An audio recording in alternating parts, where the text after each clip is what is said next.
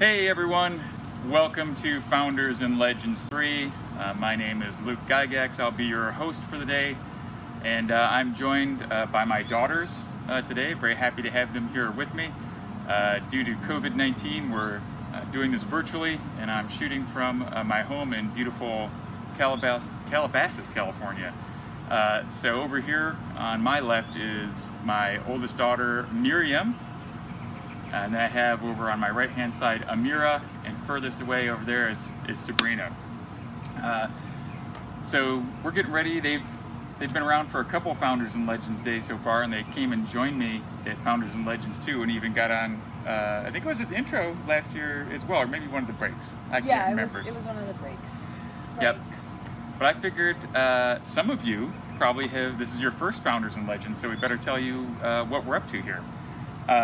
Well, we're here today to salute the roots of the gaming industry and give a nod of appreciation to the current folks who are out there creating, designing, and continuing the great tradition of epic adventures that has been forged over the last 4+ decades since Dungeons & Dragons was invented. I run a convention called GaryCon, and it's a memorial convention in honor of my father, Gary Gygax, the creator of Dungeons & Dragons. And I did that every March. It's an outgrowth of a very sad day, his funeral. But during that day, we had a wake afterwards where we got together and we played games and we watched the old D&D cartoon and the Futurama episode with my father in it.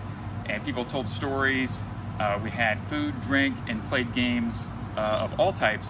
And it was just a wonderful way to remember him. And so we call it celebrating a life well played. And that grew from a small gathering of about 175 people up to almost 3,000 people the last time that we were able to have it. But because of COVID-19, we had to go all virtual for GaryCon this year as well. But as it grew, my ability to play games with my friends and have fun was greatly reduced. So we thought, well, you know what? We should get together sometime like halfway after GaryCon so that we can play games and hang out. Well, somebody had the bright idea of streaming those games. Figured, how hard could it be? Let's stream those games, right? Nothing to it. Well, that's how Founders and Legends 1 was born, and I found out how much work that is. Typically, we were doing it in a studio. Last year, we were lucky. 2 years ago, the first year we did it, we were lucky enough to play at the Critical Role Studios.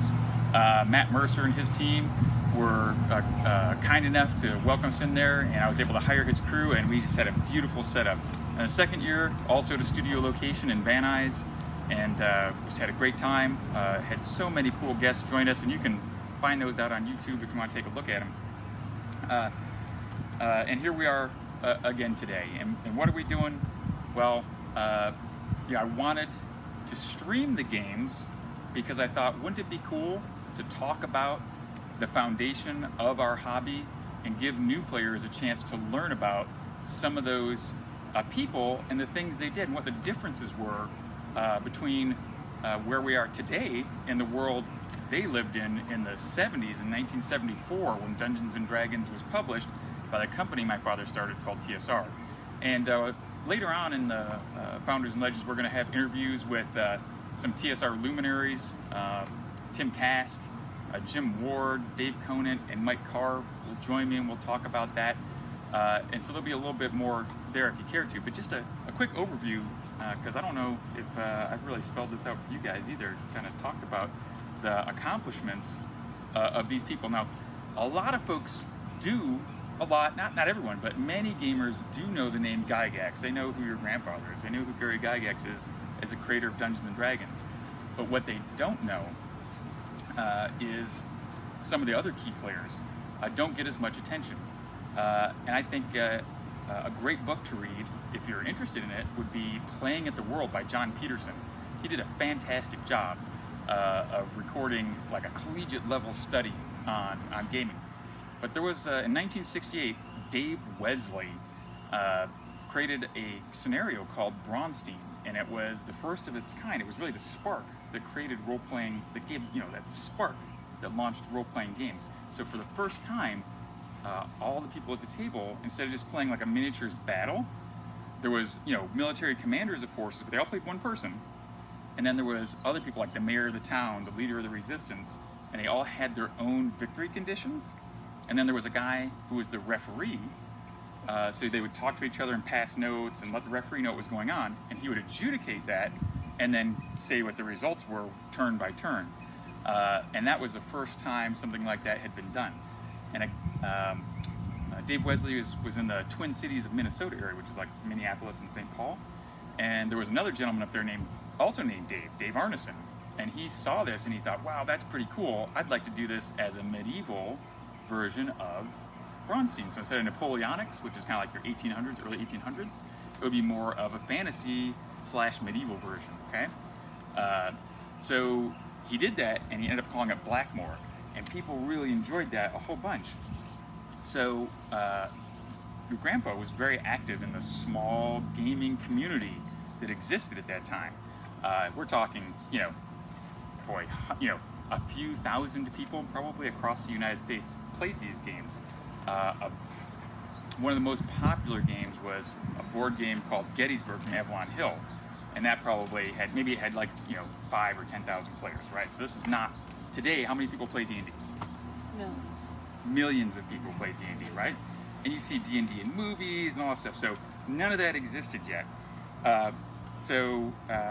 But one of the places where gamers could get together, and it was rare that you'd have more than just one or two gamers in a town. So when they found each other, they were pretty excited. I remember Tim Cass saying how excited he was when he found a gaming club at his college, and it had like 8 or 10 war gamers. He thought, wow, there's 8 or 10 people who are going to play games. That's awesome, right? And so Gen Con, Grandpa started Gen Con, which is the biggest gaming convention in North America. He started that in 1968. And kind of a funny thing, Peter Atkinson, who now is the owner of Gen Con these days, he'll be joining us for our finale game on the Founders Channel. Anyway, Grandpa started it back then, and Gen Con stands for Geneva Convention, which is a play on words, which is the law of war, right? The Geneva Convention, yeah. And it was in Lake Geneva, Wisconsin. So that was your grandpa's sense of humor. But at Gen Con, all these people got together from, especially around the Midwest. So the Minnesota contingent was there, and that's how Dad learned about Blackmore. So Dave McGarry and Dave Arneson, another Dave McGarry, came down with Dave Arneson, and they showed Grandpa Blackmore, and that's when the light bulb went off for him. He was like, wow, this could be so cool. He was very excited and very interested in fantasy and the medieval period through the International Federation of War Gamers. He was part of the Castles and Crusades Society, and he had written a game called Chainmail, and that had a fantasy supplement. So for the first time, you could play a hero fighting and you could fight a troll or an ogre, and there was a wizard, that could throw spells. And this just wasn't done. Miniatures was about historically accurate battles.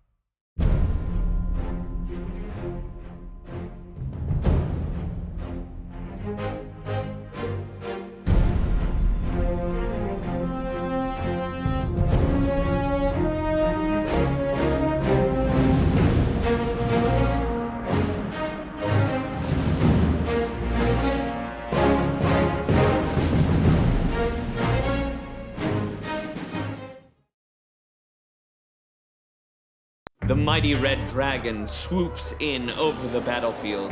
The wind beating from its wings nearly knocks you over. As you stand in its mighty presence, you realize there is no hope for any of you. Well, I'm out of spells, so I'm just a 10th level dude. And I'm still unconscious. So if one of you could please go into my bag and get my healing potion, that'd be great. Then I smash the lizard. Raging, charging, power attack. Roll your worthless attack.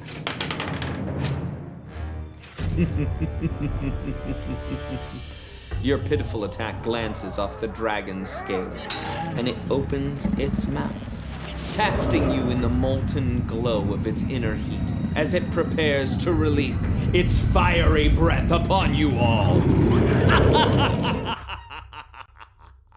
Wait, I haven't gone yet. What weapon could you possibly have to defeat the great dragon? The greatest weapon in all the realm, forged by Norse foundry to defeat all evil. No, it can't be.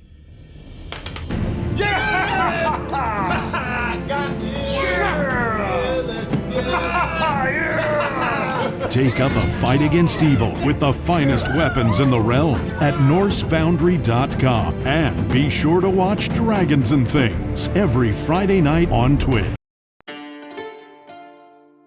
The games we play are the stories we create. The fortress doors swing open, Every story is unique. and the sound of war drums rises. Sometimes our stories come to us when we least expect them.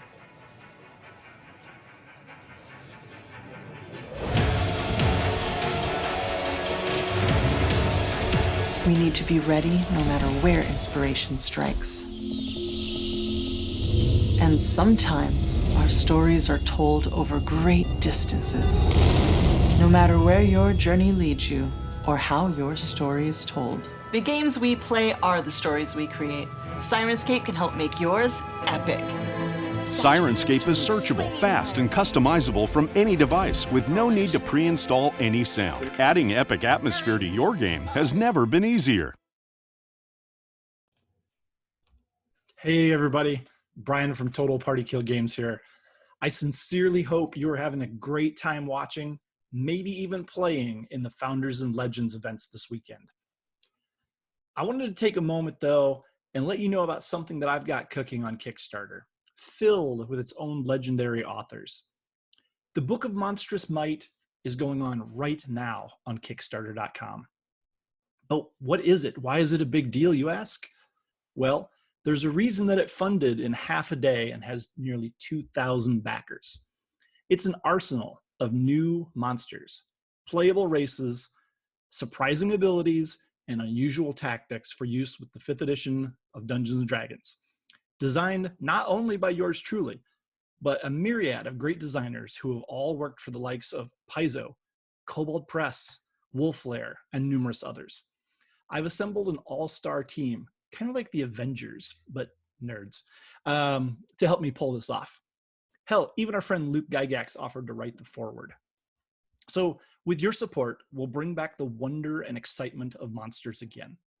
Let's give GMs, both old and new, the tools that they need to make the monster encounters clever and challenging. Let's give players a ton of new monstrous races to liven up their games. But most of all, let's just have fun playing the games that we love. If you want to back this project, head on over to totalpartykill.games. You'll see a link to take you right to the project, or you can search it on Kickstarter. So, have some fun this weekend, kids. Roll some crits for me. All right, Berg out.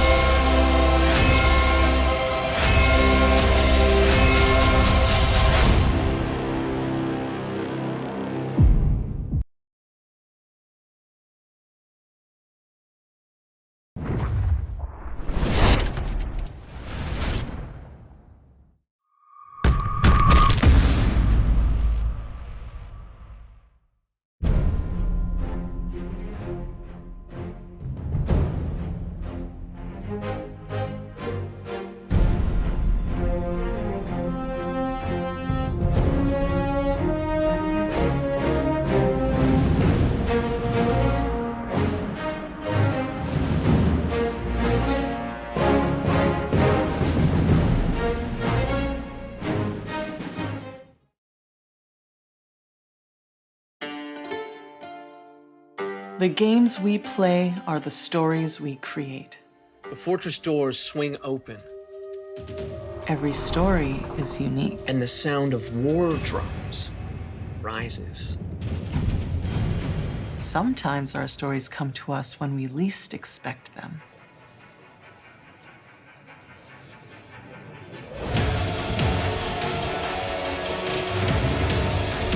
We need to be ready no matter where inspiration strikes. And sometimes our stories are told over great distances. No matter where your journey leads you or how your story is told. The games we play are the stories we create. Sirenscape can help make yours epic. Sirenscape is searchable, fast, and customizable from any device with no need to pre-install any sound. Adding epic atmosphere to your game has never been easier. The mighty red dragon swoops in over the battlefield. The wind beating from its wings nearly knocks you over. As you stand in its mighty presence, you realize there is no hope for any of you. Well, I'm out of spells, so I'm just a 10th level dude. And I'm still unconscious. So if one of you could please go into my bag and get my healing potion, that'd be great. Then I smash the lizard. Raging, charging, power attack. Roll your worthless attack.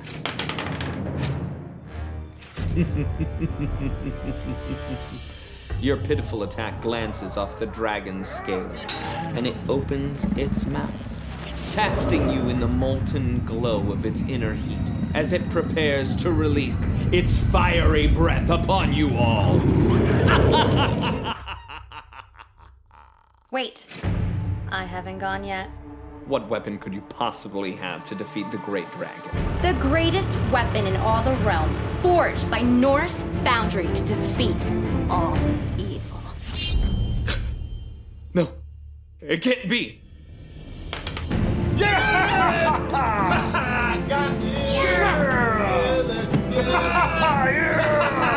Take up a fight against evil with the finest weapons in the realm at NorseFoundry.com. And be sure to watch Dragons and Things every Friday night on Twitch. Hey everybody, Brian from Total Party Kill Games here. I sincerely hope you are having a great time watching, maybe even playing in the Founders and Legends events this weekend. I wanted to take a moment though and let you know about something that I've got cooking on Kickstarter, filled with its own legendary authors. The Book of Monstrous Might is going on right now on Kickstarter.com. But what is it? Why is it a big deal, you ask? Well, there's a reason that it funded in half a day and has nearly 2,000 backers. It's an arsenal of new monsters, playable races, surprising abilities, and unusual tactics for use with the 5th edition of Dungeons & Dragons. Designed not only by yours truly, but a myriad of great designers who have all worked for the likes of Paizo, Kobold Press, Wolflair, and numerous others. I've assembled an all-star team, kind of like the Avengers, but nerds, to help me pull this off. Hell, even our friend Luke Gygax offered to write the foreword. So with your support, we'll bring back the wonder and excitement of monsters again. Let's give GMs, both old and new, the tools that they need to make monster encounters clever and challenging. Let's give players a ton of new monstrous races to liven up their games. But most of all, let's just have fun playing the games that we love. If you want to back this project, head on over to totalpartykill.games. You'll see a link to take you right to the project, or you can search it on Kickstarter. So have some fun this weekend, kids. Roll some crits for me. All right, Berg out.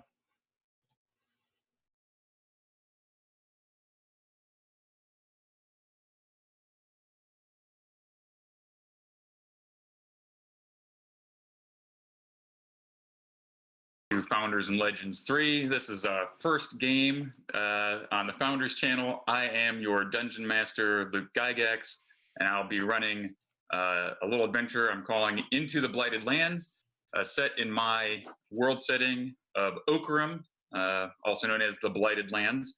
It's an adventure series that I started writing for the convention I put on every year, called GaryCon. In case you missed the intro, I just want to give a quick recap as to why we're here and what we're doing.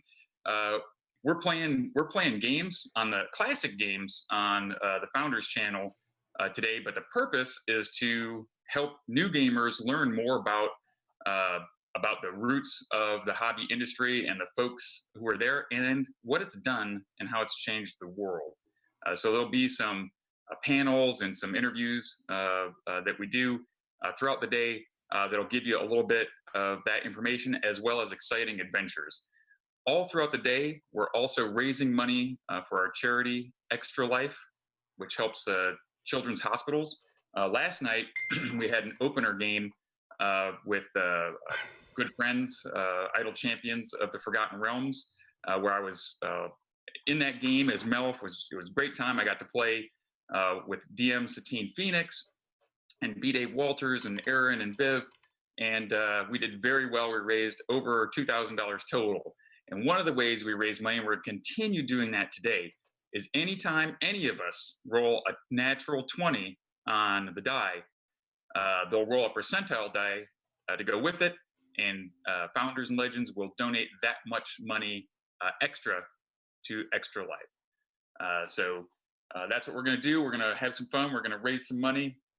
Of course, I want to thank our sponsors who are making this whole thing possible here on the Founders channel. Dwarven Forge is our title sponsor, so thank you to Stefan and his entire team. Look for their next Kickstarter coming out, I think August 9th. So I got a great Kickstarter coming up, and Stefan will be joining us for Game 3 today.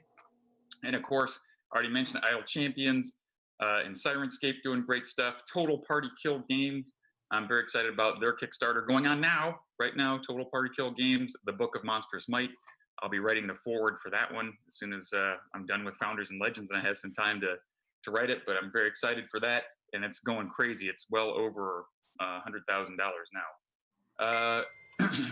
And Hero Forge, GaryCon, and Norse Foundry, Frog God Games, all pitched in and making this happen. So without further ado, let's go ahead and get the players introduced to us here, and we'll go ahead and start.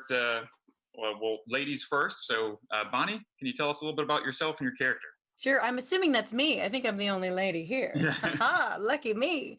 Hi, everyone. My name is Bonnie Gordon. I am a voiceover actor as well as a singer in a nerdy comedy band called the Library Bards. Today, I will be playing a little halfling thief named Wasp. Make sure to watch your pockets. All right. All right. Thank you. You're welcome. And then we have none other than Beast.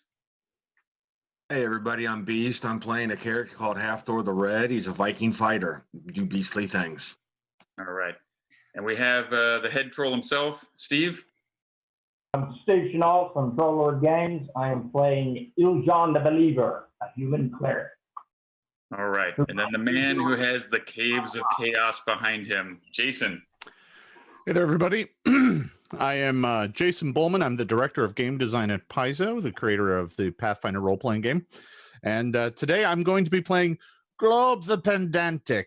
I am the best wizard that this pathetic group rated, and I am here to ensure that they are properly instructed in the magical arts. Outstanding. And bat and cleanup today, we have Chris. Can you tell us about your character? Yeah, I'm Chris P. I have an animation studio called Titmouse. We make a bunch of cartoons. Oh, and more importantly, I'm the current steward of the Sandal of Gygax. Hopefully it gives us luck today. And I'm going to be playing a character called Torgi Firebeard. He is a fighter dwarf. That's right. That's right. And the Sandal of Gygax, for those who don't know, that is a holy relic. It is the last creation of Gary Gygax, the cobbler. He was a shoe repairman and a cobbler prior to, actually during the creation of Dungeons and Dragons. That's how he supported his family. And that's the last surviving piece of his work. It was a sandal made for the monks at the monastery, which is since gone in Lake Geneva. So my mom always said it was those things were so ugly it was a penance to wear them. So that was her joke about my day of work there. So all right, so here we go. So you all came from the lands of Greyhawk, so a more Western-themed setting. However, you crossed the seas, beckoned by the rumors and the tales of fabulous wealth and powerful magic items in a land, in a place called Okrim, in the Blighted Lands.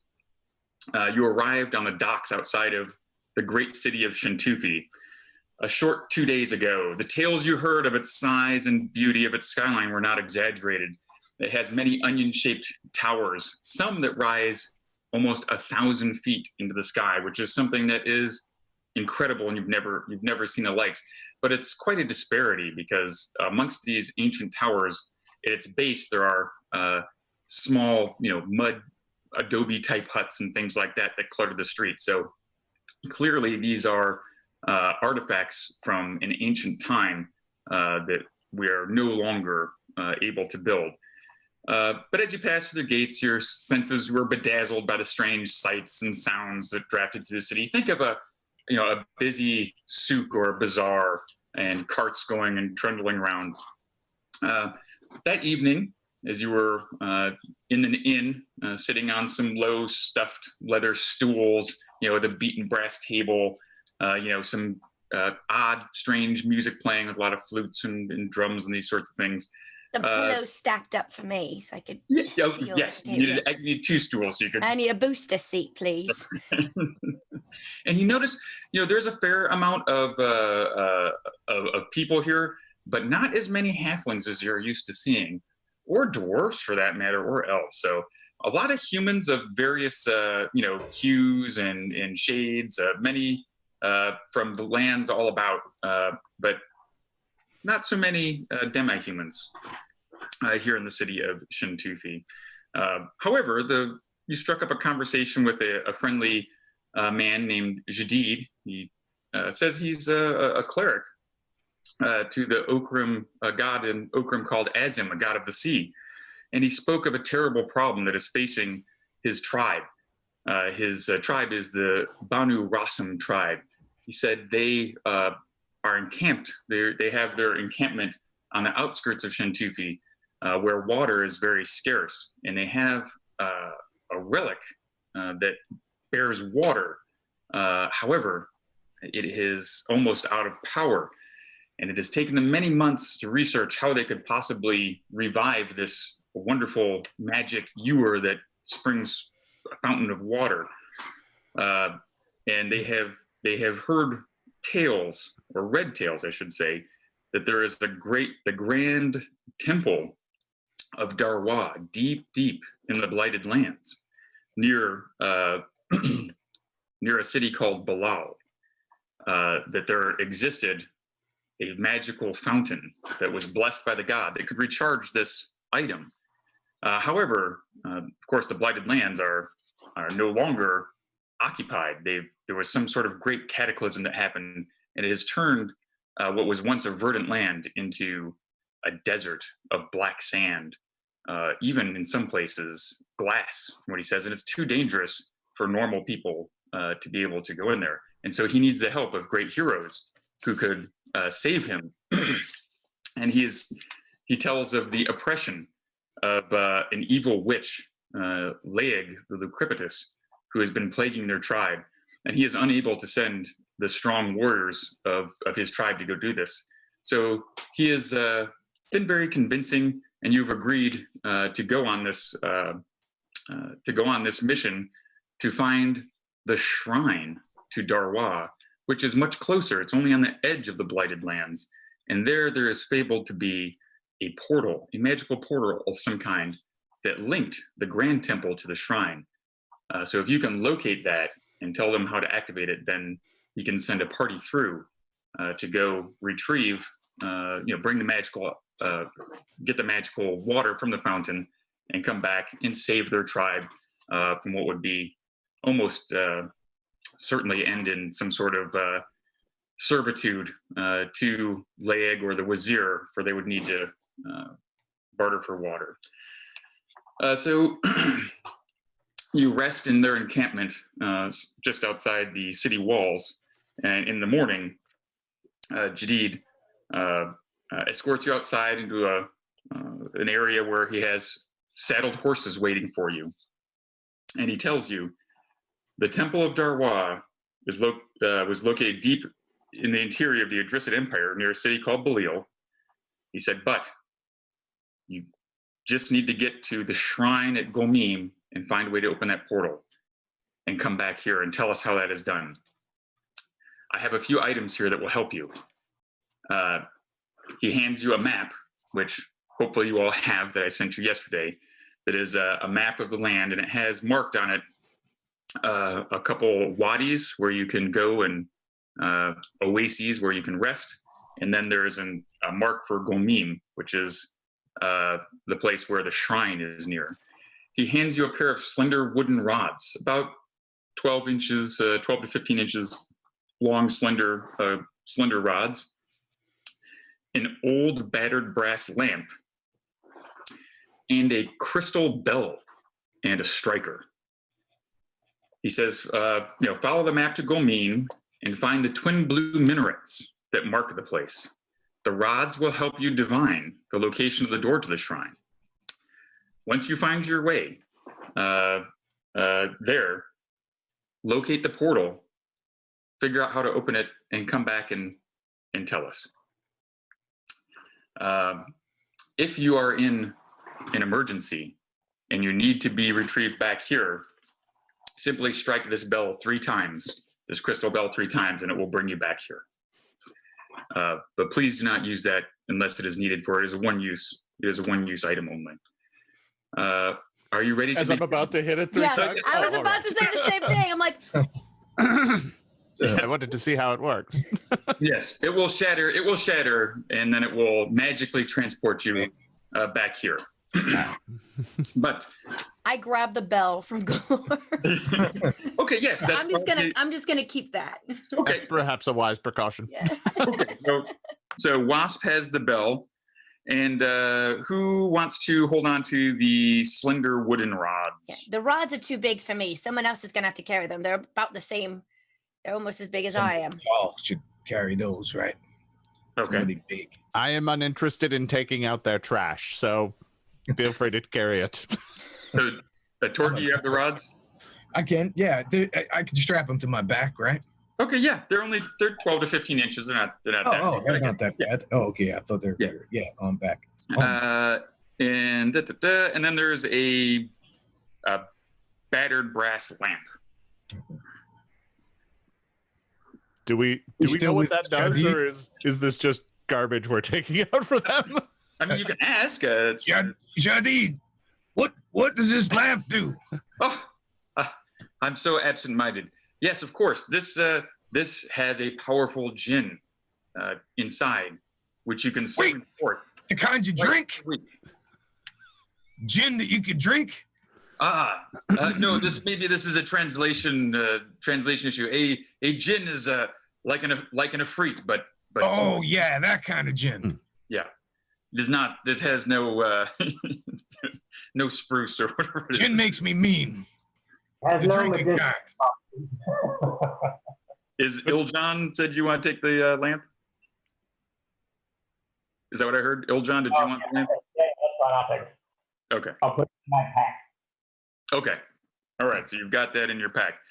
And he says, all right, my friends, the time is short. We only have a period of a few days or 1 week to find this grand temple and get the water of life to refill it. So please hurry, come back and find the way for us. Do you have anything you'd like to do prior to getting underway? How far is it to this? What's the place called? Gomim? The shrine of Gomim. Yeah, the shrine of Darwah in Gomim. Yes. He says you can if you travel by horseback, you can make it to the first Wadi El Qadiri, and then to Wadi Benasser, and then you must be careful as you go south to Gomim. There's much blowing sand. It is very hot and dangerous. There are spitting lizards, large scorpions, and spirits that roam the wastelands. It's very dangerous. But perhaps you can make it in 2 days. A hard ride.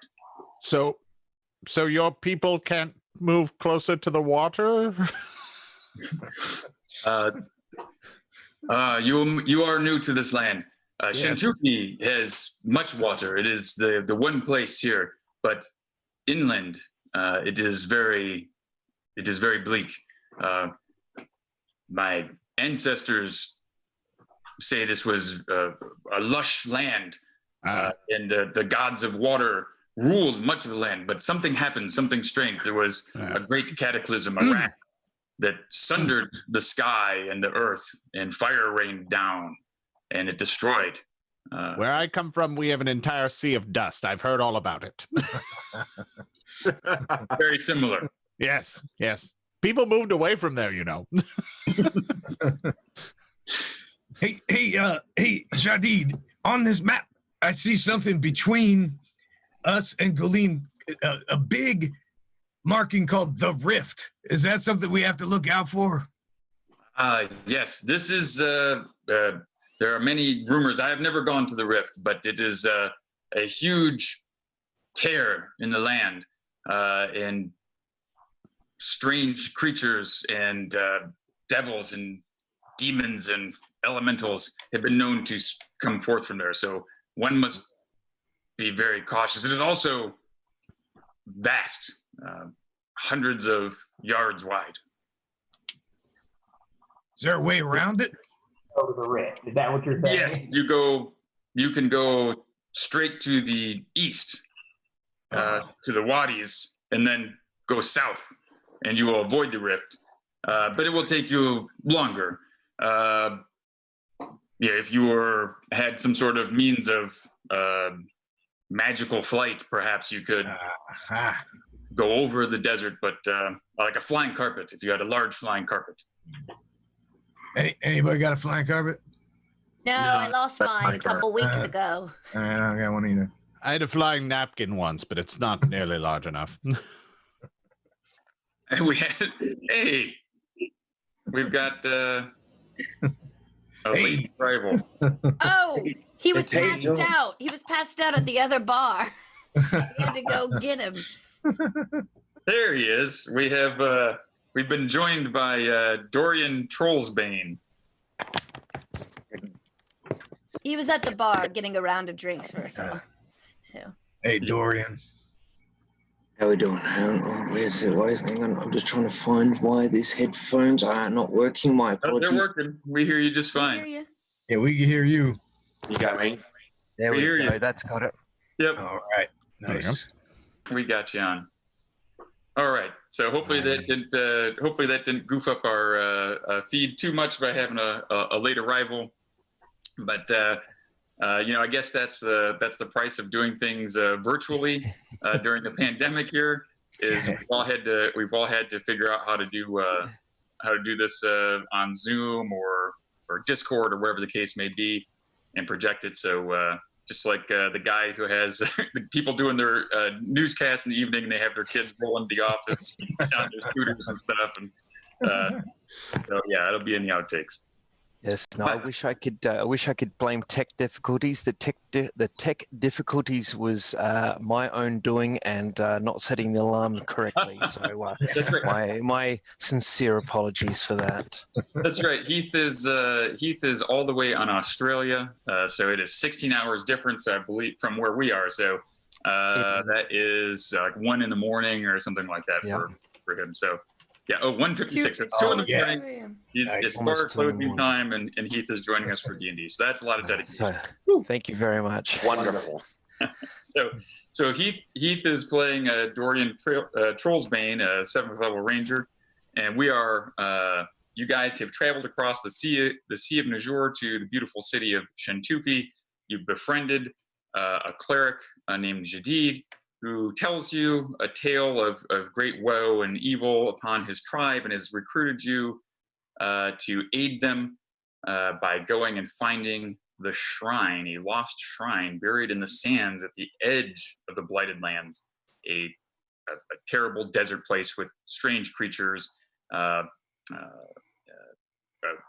He tells of large, giant scorpions, spitting lizards, the strange Muzri, who are the blue-skinned people who nomadic type people who are in the Blighted Lands and traverse it.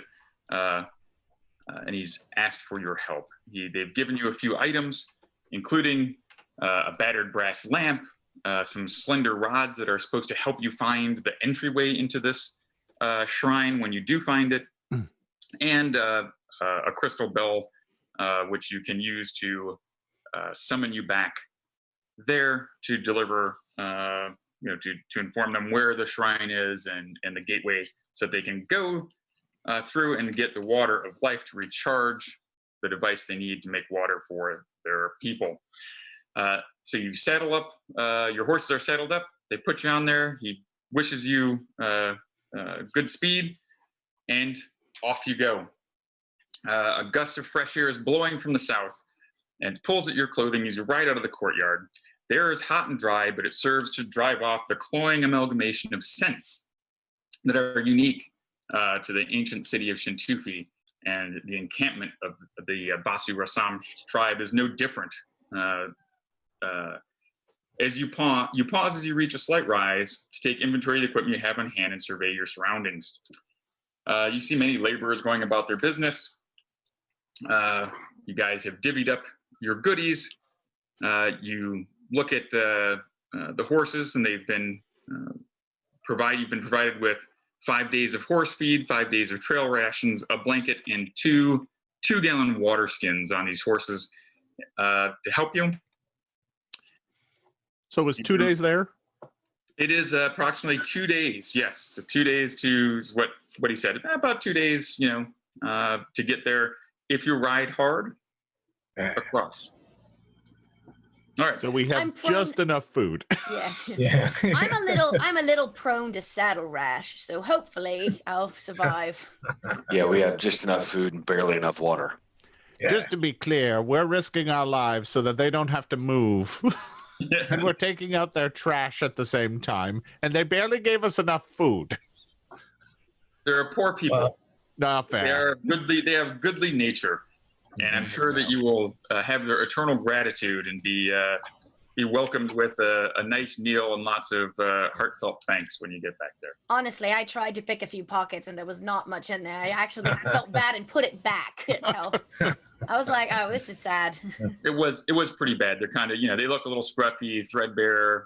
Children are all skinny and bony looking. So you guys felt, really pulled on the heartstrings. So I'm banking on there being maybe some treasure or some cool items in these abandoned shrines. I'm in it for that. You were kind of enticed into traveling across the sea in order to go into the Blighted Lands to find some of these places, some of these lost spots that might have some cool treasure. So it kind of hand in glove, it kind of worked out for you. Yeah, 2 birds, 1 stone. Treasure, shrine. Here we go. My guild told me not to come back empty-handed, so this better be worth it. We have a lamp. Yeah, you got a battered brass lamp. Oh, great. A battered brass lamp. Battered brass lamps are pretty awesome. So fantastic.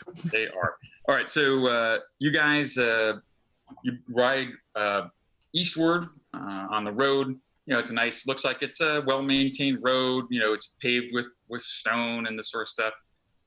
You ride on, as far as you can tell, looks pretty good. There's irrigated fields around you. It's looking pretty good. About half day out, though, you've traveled, making good time on the road. It kind of narrows. It becomes more arid. The heat, as the day progresses, it goes up quite a bit. You're not near the coast anymore. And those of you who are wearing metal armor definitely feel great discomfort. It's probably, getting to about 11 o'clock noon, and it must be 120 degrees where you guys are at, and dry now. And there's some blowing sand, and the desert terrain goes on endlessly. The sweat, especially you guys are not really acclimated to this climate, so there's just a sweat freely running down your face, getting into your eyes. and you're now into a series of sand dunes that are kind of monotonously rising and falling as you go. The road has become more of a trail per se than an actual road. And even though there's wind, it's like just having a gust of from a hairdryer. Like you can imagine that, just like blowing across your face. So I believe it's called a sirocco. Yes, yeah, that's right. That is. I remember playing that board game. Yes. On the way, I'm just gonna grab a piece of someone's armor and make a couple scrambled eggs on the top. Like on the horse. Just like comes in handy. Don't even have to start a fire for that. Shield can be a nice big grilling area. It's Bake great. some cookies. I'm just eating all the snacks in the back. I'm just. So Dorian, you're a ranger, right? Yes, I am. So are you taking point? Are you navigating us? Yeah, let's give him the map. I can. Yeah, maybe you should take the map. I'm not so good. I lived under a mountain until I was 50. I don't know. Yeah, you don't need the map. Yeah. All right, that's a really good point, Torgy. Who is in the lead? Are we going to put Dorian in the lead? Yep. Dorian can go in the lead. Or because you're all on horseback, how do you want to array yourself? Where do you want me at? I mean, you want me behind the ranger? Makes sense. I mean, you're a beast. You're a tank. Yeah. Yeah. So you should either be at the front or the tail. Right? I'll take tail. All right. So I'll be next to the ranger. Okay. I got some fightiness as well. All right. So we got Halfthor in the back. We got Dorian and Torgy up front. Who's in the middle rank? I'm the cream filling. All right. Somewhere comfortably in the middle. My horse is relatively smaller than all of them, and I'm a little, I don't know, sad that I didn't get a full-grown horse. Like, what are they trying to say? Likewise, my hit point total is significantly smaller than everyone else's, so I'll be in the middle. Yeah. So, were you gonna go in the back, Iljan, or in the middle? I'll flank the mage in the middle. Okay, sounds good. All right, so we've got Dorian and Torgy in the front, and as you guys, you're wiping the sweat, out of your eyes and just coming up over a rise. You hear like a strange kind of woof, woof, woof, grunting kind of sound, and I don't know if you ever had, probably didn't do a very good job.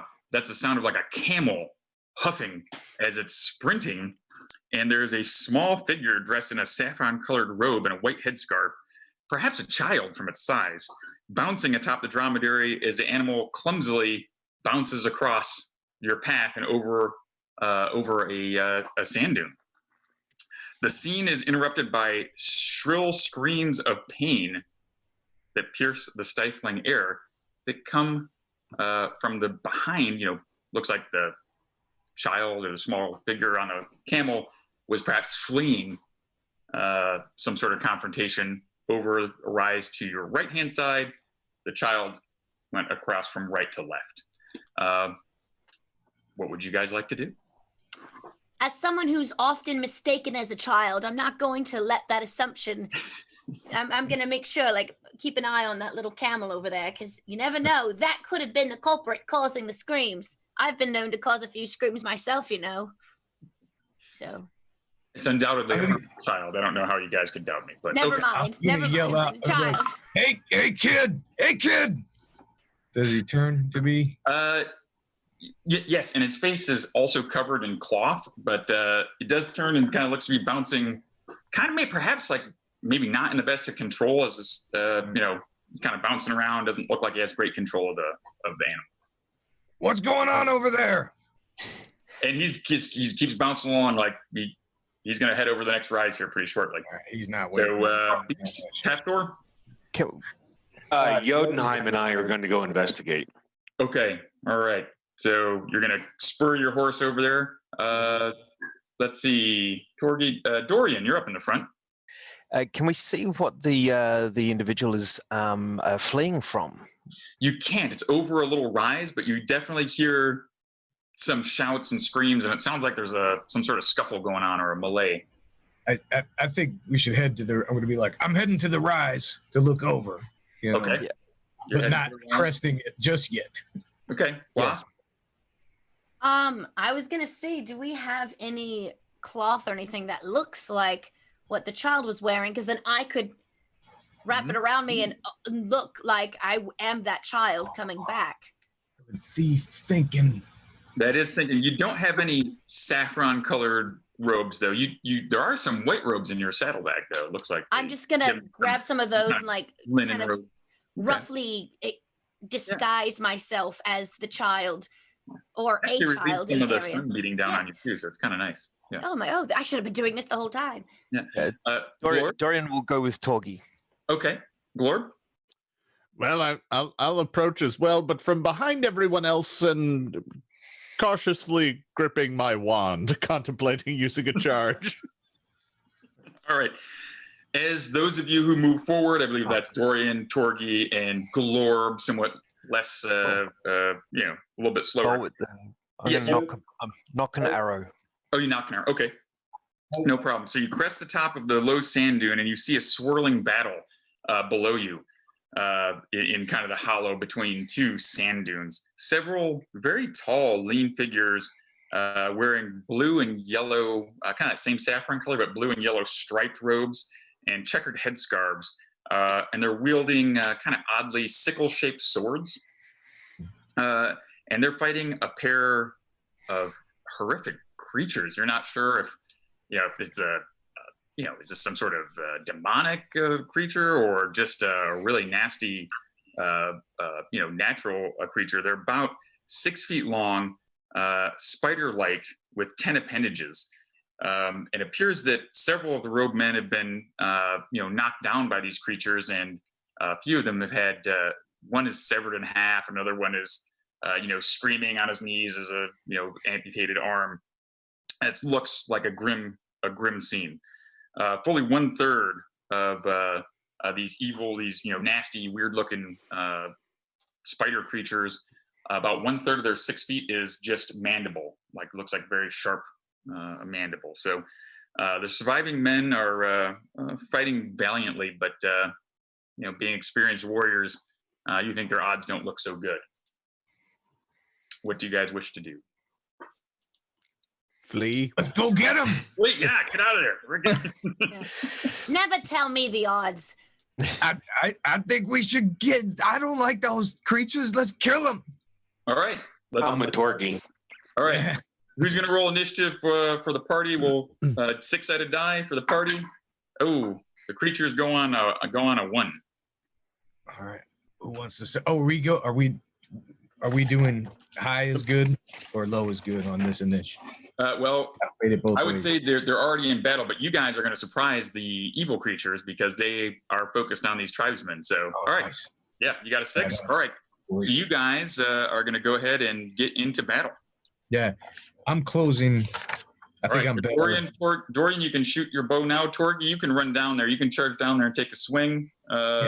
So as the party goes into attack, I'm gonna go around the side of the dune because I'm gonna get off my horse and just run around the side of the dune because I'm probably gonna sneak because that's what I'm good at. Okay, all right, you're hustling over there, and I'm gonna sneak behind these creatures. You can do it super fast because you got boots of speed. Boots of speed. Yeah, you're going Watch as me fast as go. a galloping horse. So those little legs, you kind of look like like one of those cartoons. This little blur of legs. Little going. dust rolling behind me. Exactly. Yeah, you got it. Okay. Luke, I'm going to bless on everybody. What's that? Cast bless on everybody, so everybody's get a plus to hit. So he raises his hands and gives you a blessing, and all of you get a +1 to your attack rolls, if I remember correctly. As And I'm running, I'm just gonna stop and go, I feel blessed. And then all right, so Dorian, you're using a missile weapon. Go ahead and shoot. Oh, that's not good. It's a 5 on the dice. Oh, that's a miss. Yeah, that's not. So yeah, so that just it's a swirling melee. Obviously, the wind must have sand. Yep, got sand in the eye. You couldn't get there. All right, Torgi, you charge on down there. All right. Go ahead. And I'm gonna your blade. I'm gonna tell you something, Dungeon Master, in case it matters. I don't know if this is something you want to keep as a meta thing or tell me. But if these creatures happen to be chaotic evil, I get an additional +3. They can be any chaos because you have an axe called Iron Justice. Great. And you are a lawful neutral dwarf who likes things orderly and neat, and so does your axe. And when they're chaotic creatures, it gets a +3. So you're laying down the law. So but these actually just happen to be natural creatures. Damn. They Okay. just look. Right on. So get a +5 total with the bless. All right, here we go. All right. Oh, the first one is a 12. That is a hit. Exactly what you need. Oh, nice. All right. And they are larger than normal, which I think is a D8 for an axe anyway. All right. So let's see. Get my natural roll. And is the +1 to hit and damage or just to hit? It's to hit and damage. All right. And you have gauntlets of ogre power as well, so you get a +4 to hit and a +7 on damage total adjustment there. I want some of Yeah, those. and then I have the battle axe is a +1 too. Right. So I added that in there. It's +3, +6 for your strength, +1 for the battle axe. But then the bless, right? And the bless doesn't do damage, but it does to hit. Okay, it doesn't do damage. All right, so then it is a 10 total damage. And Iron Justice scores a huge, crack in the carapace of this thing, and some evil-looking ichor squirts out. All right, so we have Wasp. You're moving so fast, you are getting around that sand dune, and you see this swirling melee at the end of your round. Glorb, you're kind of peeking your head up there, kind of slowly. Half Thor, what? I want to hit the same one Torgy hit. Okay, so you're sprinting down there. Yeah. And go ahead and they were not expecting anyone else to come in there, so go ahead and take a. Are they fire-based creatures? They are not fire-based. They're actually huge sun spiders or camels. So kind of looking. I got a 16 on a die. That's a good hit. And a whopping 7 damage. Okay. You score another, large rent in this thing. However, it's still clicking its evil mandibles. And in fact, it is the as everybody was moving down there, this entire thing is going entirely too quickly for me. Instead of advancing or anything, I would like to cast slow. Okay. Sure. And I'll hit the riders as well. That's fine as long as I don't hit the party. Okay. Yeah, you can get one of the creatures, but the kind of how those fighters are. They just rushed right down there and got right in the mix of it. So yeah, that's fine as long as I can get Yeah, you can get. There's one that you can get. So sure. Is there a save for slow, or does it just affect it just affects an area, right? yeah, just like haste. So, 4 inch by 4 inch. Everybody takes half actions. Yeah. Okay. So we'll have one creature that will be thinking about attacking, and there'll be one creature that will take a swing. Ooh, 19, almost a 20. Remember, if we roll a 20, we want to let everyone know so that we can shake those percentile dice and raise money, extra money for extra life. All right, so it hits one of you guys. 1, 2, 3 will be Torgy, and 4, 5, 6 will be half Thor. Ooh, 1, 2, 3. It hits Torgy. Yeah, and it looks pretty grim there. Okay, 10 points of damage. Oh! Chomp into you, slicing through your armor, but not hitting no 20. Let's see. And it hit you so strong. In fact, it hit you in the leg there, and it's kind of shaking its mandible. You need to make a saving throw, actually like a dexterity check, a roll below your dexterity. That was probably my fault. That was probably where I took the armor off to cook my snacks. I'm sorry. All right. That is a 7, and I have a 15 dex. You're good. You're good. You're not knocked down to the ground. All right. And the tribesmen are fighting. Actually, one of them hits the creature that you guys are fighting, and it drops it. So as it's tearing into Torgy, it dropped. All right. So there's still one of these foul creatures that is still alive. So let's get another initiative roll. They got a 1 again, so they're not doing so great. Who wants to roll this time? I just rolled a d6 and got a 6. So Awesome. Well, there you guys go. go first. All right, so this creature is slowed as well, so it'll be able to attack this round, but it's boots of speed. All right. Can I? Is it close enough that I could close and hit? You can. It's only like about 15 feet away. All right. I'm gonna attack it with this battle axe, and it's a 20, but it is not a natural 20. A dirty 20. Okay. Just a 20. Yeah. So I will roll damage. It'll be this plus 7. Well, not bad, but 8 points of damage. 8 points of damage. All right. It is a great blow that you have struck to this creature, but it is still alive. Halfthor, you're up there. All right, I'm gonna charge over there and hit it. I got a dirty 19. All right, that's a good hit. And I did 9 points of damage. All right, and you bury your axe in this thing, and it kind of is stuck in its carapace as its little legs are skittering around, and its life force oozes from its body. You put your boot on its thing's back and kind of rip it out before it stops twitching. And you have defeated these. As soon as I get there, I'm like leaping in the air to do backstab, and then they're all dead, and I'm like, dang it! My boots went fast enough. Hate it when that happens. So Just walk slowly back to my horse. You guys defeated the horrible giant camel spider looking things. I don't know if you can tell, I wrote this the year after I got back from my deployment. Are all of the monsters going to be things you fought overseas? Or based on them? Yeah, they're certainly inspired by. They say that. So yeah, that was a few years ago, but man, I still remember that how pretty unpleasant it was. And Beast, I'm sure, can attest to how uncomfortable it can be in that environment. All right, so So how many these guys the humans are alive? There looks like there's about 8 of them left, and there's probably 7 or 8 that are either dead or likely not to make it. Severely wounded and possibly dying. One of them steps forward and strikes his chest, and he looks at probably Halfthor. Because the dwarf is pretty small. He's about 7 feet tall, but slender looking guy. His skin is a very pale blue, and it looks like he has like runes or hieroglyphics kind of tattooed into his skin, on his hands. You can see, but mostly he's in these large, loose robes, a headscarf, very practical. Keep the sun off.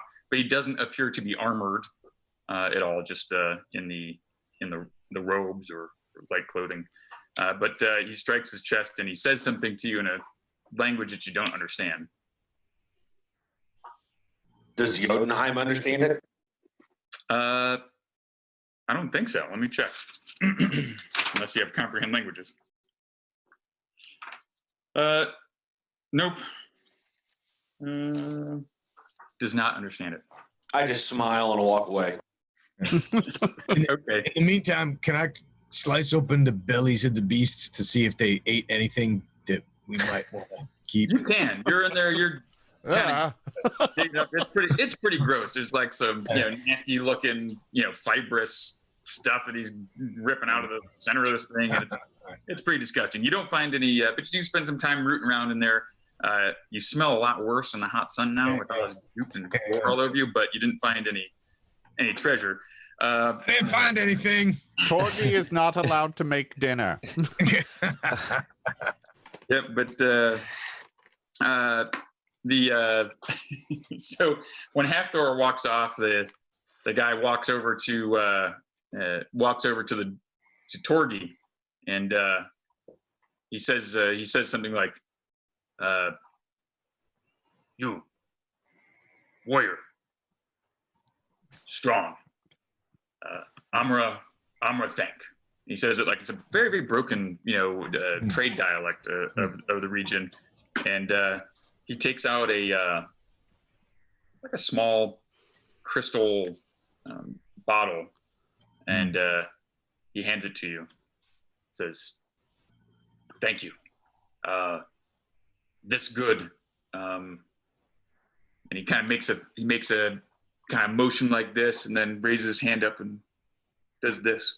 Oh, for giant scorpions. Yeah, I was afraid of that. All right. A terrible quest. Why did we go on this? Thanks, Amra.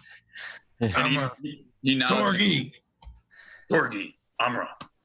And he takes off he has like a necklace with a leather, just a leather necklace, but on it has almost like a teardrop or a drop of water. It looks, it's a blue crystal shaped like a drop of water, and he hands it to you and says, "Friend," and puts it on there. It has liquid in it.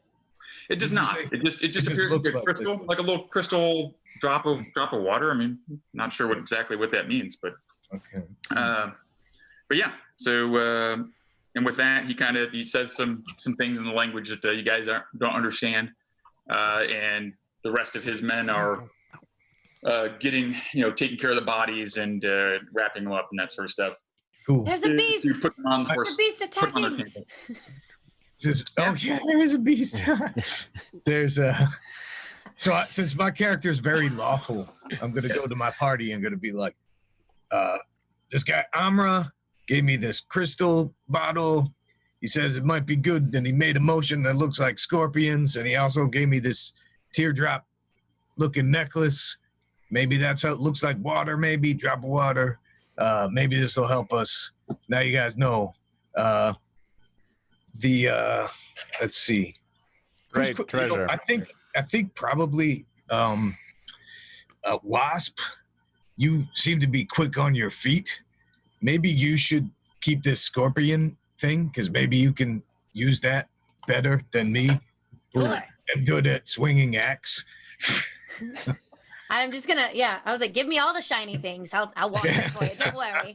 It's in safe little hands. Don't you worry. And then I'm like, maybe I will hold on to necklace after you say that and just get rid of the vial. I have a lot of pockets. Yeah. All right, so it looks like you guys actually made pretty good time.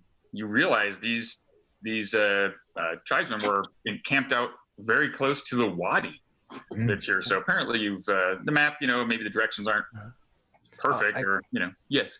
Just before we leave the area, any chance of recovering the arrow that missed? And is there any other debris or like weaponry that they've left that we can gather and reuse? They took all of their items with them, and they took the bodies of the slain with them and packed them onto their camels that were encamped there. And they appear to leave nothing behind. Unfortunately, the arrow was trampled on, and the fletching was ruined, so it's not able to be reutilized. Yeah. But yes, you realize, boy, you must be, there's some hills over to your left that must be the burning hills on your map, and you figure, wow, you must be where at the Wadi El Qadiri already after, gosh, what was it, 7 hours of riding through the heat. And it is hot. It is really hot. In fact, all of you guys wearing metal armor, you all take 2 points of damage just from exposure to the sun and fatigue and the way it's kind of leeching your strength. Before those people leave too, I'm just gonna point to myself and as a child, riding a camel, and point to the direction the little kid went off to. Actually, about that time, 2 guys come back leading a camel with the saffron robes on. Yes, and but they nod and they look like they're appreciative and not they realize you guys have helped them out quite a bit, and so they're thankful for that. And these are clearly, from the description of what Jadid told you, these appear to be the Musri or the blue men of Okram. They're with that obviously light skin tone and the tattoos on their skin. Kind of xenophobic, keep to themselves, but apparently, not evil and not necessarily chaotic.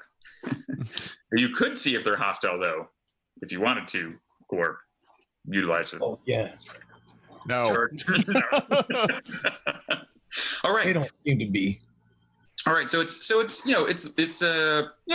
afternoonish. By the time you're done with this, you guys pause, you get something to eat. Try to catch some shade here. The couple palm trees that are around by the wadi, and you have a decision whether you want to stay here and camp for the night, or if you want to press on and go further. Wait, so did we make it? Wait, I'm confused. Did we make it to the Wadi Al Qadiri? You did. You notice there's hills. There's hills to your north, and these guys were kind of, as you went down that area, you're like, oh, wow, hey, look at this. There's a little oasis here. There's a couple trees. Looks like these guys were sleeping and maybe just woke up. Recently, we're getting ready to start traveling in the afternoon. They're eating their breakfast nets or stuff, and they were attacked. Can we replenish our water with the oasis? Yes, you can. You're able to replenish your water. For sure. Good afternoon. Is that what time it is? Yeah, it's probably about 2:00, something like that. I know. First off, I'm going to hear, Torgy, were you wounded? Yeah, I've got 12 points of damage off, so yeah, I'm about a quarter down. I call on the gods to heal Torgy, and I cast Cure Serious Wounds on him. Oh, nice. All right. Well, it didn't do very much. It did 4 points. Hey, I'll take it. The gods were taking a coffee break. Thank you. All right. Well, speaking of a coffee break, I'm going to have to take a quick coffee break here. I've been drinking too much coffee, and it's kept catching up to me. So I'll be right back. Reverse coffee. Yeah. Is that Dr. Pepper? It is a Dr. Pepper. It is a Dr. Pepper. All right. We're advertising. Be right back. I'm going to do this. Hey, be right back. Hey, Steve. Yeah. Yes. I'm That's a right. pepper. He's a pepper. She's a pepper. You're a pepper. So I'll switch a little bit. I don't know if you can see it, but that's my refrigerator. Very nice. So and that's dude, man, I don't have a cool drink. That's from the US, and that one's from the UK. Why is the UK one a little bit smaller? Is it wider, maybe? Did anyone know that Steven liked Dr. Pepper? I don't think everybody knew. So, is that a known fact? I love Dr. Pepper. That's my go-to. I'm quite addicted to Dr. Pepper. I drink way too many a day. I'm drinking coffee now, and I'm soon going to level up to Red Bull. Yeah. I got to keep my wits about me. Now you said there's like 5 milliliters difference. 25. 25. Sorry. I couldn't read. 55. Yeah. See, while 25. we're breaking, the audience is learning so many things. Oops. Looks like turning off my camera momentarily swapped us all around. So now we're all in different, well, at least I'm in a different one. Yes, you ruined me, but I'll fix it. Yeah. Yeah, a bunch of us are swapped around now. I messed it up. You know what I realized is that since you searched for treasure, and since Chris searched for treasure, we need to do a product giveaway opportunity for those of you who are watching. So if you're watching on, we have 2 channels that we're watching on that will do product giveaway. We have Wizards of the Couch. If you're watching on Wizards of the Couch, you'll be playing for a Norse Foundry gift certificate. And if you're watching on GaryCon, we have 2 Norse Foundry gift certificates, so we can do 2 of those. So type one time in the chat, Norse Foundry, and Jimmy will randomly select someone to win. And at the end of this game, we'll announce the winner, and you'll get your gift certificate to Norse Foundry. Thank you, Norse Foundry. They make beautiful dice like these ones right here. So they are the makers of the Archon the Cruel chromatic dice. Oh, very nice. Yeah, so there's all 5 colors of the dragons, etc., with some cool emblems on there. So Joe was kind enough to send one of those over to me. It's pretty cool. Kind of old school themed dice as well. They're amazing. Got the 10-sider 0 to 9 twice. So can I donate a prize? Yeah, sure. Yeah? Yeah. Okay, if this happens again, I will donate a signed album by Xander and I from the Library Bards, our new album that has our D&D song on it. Yay. Yeah. Awesome. I want to hear it now. Yeah, it's to AC/DC's TNT. I play D&D Sunday nights. Yeah. We have songs about all different kinds of fandoms: Star Trek, comic books. That's clever. I obviously have heard TNT a ton of times. I loved AC/DC when I was growing up. So there's a music video after the stream. Everyone go to YouTube and look up Library Bards. You'll see our music video for D&D with a bunch of Dungeons and Dragons streamers. That's right. That made cameos on the. You got to give a plug to what you're Shameless doing. plug, everybody. Yeah. Absolutely. Actually, it was full of shame, so never mind. Shame. So, all right. Back to the adventure. We did a product giveaway. Yes, you're. If you go to Steve's, you can have Dr. Pepper. Whoever's the first one that goes to Steve's headquarters, the troll headquarters, the troll cave in Arkansas, gets a free Dr. Pepper. So. But only in the can. We only serve it in a can here. I'm not sure how far western Kentucky is from Arkansas, but it ain't far. It ain't far. Inside joke. Sorry. All right. So you have defeated these strange creatures. You've gotten some sort of strange loot from the Musri leader, and sure enough, they move on along their way. You guys replenish your water sources. You cast powerful healing spells onto Torgi. Thank you. Ostensibly, could have been. Obviously, you're in a strange land, and Iljon, your god is kind of not dialed in. The bad, it's dial-up speed. It's not 5G over here, so the healing wasn't quite as good. But you have a decision. Dorian, being a ranger, even though you're more used to a woodland type of area, you feel like, you should still be able to navigate, even across the wastelands. You're fairly experienced.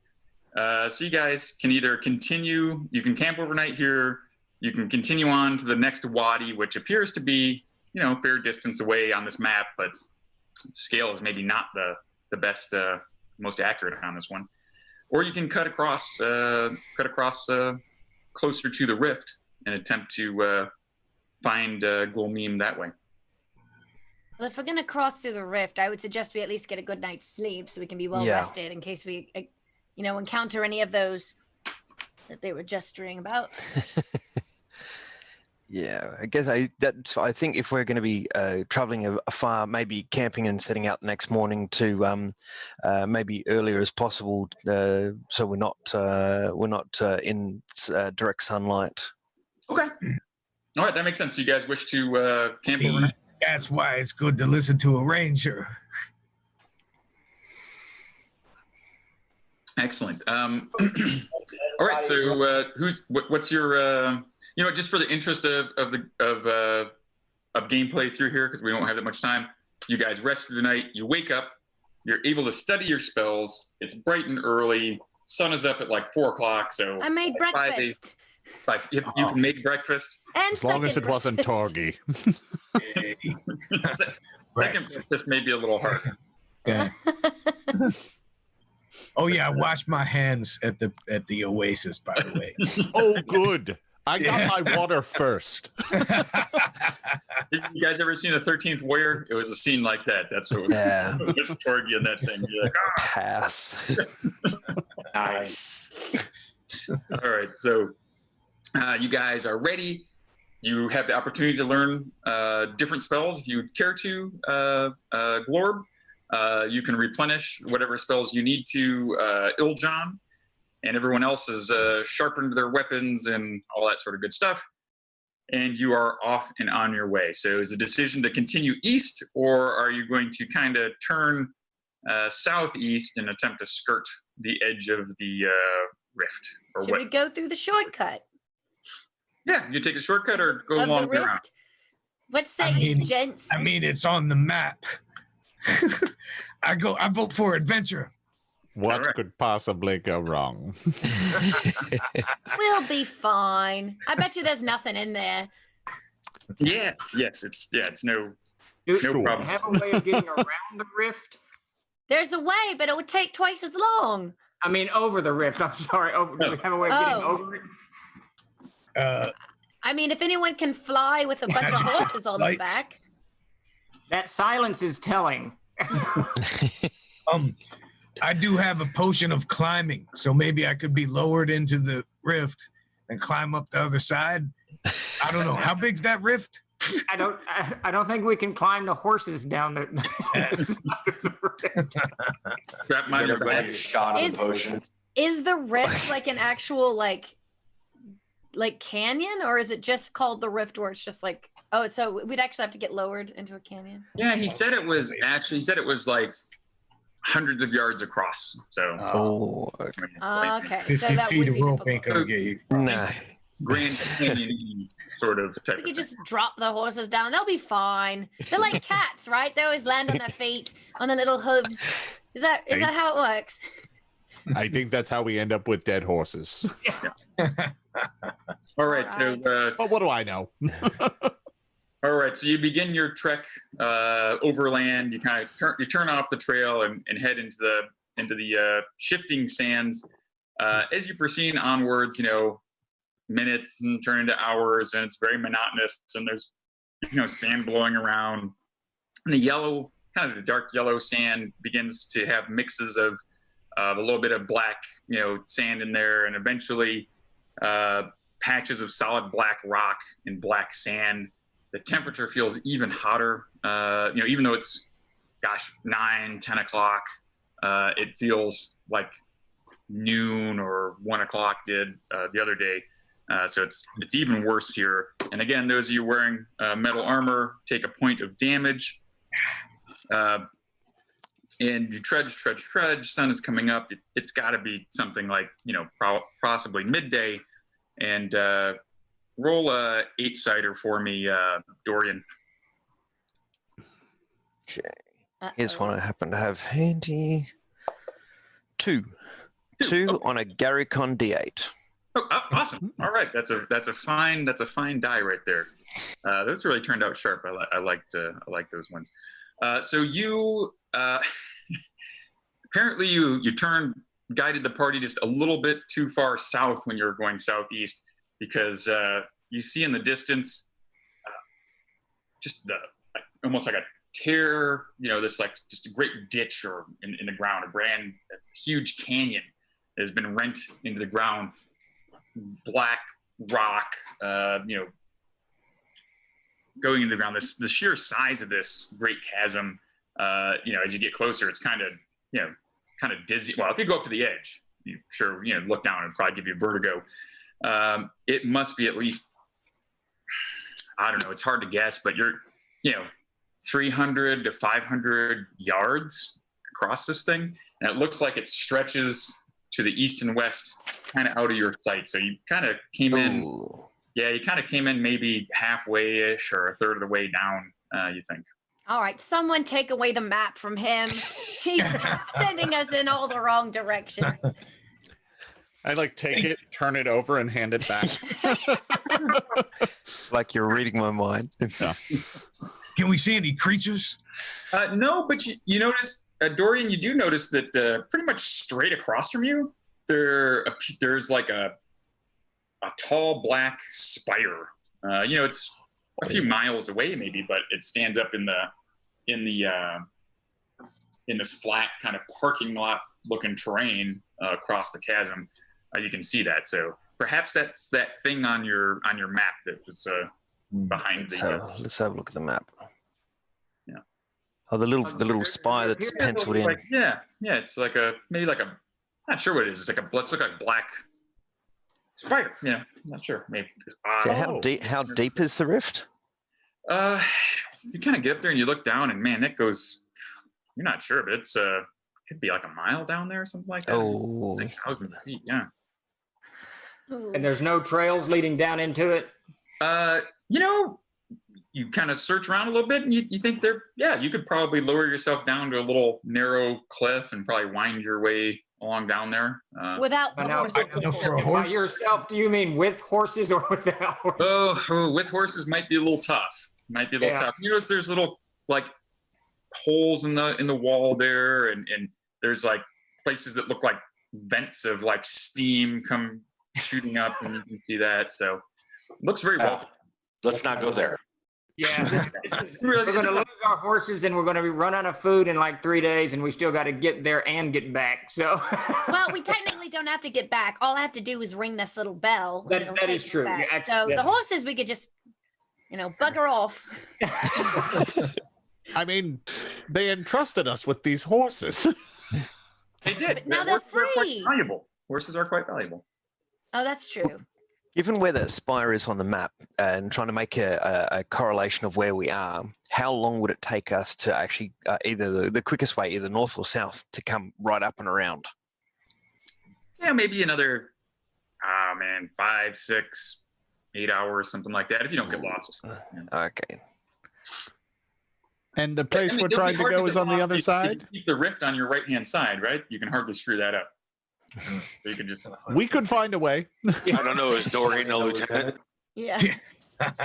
Yeah, given you've got that, and then you figure if you can put that spire directly behind you and the map is, not all caca, you can probably get you pretty close to, the lost city of Gulmim that's buried in the desert there, and hopefully find those blue minarets that will point you to where the shrine is.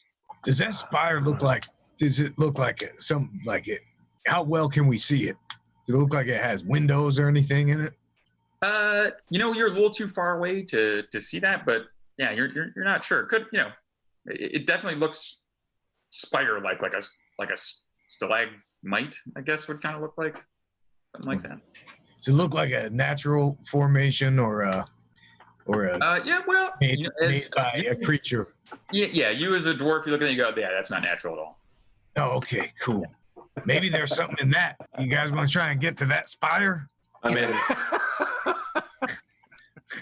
mean, all those people will die of thirst, but sure. Turkey is not focused on the mission. Well, there might be something that helps us get it's halfway across. Yeah. Am I smart? No, I'm not. Intelligence is my lowest stat. I don't know nothing, and wisdom is actually wisdom is my lowest stat. Whoever has the bell should just start. I'm role playing. Yeah, we're just gonna go. Bye, everyone. Yeah. Actually, I'm actually really good at climbing, so I could crawl down, run across really fast, climb up, and inspect it closer. If you guys want to wait a couple minutes. Oh, it would probably be like hours and hours of climbing down and climbing up. This would be a dangerous climb. Oh. Yeah. So it's like a mile down, you're thinking, 500 yards across, and a mile up. Well, yeah, never mind. That sounds horrible. I'm lazy. That's Dungeon Master. We don't do that. Let's just keep going. We don't. That's Dungeon Master code words for go away. Yeah. I know you're fast in those boots, but not quite fast. You know what? I changed my mind. I'm not going to investigate nothing. Let's just go. I vote for not climbing down into the death pit. You could climb down there. That might be a little combat involved. I've seen my fair share of death pits. Nothing. Same old Tuesday. This is no death pit. Yeah.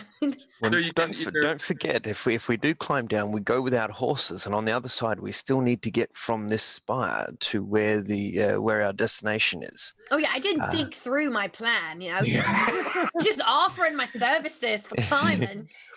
If my calculation's correct, it'll take us a day to go around this on our horses. All right, Ranger. You want to get? You think you might be able to reach the spire by the end of the day? Oh yeah. Let's go. Let's go. Great. We can sleep in the shadow of the spire. What could possibly go wrong? Yeah. You know what? And so you guys managed to keep the rift on your right-hand side. Trot, trot, trot. Lots of heat. Guys wearing armor. Take another 2 points of damage. Wearing metal armor. Take 2 points of damage. Having the white robes on help? Oh yeah, then we'll mitigate that by half. So you take only 1 point of damage, helping reflect some of that heat off of you. You guys are going through water like it's going out of style. Each person drinks at least a gallon of water in order to stave That's like off. the size of me. Yes. Well, okay. You drink a half a gallon of water because you're dead. There you go. So you have double the amount of water necessary. So you're doing quite well. All right. So you trot across and you get there, and boom! Just as the sun is fading in the distance, you're there at the base of this spire. And a closer examination of it appears it perhaps was made of obsidian stone that was somehow melted.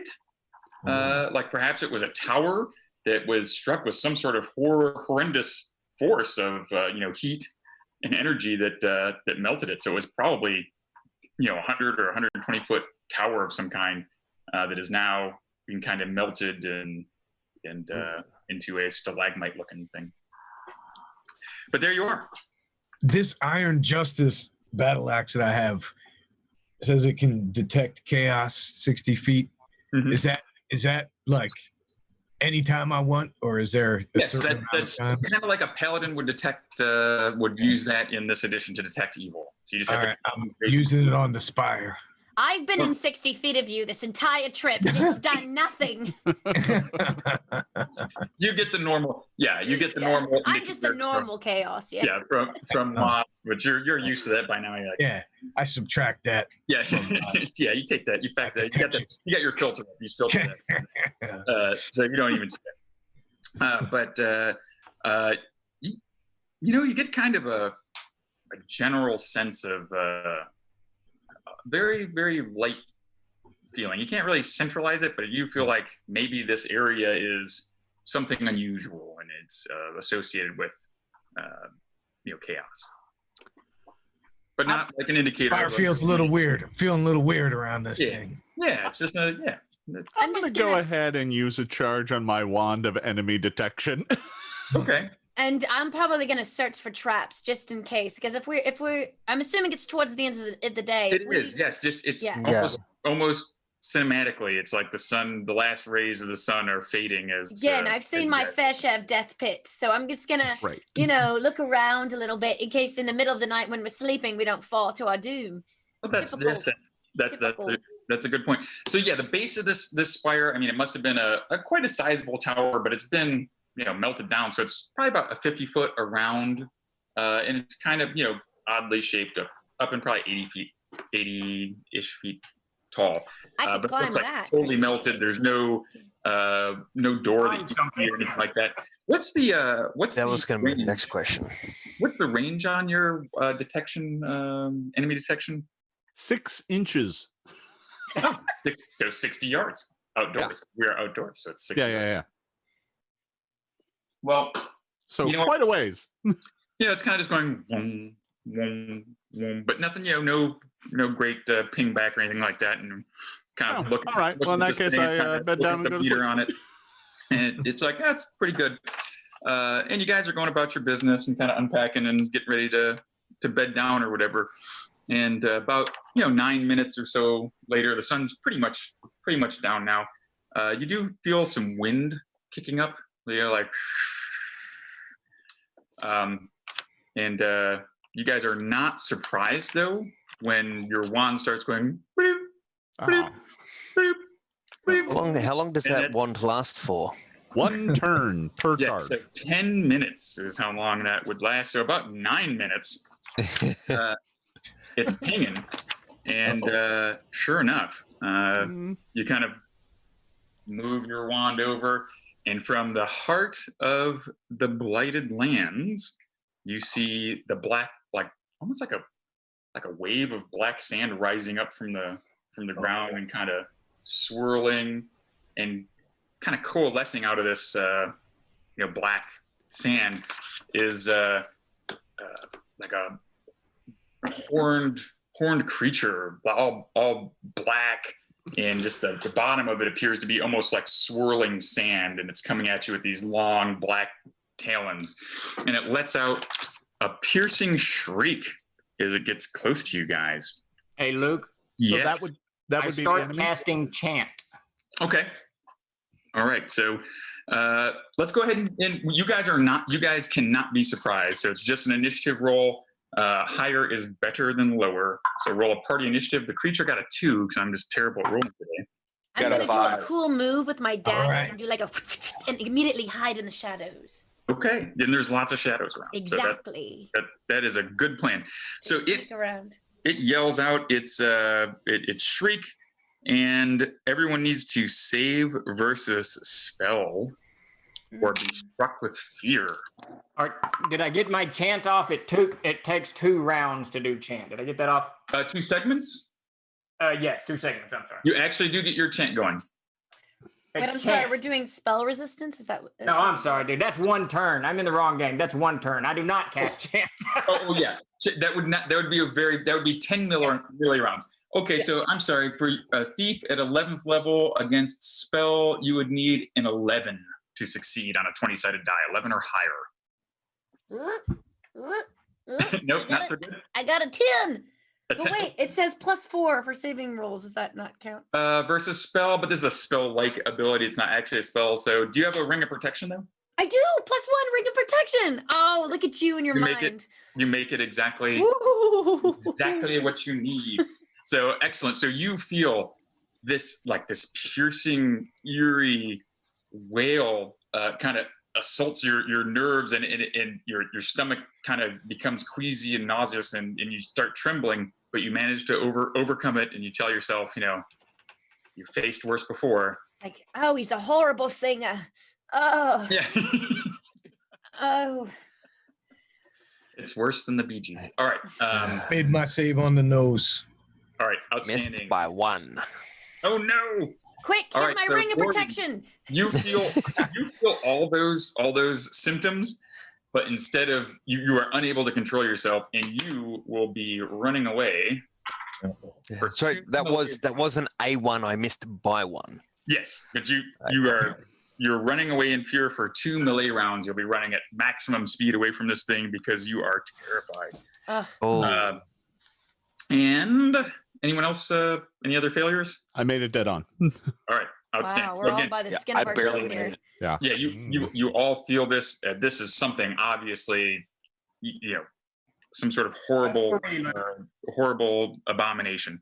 But those of you who made its survived its fear-like power are able to engage it. You have like 3 or 4 segments on it, so you guys get to act first. What do you wish to do? And we'll go ahead. I'm going to charge up and hit it with an axe. All right, so you're going to charge up and hit it with an axe. Torgi? Same. Iljon? We're so original in this party. I got a 3 on my save. Hey, Luke. Nat 20. Nat 20. Oh, all right. That triggers a special event. All right. Give me some percentile dice there. 61. 60. All right, that's $61 for extra life. Thank you very much, Beast. Very cool. We can roll some more of those. All right, and how much damage do you do? I get to double it because of the nat 20 a critical. Sure, why not? We'll do it. I love it. Is this a fire-based creature? It is not. 20 points. Wow. All right. That is a lot of damage. Okay, that is very unfriendly. It is not happy with you. You're not. I'm never gonna get to fight with all of you assholes kicking it down first. I keep sneaking around to the back, and by the time I get to the back, it's already dead. All right. I've rolled a total of a 12. A 12. Yeah. All right. That is a miss, my friend. Ah, damn. All right. Dorian, you're going to shoot at it, or what are you going to do? I'm running away, remember? Oh, I'm sorry. You're running away. And what makes it worse, Dorian, she has boots of striding. Oh. So you are, yeah, you're like John Carter. Your boot scooting away. He's in the boot scooting boogie. He's out of there. Bridge to engineering warp 10, please. Yep. And Wasp, you're kind of circumnavigating around, trying to get on the backside of this thing. Is that what you said? Yeah, I'm setting up for backstabbing, sneak attack. Alrighty. It's the only thing I'm good for. Galore. Luke, you said there was only two rounds that happens for. Okay. Well, it looks like folks got up there too quickly, so I wasn't able to unleash any of my larger spells. So I guess I'll be stingy and just throw magic missiles. All right. Yeah. Nice, Lord. So darts of light shoot out from your fingers, striking this poor creature for how much damage? And I do 4 missiles total because I am a skilled and experienced enchanter. And that is going to do a grand total of 12 points of damage. Yeah. Nice. It's hard to tell how much damage this thing can take as bits of sand go, flying out and swirls back. And Iljan. Yeah, I was reading when rolling saving throws. So when I rolled the saving throw, it was a 3. I believe that I am running away. Is that? Oh, you are running away. Yes, you have joined. You have also joined Dorian. I'm trying to catch Dorian as he flees through the desert. Yes, you guys are fleeing, madly fleeing. All right, so that means it's this guy's attack. So his shriek. His shriek is, kind of is faded away, and you can see he begins swirling and whirling around and lifting up all the sand and small rocks and such, so that essentially he's affecting a 10 by 10 cube area as he flows in. So we have everybody who's in melee combat, which would be Chris and Beast, are going to take, or I should say, Torgi and Hathor, take 12 points of damage from ouch, swirling sands and that sort of stuff. And we'll go ahead and attempt to rake you guys with some claws while he's in there as well with a natural 20. So I need to roll. I mean, yay and nay. All right. Good for extra life. Yep. So $16 more for, I'm going to re-roll it. I'm going to cheat as a DM. I'm going to re-roll it. $40 more for extra life. So a total of 101 so far is excellent. And oh no, Hathor gets the double damage attack. It's only fair, seeing as you did that to him. And it does maximum damage, 16 points. Oof. All right, and it is time for initiative once again. So the creature has a 1 because I'm on fire for initiative. I have not yet rolled. All right, Torgi. 4. 4. You guys can go first. Any spell casting going off, Mr. Wizard? I think I should probably try a Ray of Enfeeblement. Aha, the old Ray of Enfeeblement. All righty. No problem. That's a 2-segment spell, if I remember right. Yes. So it will go off prior to it being able to attack. All right. We have 2 who are in melee combat who are continuing. Wasp, do you want to go into this swirling cyclone area to attempt to backstab it? I have a feeling by now I should be around the back of it. Yes. I don't know if my daggers are going to do anything, but at least I'm going to try. Okay, so you're going to go. It's time for someone to feel the sting of the wasp. That's right.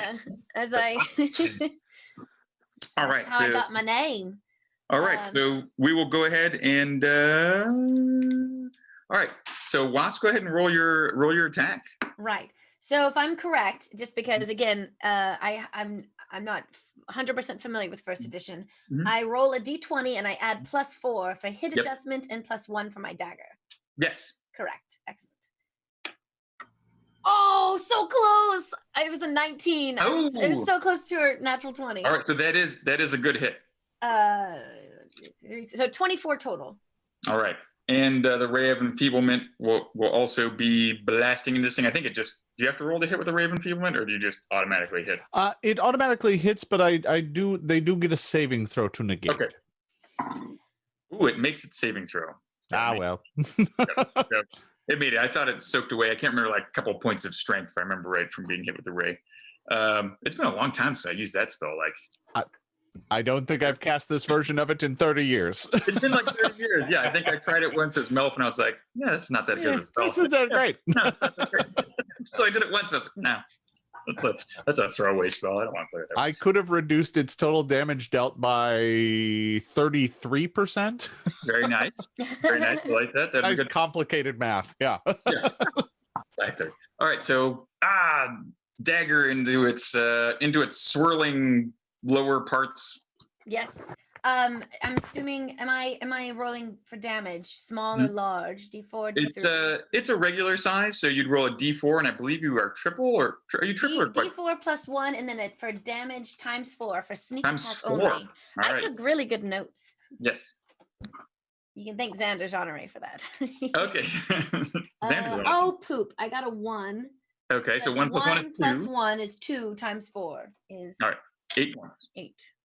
That's not so bad. I'm small but mighty. It's really hard to find like the vital bits of a sand blowing creature, so it's. I just probably went really fast and then jumped. All right, so we got Torgi and Halfthor who are up there getting. Oh, you know what? I'm so sorry. That swirling mess all around it that you went into, you took 7 points of damage when you went in there. So yeah, that kind of sucked. Okay, and Torgi and. All right, and, I'm going to attack. Another roll your attack. Another axe attack. Yeah, this isn't. It's 9. That's a miss. I got a 19. That is a good solid hit.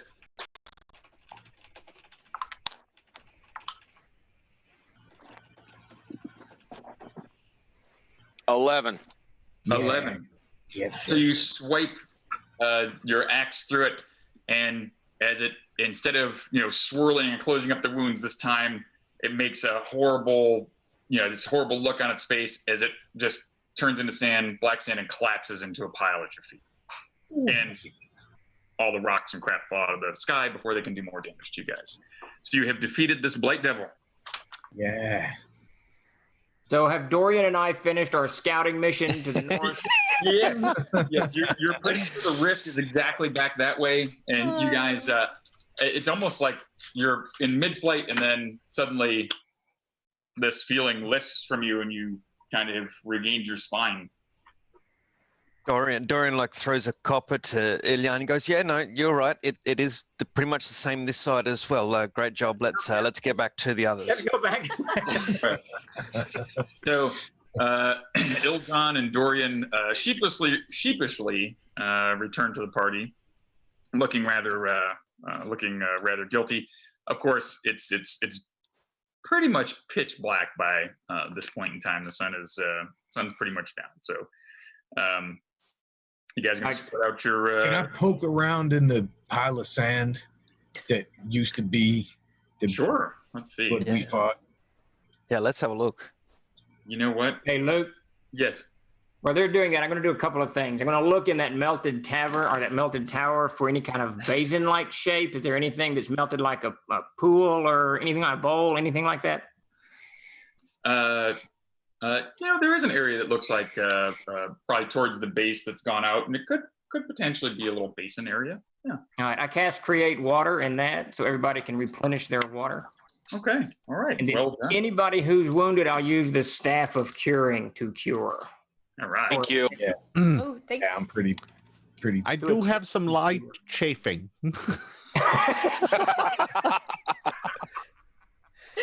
All right, so who wants the first 3d6 that are going to come up to all of 4?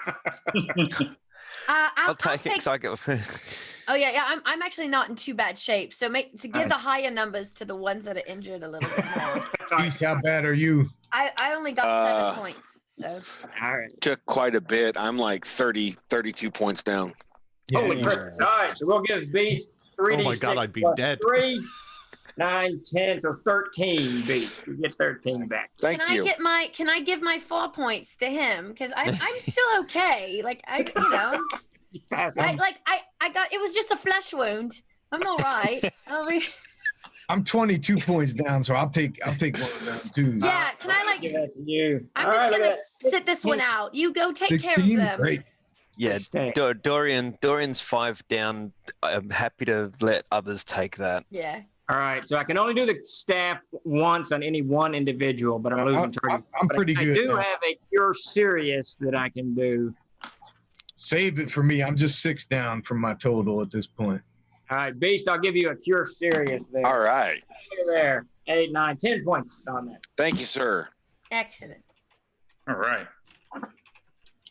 All right, so you guys have managed to defeat the blight devil that was in this area, and no other creatures had been running around here due to that case. So once again, you're able to spend the evening peacefully, and everybody recovers 1 hit point from resting. Ah, the chafing. Very good. Yes. Saddle rash. You had some salve that you're able to put on there to help to. Yeah. Okay. You wake up in the morning, and you're able to study your spells and replenish them. I'm guessing I didn't find anything in the Blight Devil sand. You did not for the purposes of this adventure. Although there is neat stuff here otherwise, but we need to move along.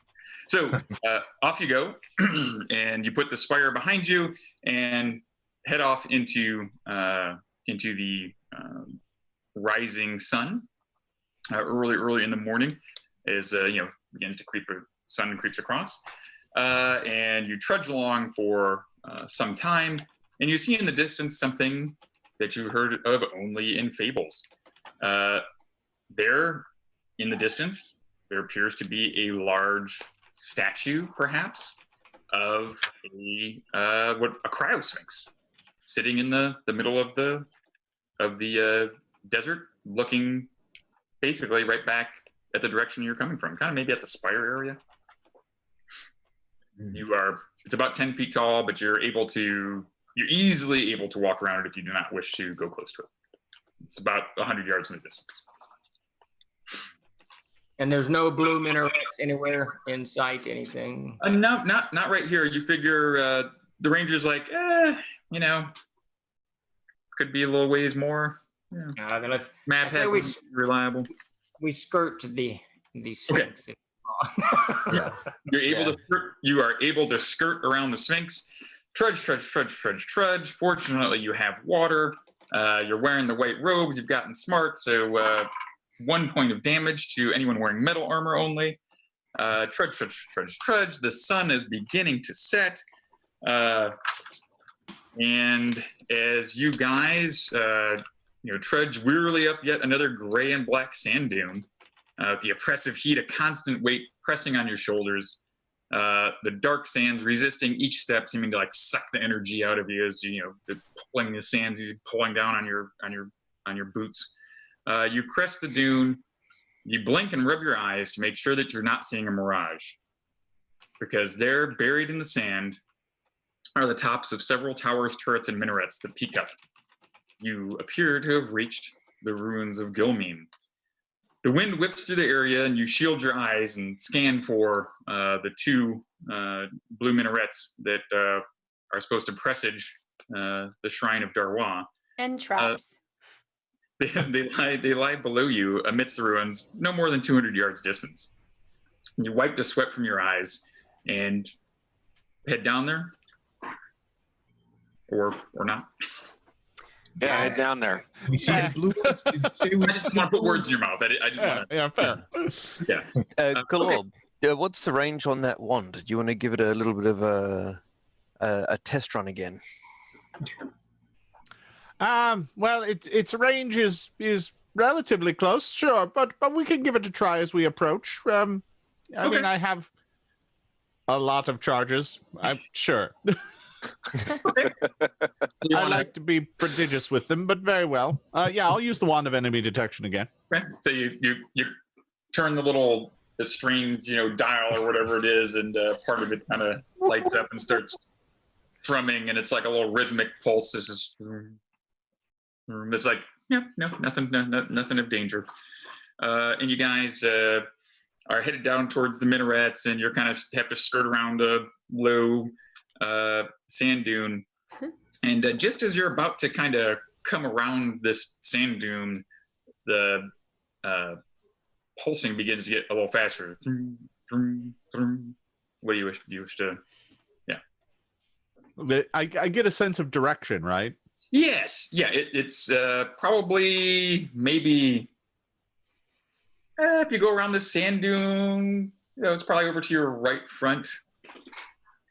And you're guessing probably 50 yards away or something from the pulsing of this. Well, I'll let everyone know while slowly moving further and further back in the group.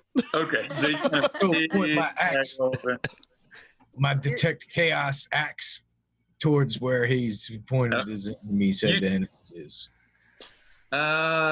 Nope. No chaos. Okay. All right. No. So you guys wish to keep going? Chaotic. They're not chaotic, guys. These enemies. Hey, look, I just scanned the horizon for any like trails or any motion, anywhere there might be, common movement, anything. Okay. Yeah. There's just kind of like as the wind comes along, how sand kind of dances across the top. There's that kind of catches your eye here and there, but nothing. There's these little towers and stuff. So there's kind of some shadows being cast over, being cast actually from your left side, kind of over to the right by some of these towers. So Do I hear anything? I have excellent hearing. Okay. I'm like, you guys hear that? Just kind of the rustling of the wind, the sand going across the dunes, that sort of stuff. But no, doesn't appear to be any threatening sounds. All right, horseman's mace out. Start going forward. All right, let's go. All right. So you guys go around the edge of this dune, and there ahead of you, you can see the blue minarets. And this thing, the wand is thrumming stronger now, basically due right, and due to your right side.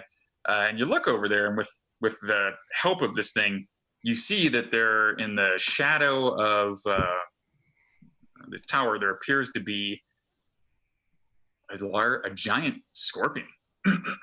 Oh yeah! Like, the size, this thing. Let's go get it. It's probably like 8 feet long. It's like big. It's like a horse-sized scorpion. All right. So you guys are not surprised at all. You guys are not surprised. I will roll its initiative to see if it is surprised. So Wasp, you got that scorpion antidote stuff, right?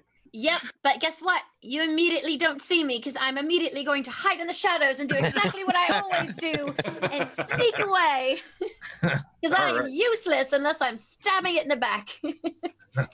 All right, so this thing, it just appears to be standing there still. Oh. So you guys it looks like you guys have won your initiatives. What do you wish to do? Looks like probably, 40, 35 yards away, something like that. I cast Bless on the party? Yeah, you can. All right. Doljan cast Bless, +1 to all hits and save. Nice. I think that's 6 rounds or something like that. Yeah, I think it's a round per level, so it might be 8 for you. Cool. We're such a blessed party. I would like to cast a spell as well. All right. Yeah. Ice Storm. Ice Storm. Oh my goodness. Well, if you're gonna go big, for that one. That is not very nice. As the dungeon master. No. All right. I'm not playing around with these giant desert bugs anymore. All right. So I tell you what. You're down with the bug. Roll a d10 for me and just tell me what you get. I don't like that. Give me a d10 roll. I got a 10. It is a perfectly centered, because as you drop this thing, you notice that there's ice bouncing off of 4 more of these creatures. So you hit all 5 of them with this ice storm. The rest were kind of in the shadows hiding out. Oh, great. So go ahead and roll your damage. You did that intentionally, of course. Yes. Good. That is exactly what I meant to do. On the upside, this ice storm hopefully takes care of the dry heat and chafing. Well, yes. Unfortunately, my damage is a little meh. It's going to be 14. Okay, and I think I get a save for half, right? Or is that? I don't think so with Ice Storm. No, it's 3d10. You're right. It's just 3d10, and you take it because it's an area effect, and you just got to suck it up. Yes. Right, 14 points. Yes, and I'm going to do the damage. I'm not going to bother making sleet fall or anything like that. Oh, yeah. Any nonsense like that. Going to pummel them with ice. I made that assumption. Or you could make it really slippery for them. I mean, it's up to I could. I'm not going to. Yeah.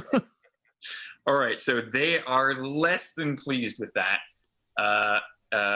Anyone rushing in to engage these creatures? Yes. Yeah, sure.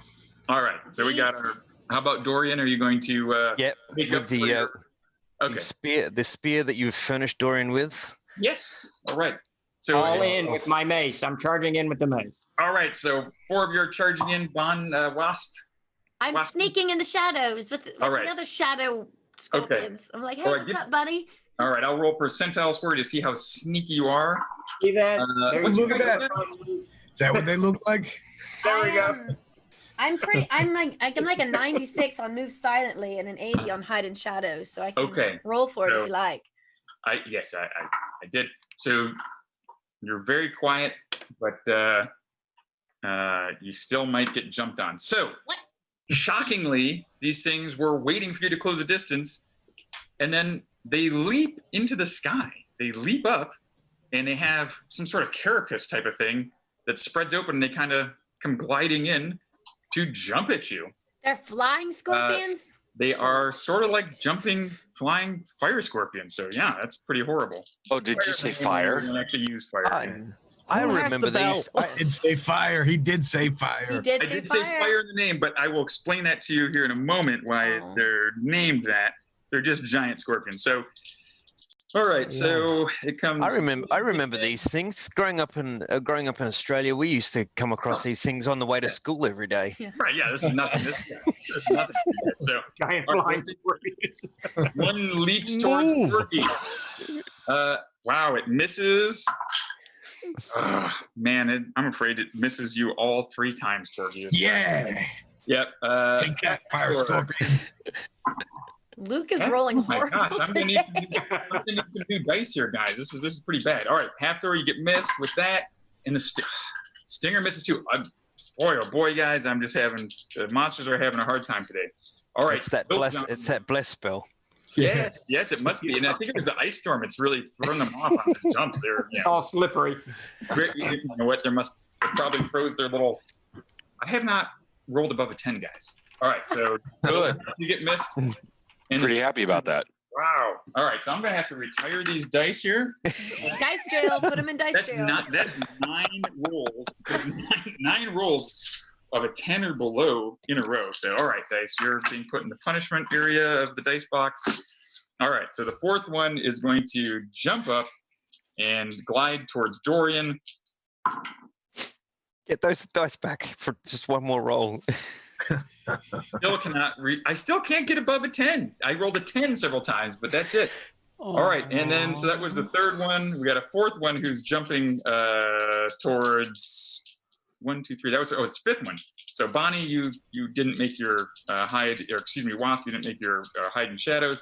So it is going to come at you, and it rolls a 1.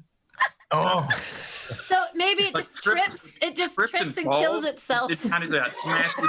It totally, yeah. So apparently this rips into a wall. Really messed up with their wings, and these guys are just totally thrown off, and they mulligans.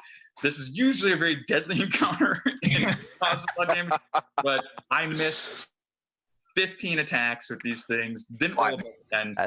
We're just on the side eating popcorn as these monsters are just falling over each other. This is like the keystone. Yeah, this is like the bad news bears attacking you guys. So this is terrible. All right, you guys are able to take your swings. That's awesome. Yeah, going on here. This looks easy as pie. So let's go ahead and start with. We'll start with Torgi. All right, the one that tried to attack me, I'm gonna try and chop up that son. AC 3. All right. Cool. So, we have a bless. So that's a 14 to hit. I think that's good for you. AC 3. Oh, yep. That's exactly. Yeah, you got it. That's a hit. Cool.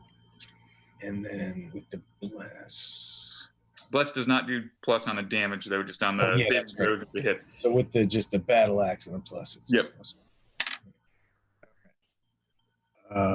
That's a good one. That's the best I could possibly get. Uh-oh. That is 15 points of damage. Attaboy, Torgi. Oh, all right. So yeah, you've like knocked a hunk of this thing's carapace off, and chunk goes flying. Yeah. That's what he says. He does it. It looks very unhappy. You might even taken a leg with that kind of roll. That's pretty bad. All right. Eat it to death with a wet end. Hathor. The one that came at me. Yeah. I got a 19 to hit him. Good hit. Oh, yeah. And I did 11 points of damage. Yeah. All right. This is going to be a short battle here, I tell you. This is tough. All right, Iljon, you've got one of these vile scorpions right there. Swinging it with my mace. I got a natural 20. Oh, hey, huzzah! All right, so hey, what I'll do, Troll Lord Games will match all of the money raised from natural 20s rolled today. So, nice. Right. Thank you, Trolls. Wow. So I think we're at 61. You want me to roll percentile now? Yeah, we're at 101. Okay, good deal. So is that percentile for my damage or for how much? Yeah, good luck. No way. That was our first one, wasn't it? For the kids, though. Luke. So I got a 66 on the percentile. Right. $167 total raised so far through this adventure. Excellent. And then roll your damage. So 7 points of damage. All right. That's more like it. The creatures are much more into single-digit damage. They appreciate that. All right. Then we have Heath. Sorry, Dorian. Alrighty. So with Boots of Striding and Springing, I can do the strike and spring back thing. You can. I've got 11% chance of stumbling. Do you want me to roll that now or after? I think it would be after. So yeah. All right. Alrighty. So attack. So +1 for bless. This is a +3 spear that you've outfitted Dorian with. There's far too generous. 17 on the dice makes 21. Yeah, easy hit. Large creature? It is a large creature. Through 3 on the dice, +1 for strength. 4 plus. Does the plus on the +3 spear carry on to damage as well? It does. So that's 7. Yep. All right. Good, solid hit. And then Bonnie. Oh my God, this horse-sized creature has stumbled and proffered its eye stalks or something at you, or whatever it has. It's with its one, it's kind of skidding across the ground. So you can take a swipe at it. With my little boots of speed, I'm going to go around it because it's completely disoriented because it rolled a 1 and looks like an I Love Lucy episode. It does. I'm going to run around with my boots of speed. And I have a mutual respect for this creature because as a wasp, that's, how I got my name. We're both stingers. But I'm going to jump. Yeah. All right. I'm going to basically go ahead. Yeah. We'll jump on it and sting it in the back. And I'm hoping it's going to try and sting me. And if I can dodge fast enough, it stings itself. That's the goal. I don't think that'll happen. That's what I see in my brain. Okay, all right. Let's get a dice roll on it. Let's see if it rolls another 1. It's gonna kill itself. Yeah, let's see if it goes kamikaze. The way I've been rolling, that's not impossible. So I'm it falls on your weapon. That's a 14 plus 1. That's gonna hit plus that. 4, technically. Oh, 14 plus 4. I think that's a good. 18 plus 1 for bless, so 19 total. Oh yeah, that's a hit. Yeah. They're only AC 3, so you hit it, and go ahead and roll yours at a D3 because it's a larger. D3 plus 1 due to the being large. Yes. I can never roll great damage. So that's a 2. Times 4 again, so 8. 8 more points. All right, so you look good jumping on there because you told such an eloquent story, but apparently it's got a very hard carapace, even though it's clumsy, and so you do 8 points and kind of scratch its carapace. I just kind of slide off and kind of walk away with slow, sad music playing. I didn't do very well. All right, I think that's everybody, right, who's had their chance to go. So it is initiative time again. Sorry, Luke, just one thing. The Zochihedron 74, so I made my save for the spring out. Thank you for being honest and keeping that going. Finally, the creatures have a 6 this time. The party can tie. Who wants to roll it? D4? I'll roll it. Yeah. We got a 6, Luke. Yeah. All right. It looks like it's simultaneous then. So it'll be simultaneous strikes. So let's we'll go ahead and just kind of we'll do it. Strike and then monster and you guys in monster. So we'll start in the middle of the pack this time. We'll start with. Actually, Jason, you have nobody on you, so you don't have a creature on you. So I'll let you go first, so you're not in the thick of it. I was hoping you just wouldn't notice. And another one magically. No, I'm good. I don't have any on me, and we rested since the fight with the sand demon thing, right? Yeah. I'm going to throw another magic missile. Who looks particularly endangered? Let's see. Well, just because these people, I mean, you would probably say that the Wasp is probably not the kind of type that would normally be in hand to hand. So we'll throw all 4 missiles at that one. Okay. Yeah. Nice. Thanks, pal, old buddy. No problem. My damage is mediocre. 14.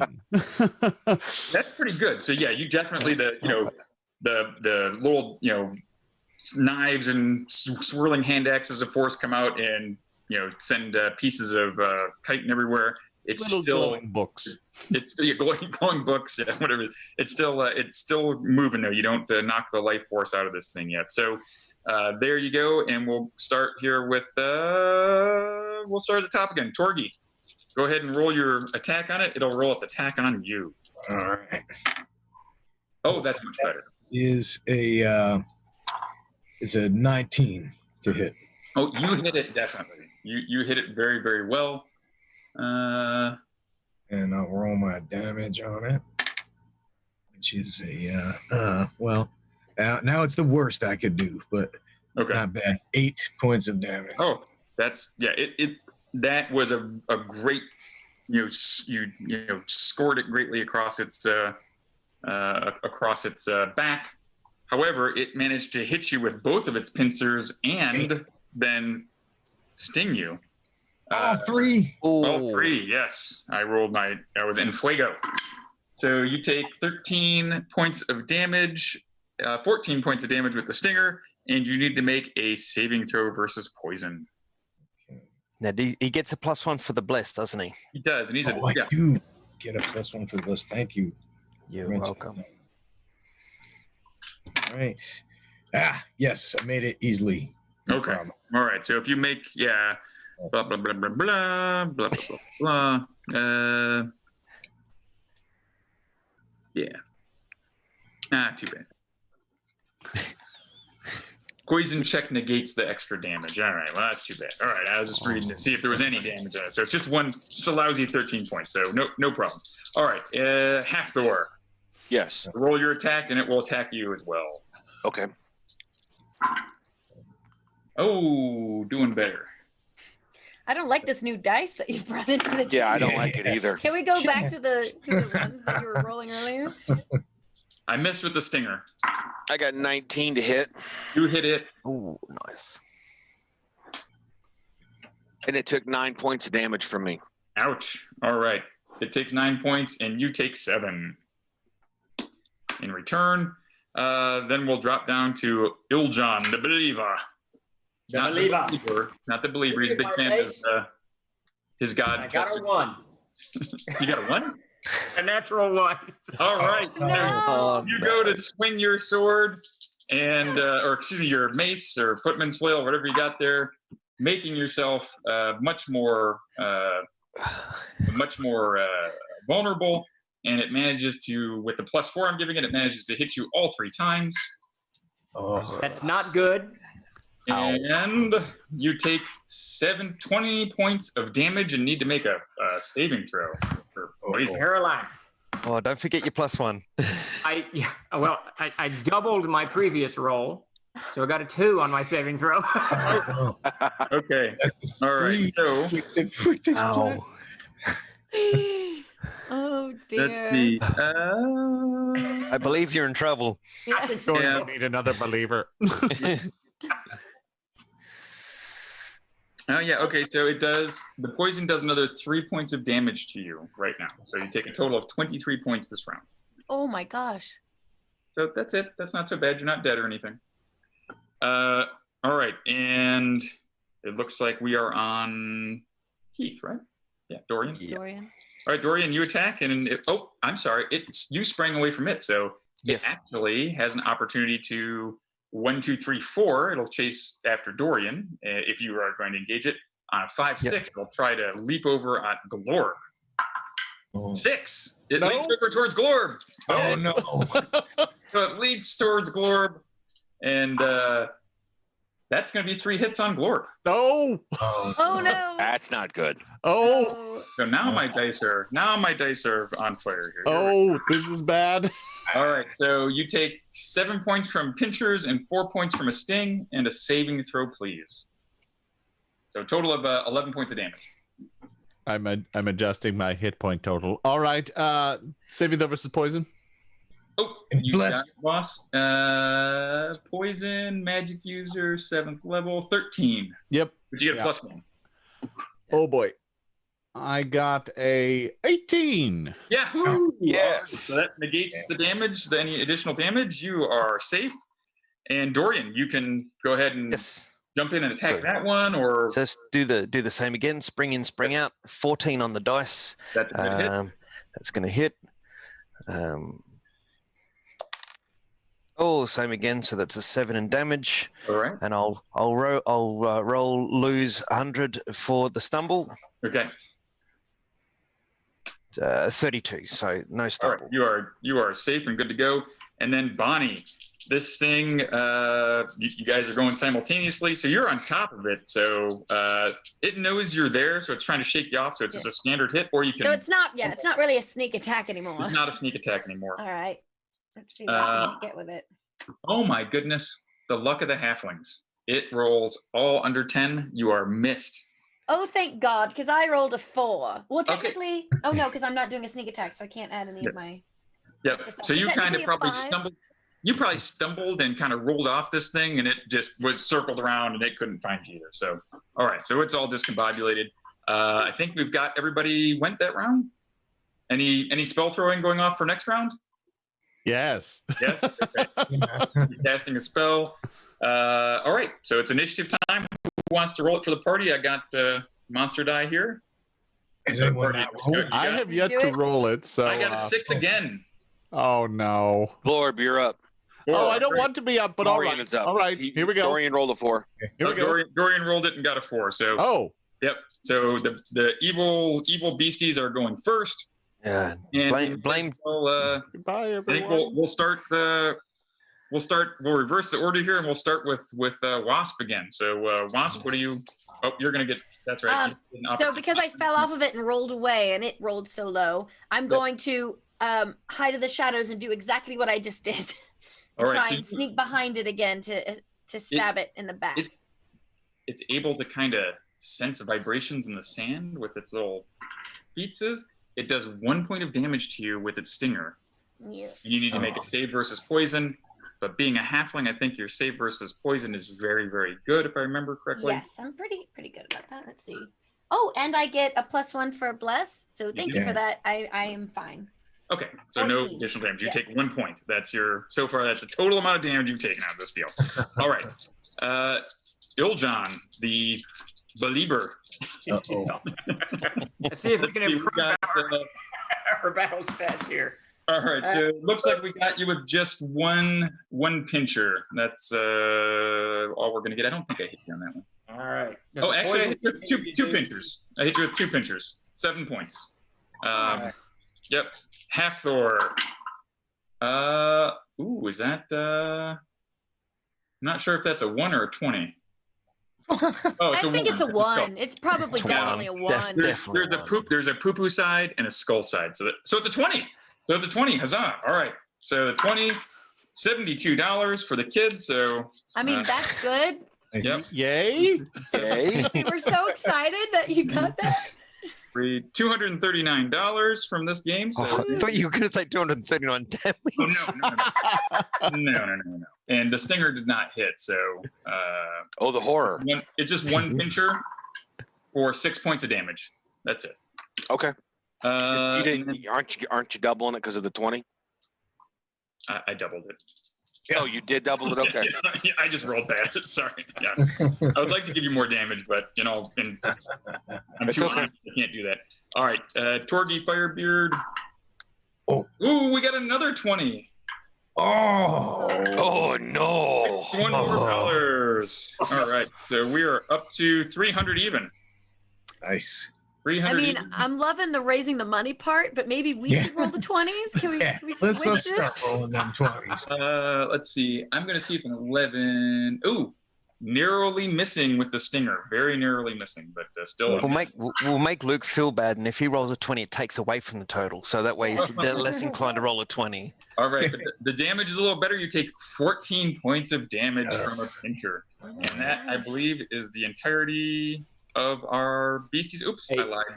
There's Glorb, right? I got one on Glorb. No, you're done. Yeah. I almost forgot Glorb. All right, Glorb. Oh my God, you got to be kidding me. I think that's a miss on all accounts. Yep, it is. Because Glorb is alive. 9, it would have been 3 hits, but Luke, do I take any more damage from the poison? Yes. Thank you for that reminder. What is wrong with you? You can player. It's almost as if DM too much. Yes, thank you. It's almost as if there's like a fire burning inside of your veins as this is coursing through your system. You take another 5 points of damage. That's why they're fire scorpions. Yes. All right. And it is your guys' opportunity to attack. So we'll go ahead and we'll give Glorb a chance to take an action here. Is there anyone else near me, or did they all rush forward? They all rushed forward, and this thing kind of jumped over and grabbed you. Dorian has gone attack, retreat, attack, retreat. Okay. The one in front of me, I'm going to fireball. Oh my God. Yeah. All right. So, are you going to center it on yourself, or No, I'm going to put it behind it so that I don't get cooked. Okay, so you're going to throw it maybe, 40 feet behind it or something like, or 40 feet away from you, so that it's. It's a 2-inch radius sphere, so Oh, sorry, for yards. We're outdoors, so it would be yards. Yeah. Okay, so you're going to throw it a little ways. So give me just a 20-sider to see how accurate you are, because you didn't get hit, so you were casting a spell. You didn't lose it. You're totally good. But I just want to see how accurate you are in your spell throwing. So high. This will be great, I'm sure. Yes. Fantastic. Is a 5 good? Oh, it depends on who you are. So go ahead and depends on your point of view, right? Isn't that like most? Yes. So it looks like you maybe didn't get your measurements exactly perfect here. So there's going to be some of your party members are going to be taking some damage. So, all right, go ahead and roll up that It's damage. only 76, so, It's not much. It's fine. Okay. Just walk it off. Yeah.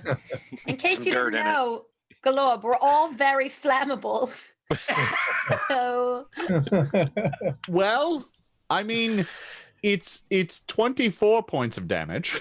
Okay. All right, so let's just go ahead and, because we're not mapping out, we're using theater of the mind. I'm going to go ahead and kind of, if you make your saving throw against a spell, you're good.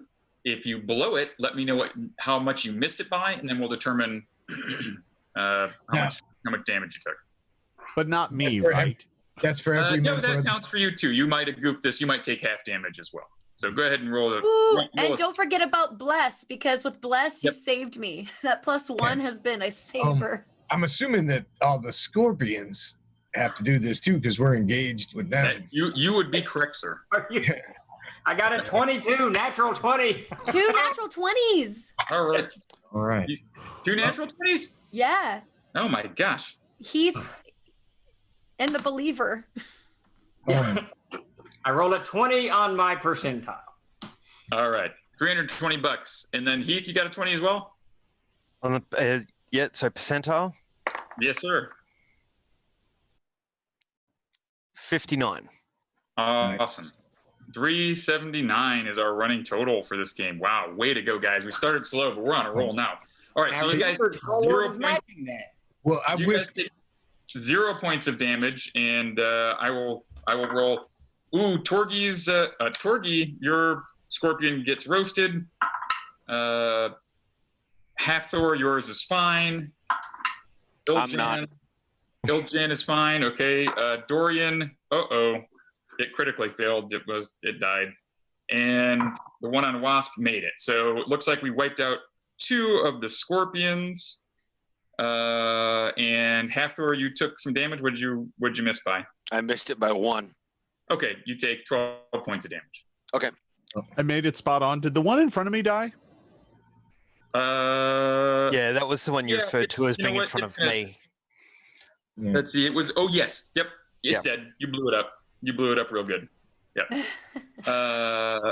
Okay. Anybody else fail? Anybody else? I totally failed, but I have a ring of fire resistance. Oh. Okay. How bad did you fail? I failed. I got a 3, and I needed. Is it a spell? It is a spell. So I needed a 9, and I got a 3. Okay. You take 6 points of damage. Oh yeah, I have fire resistance too, Luke. Oh, then you take whatever half of what I said. Okay. So what? Wait. So what's the total? So 6. 6 points of damage. That's it. If you have fire resistance, it's 6. It would have been 12. It would have been 12. It would have been 12. Okay. Yeah. Right on. All right. So a couple of these things crumple to the ground, and that was the first action. You guys still get to swing at these things. So Torgi, there is not one in front of you. It's dead. Can I pivot to another one? Pivot and attack Half-Thor's. Yes, that's what I plan to do. And that is a 12 to hit. Does that hit? Is that with bonuses or without bonuses? That's all bonuses. Oh, all bonused up and everything. Let me just double check that for you right quick. Don't forget your +1 on the bless. That's counting the bless. That misses by 1. Damn. Yet so far. Okay. Iljan. Oh, sorry. I got a 13. Half-Thor. I skipped Half-Thor. My bad. Go ahead, Half-Thor. You got the take a swing at Iljan. You can swing at yours too. I got a 13, Luke. 13. Oh, did you get a nat 20 again? Wow. So that might work for an 8th level cleric. It does. You hit Iljan. 64, Luke. 60. I rolled a 20. Whoa, 379 and 64. We are doing great. So that is 443 people. 443. It takes. If you let me double it, it takes 22 points of damage. It is crushed. You like hack it in half. It goes all the way through. Your beard axe blasts all the way through this thing. All right. I did 2. I did 2 points. All right. Not quite as impressive as Beasts, but it's there. It was. It was like 2 points. Okay. And I believe we have Wasp over there doing a dance with this one. Yeah. Did the fireball distract it enough to where I can do another sneak attack, or is it? I'm afraid not. It's onto your game. You're going mono o halflingo. Then in slow, just with like the fireball behind me, like in slow motion. Oh yeah. Look it in the eye and go, "This battle's getting heated." Like I just wanted an epic line, since I'm not sneaky enough. You get a +2 to hit. Woohoo! Nice. Let's see. Okay. Shoot, 13. 13, and you are an 11th level. You hit exactly. Woo! All right. That was some lucky. damage. Thank you for that bless, because that would not have been that would not have worked. I'm going to roll my damage. Ooh, so 3 + 1 is 4. Oh, but I don't get to use my ×4. No. For sneak attack, so just 4. All right, but apparently that 4, you get it right in between its vital carapace part and wedge your dagger around, and the life force leaves its body as its little crustacean legs kind of kick around in the sand or whatever, and it collapses. Oh, cool. I'm gonna do like an epic line too, because I always have to end on an epic line. And I'm gonna stab it right in the eye and go, "Here's looking at you, kid." All right. So yeah, you showed it. Who's boss? All right, and I believe that's everybody. Anyone? We got one of these creatures that is still alive on Iljan, the believer. Is it Oops. Is it close? Sorry. Still, yeah, go ahead. I've still got my attack. Oh, go ahead. Yeah, is the one that's left over close enough that I can use the boots to spring into action? Sure, why not? Yeah. Yeah, let's not worry about that. Okay. All right, so let's see if this die will stay hot. It's an initiative die. It's a creature is hungry. It's not going to run away. And I got a 1. So who's going to be? Lord, did you still not roll initiative yet? I haven't. I just rolled a d6 and I got a 4. Okay. Oh, Hey, all right. So you guys go first. So go ahead and take your attacks against this thing. It's larger, so the 3 fighter types can easily get on there. Oh, I can sneak attack this one because it hasn't looked at me yet. Do I feel like this poison's getting worse? Yes, it doesn't feel good. You feel like you're about to take more damage this round. Yes. I cast slow poison on myself. Okay. Oh, nice. I don't really know what that does, but I'll read that. You probably just poisoned yourself. Every the way other, I'm rolling, probably. every other round, you're going to take a little bit the damage instead of every round. So, right. That's it. Slow poison speeds up symptoms. Yeah. All right, so go ahead and take your swings on this poor creature fighters. You might be able to dispatch it in this round. All right. I got an 18 to hit. Good hit. I know. And it takes 12 points from me. I rolled max damage. Oh wow. Okay, but it's still up. Anybody else? I will throw a dagger. I got a 14 to hit. 14. That's a hit for you. Yeah. All right, and it's 13 points of damage. All right, excellent. And you were throwing a dagger, you said? Yes. Okay, throw the dagger. Oh gosh. I hit armor class 8. Okay. So what was your die roll? I rolled a 10, so I hit armor class 8. All right, that wasn't that bad though. I wouldn't think so. Yeah. Okay. All right, so You hit me. Ow. Sorry. with that stroke there, I think it was Halfthor killed it with the combined power of the 2 axes of Firebeard and Halfthor the Red. Chopped this thing into little pieces. And that fight was very, very good for our supporting Extra Life. And again, thank you to Troller Games for matching the contributions here. All right. So there you are. There's the corpses of these things. You search them. You look around for treasure. Sorry, they're just natural creatures. Anyone want to do anything special? I'm going to heal. Healing would probably be good. Okay. Yes, and I'm also going to our sweet believer with my vial of scorpion juice. That I don't know what it does, but I'm assuming it's going to help him. Okay.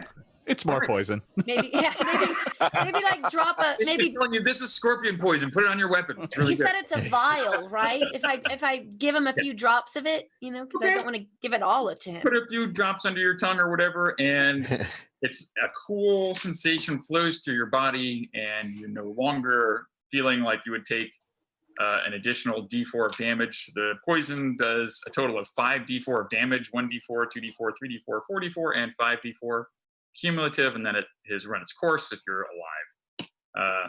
So yeah, this has killed a lot of parties right here. So Excellent. But you guys played this very wisely. You were alerted to them, no surprise. The ice storm was a stroke of genius galore. Yeah. Sorry about burning everyone after that. All right, so you guys gonna do some healing? All right, so Torgy, we'll do you first. You got 16 points. Oh, great. Thank you. All right, Dorian, not so much. 11 points. Bonnie, were you wounded? A little.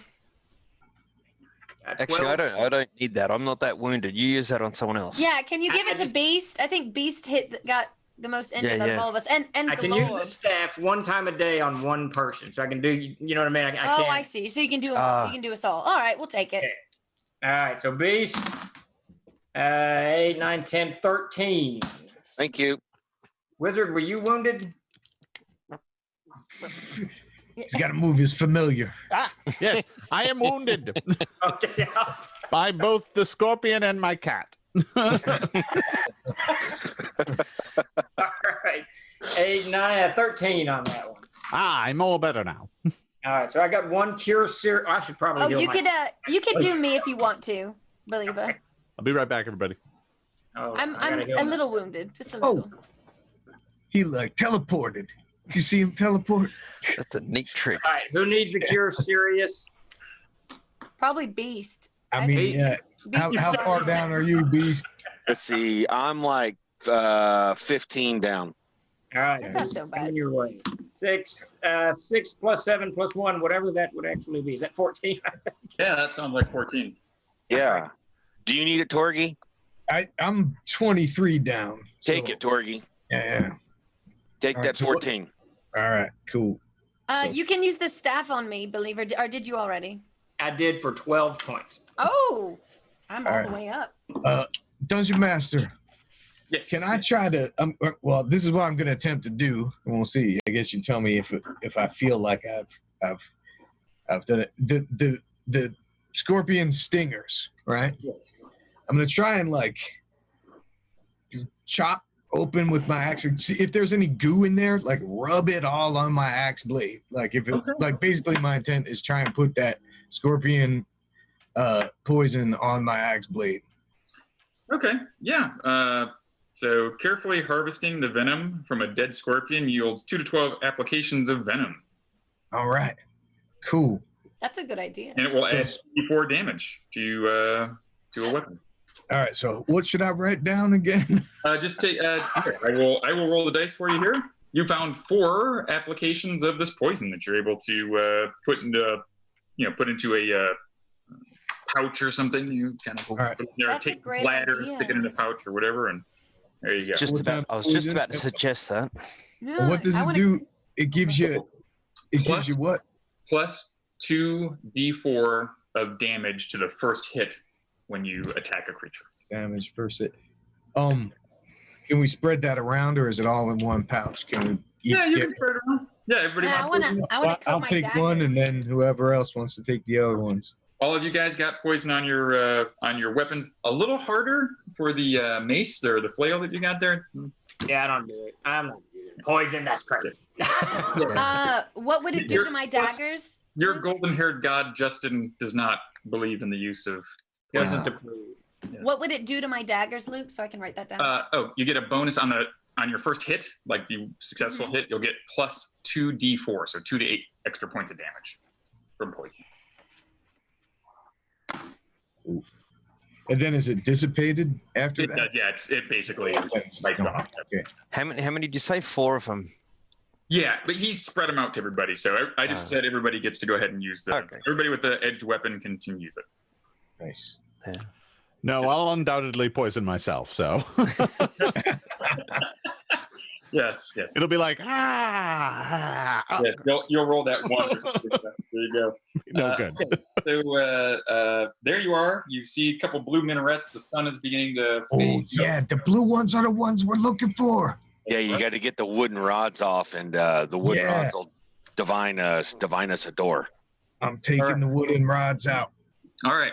So you got the wooden rods out. You kind of hold them, and you start walking around, and sure enough, they kind of begin pulling together as you're walking around, and it kind of fading apart. So you're kind of getting them together apart thing, and eventually, as you're walking along with your ride, they kind of come together and they touch and point down at the ground.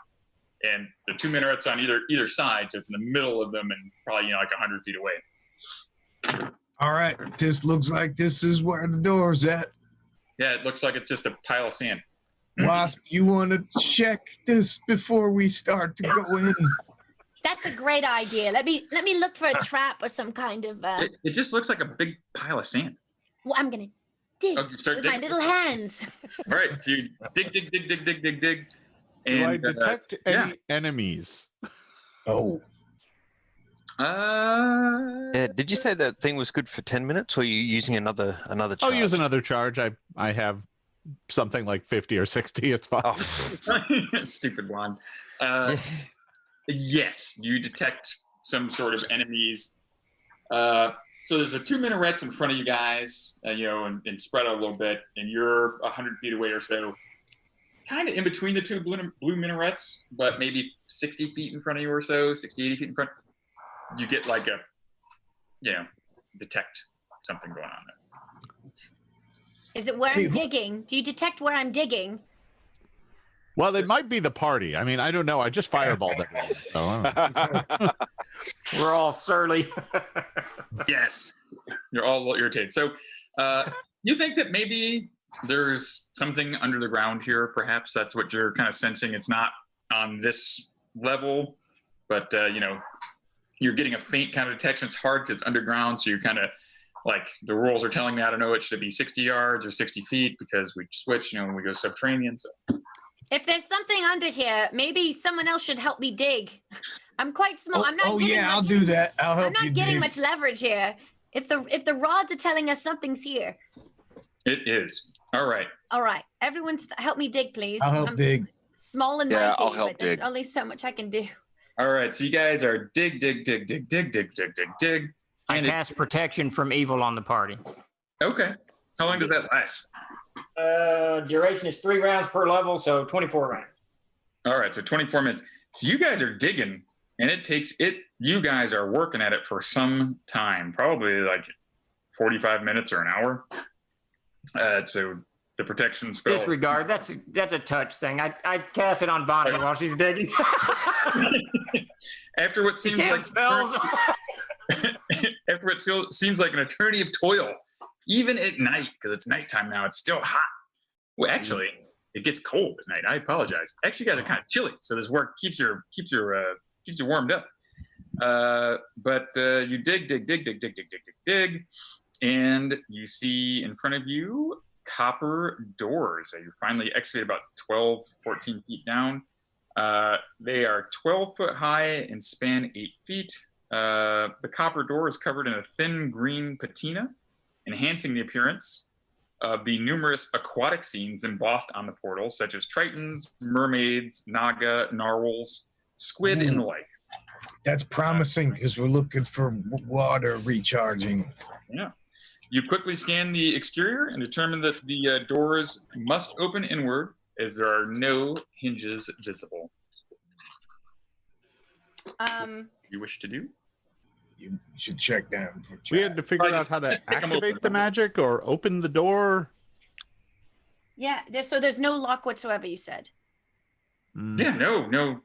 Doesn't appear to be a lock, but it's been buried in sand for traps.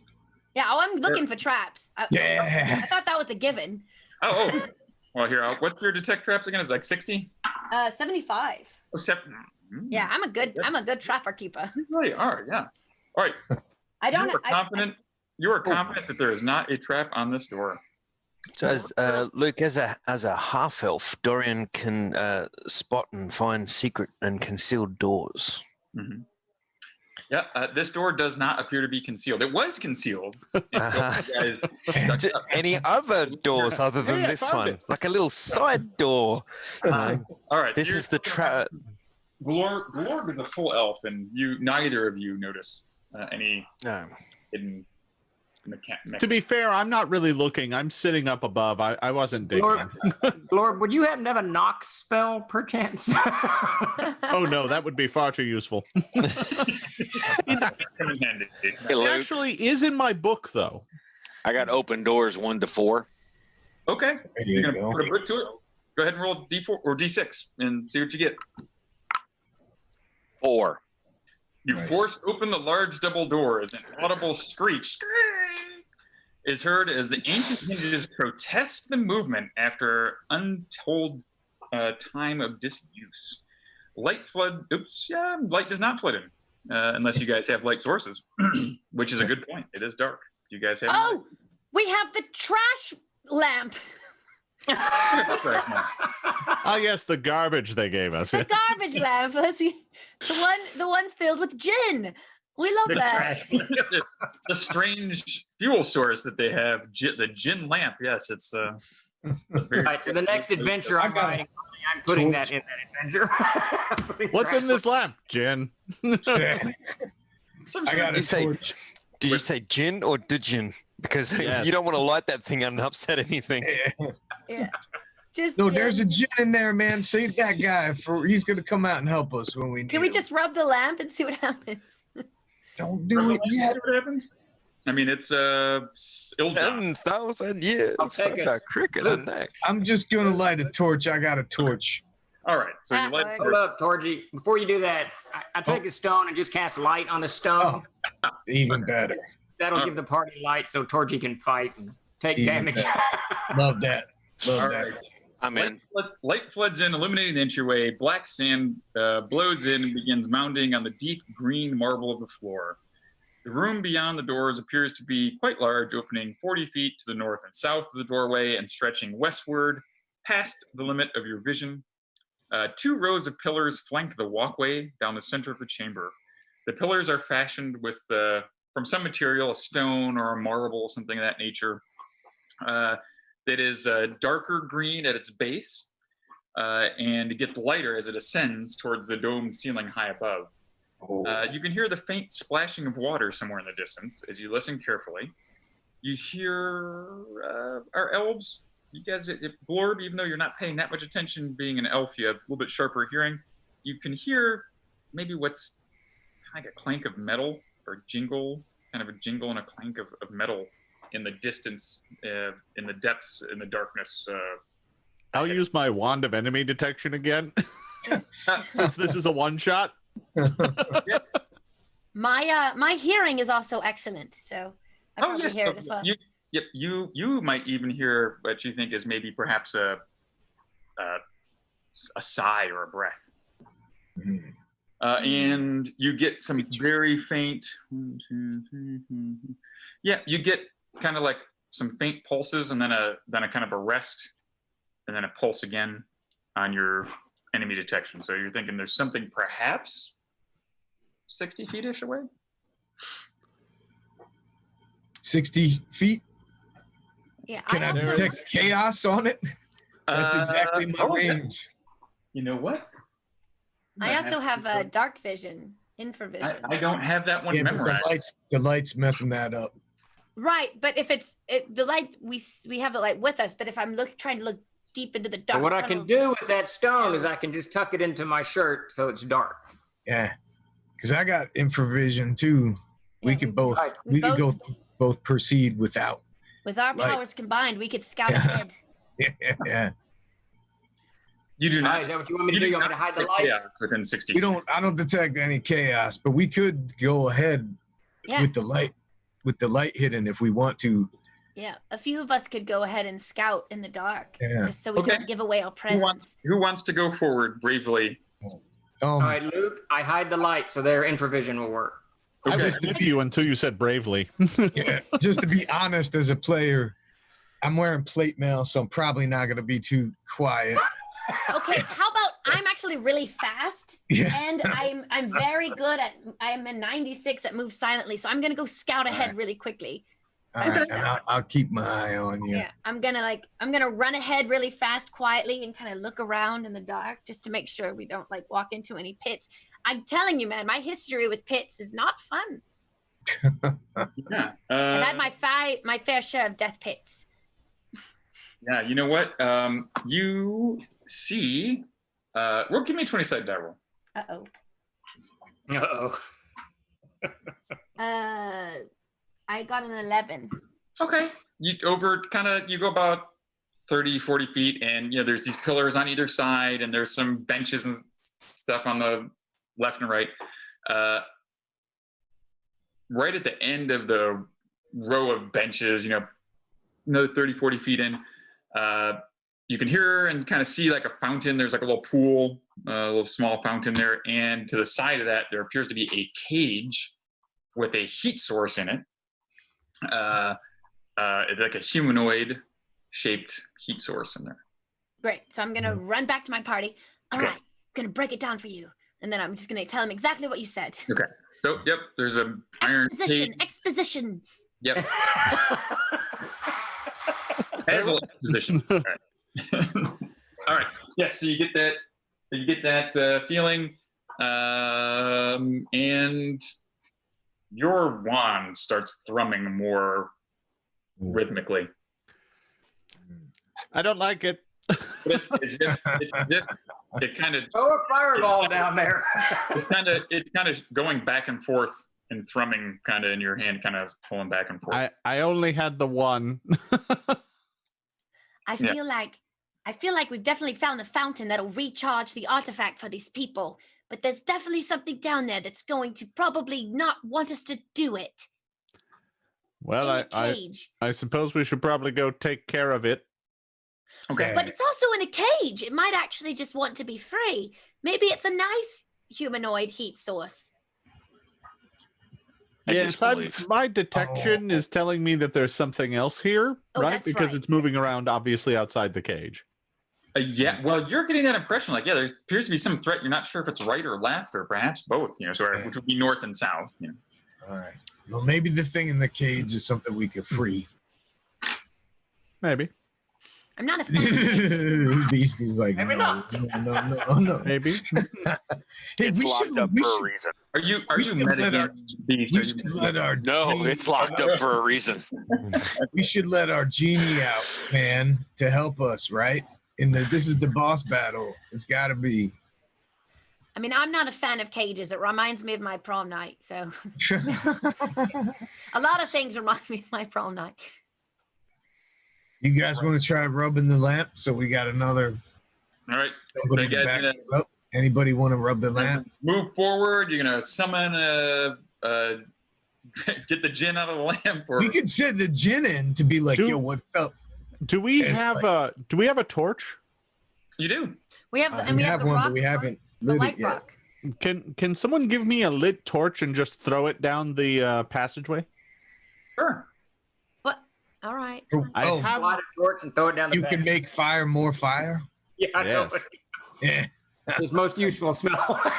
Yeah. Once the torch goes winging down the hallway, down there in the chamber, I cast pyrotechnics. Okay. Ooh. Okay, so you cast correct. So we got all sorts of. So yeah, I'll do the fireworks, blinding anyone in the room. All right. Okay. All right. So that goes off. You warn your teammates. Hopefully. Yeah. Okay. Yeah. Okay. This time. I pull out my popcorn to watch the show once again. This is great. Okay. So pyrotechnics. What do you wish to do after the pyrotechnics go off? And We should go. You're gonna go in. Okay. So you guys head in, and sure enough, there is. All right, Luke. As everyone goes forward, I take this round to cast prayer.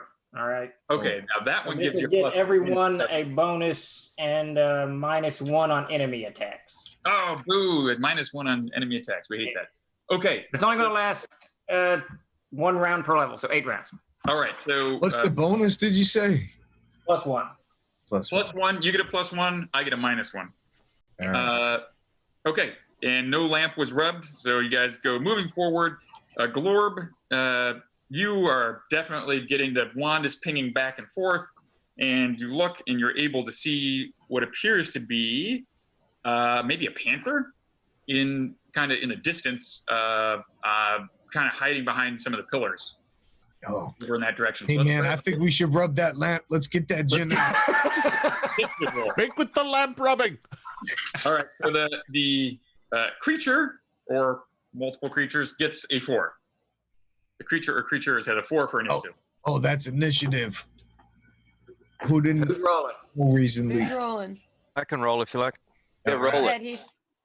Oh, thank you, Lester Smith. That's a 6. All right, and yes, you guys, as you shine your light out, Iljon, you can see that this is kind of a purplish black panther looking thing with long tentacles that. Oh no! Shoulders. Not a tentacle panther. Yeah. The worst kind. Oh. Yeah. Oh, I haven't had to face these since before Pathfinder. Damn you and your non-OGL monsters! All right. In typical Wasp fashion, I'm going to jump into the shadows and kind of sneak around while everyone goes and bees all glory to their weapons. Luke, Yep. you said there was 2 of them? Yes, there's one to the north and one to the south. Yeah, I'd like to throw a spell as soon as I'm able. All right, you guys, how many segments is your spell? Because you got 2 free segments on these things. Let me check. All right. I don't know how many segments the spell is. Spiritual hammer.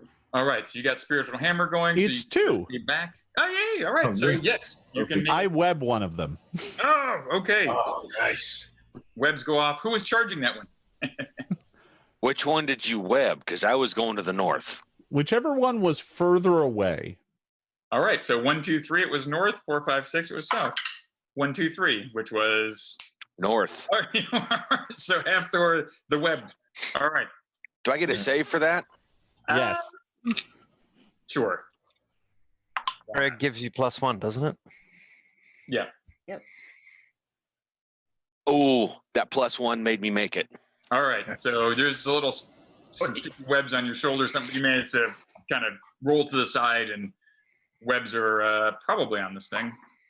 Oh my god! I never realized the first edition web had a chance of suffocation. Nice. It's also flammable. Yes, it is. It is. Oh, it's great. So this thing got its saving throw. So I'm going to say it's just partially stuck. Is that kind of what happened? Yeah, if you're in the middle of it, you get half. I think. So it's a little gummed up, but half door you're all right. And anyone else going to close in? Yeah, I'll close My in. spiritual hammer, was this the round I cast that? I think you can cast. I think you can attack with it the round that you cast it. So it's in a certain number of rounds. I'm going to knock Sorry, go. Go on, I got an 11. 11. All right. So is that with your +1 prayer? I don't actually get that. It's only you guys. Oh, that's stupid. The guy doesn't like me. He just likes you all. That hits. Believe it or not, that hits. Oh, well, there you go. 2 points of damage. All right. Oh, a massive 2 points of damage to these poor creatures. All right. I will bleed it to death. All right. I'm going to sneak in the shadows to the one on the south because it looks like the one on the north is getting its fair share of, all right. of attackers. All right. I'm going to sneak around to the other one. All right. So you're sneaking around, and yeah, no problem. You are sneaking around.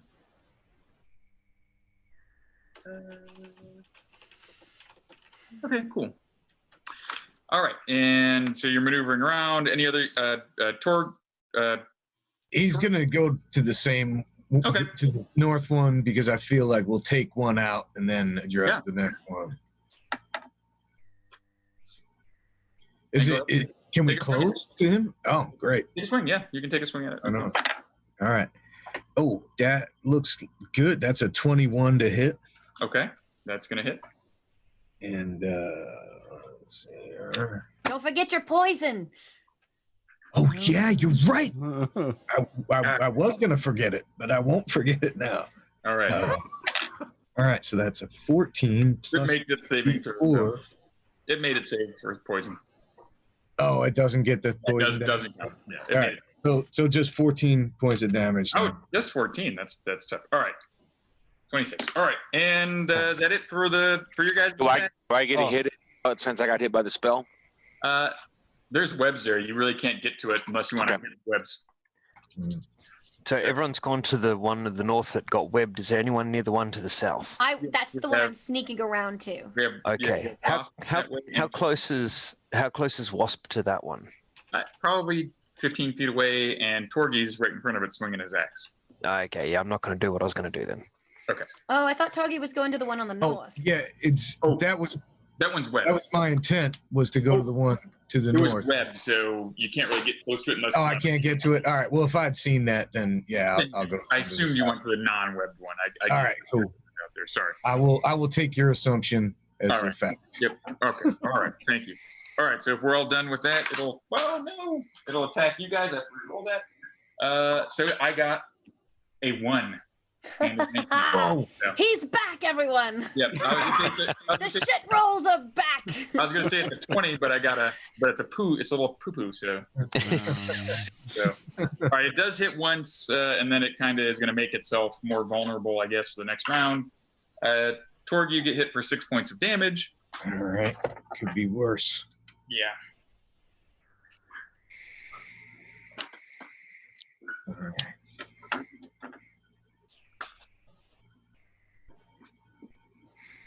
All right, and let's see. It's your guys' declaration of actions. Anyone throwing any spells? Swinging spiritual hammer again. All right. Any spell from our brave Glorb, the pandemic? Are they surrounding the other one? Is that what's going Yeah, on? they're kind of, yeah, you've got it. Yeah, I'll throw another spell then. Okay. Yeah. Initiative, bad guys got a 3.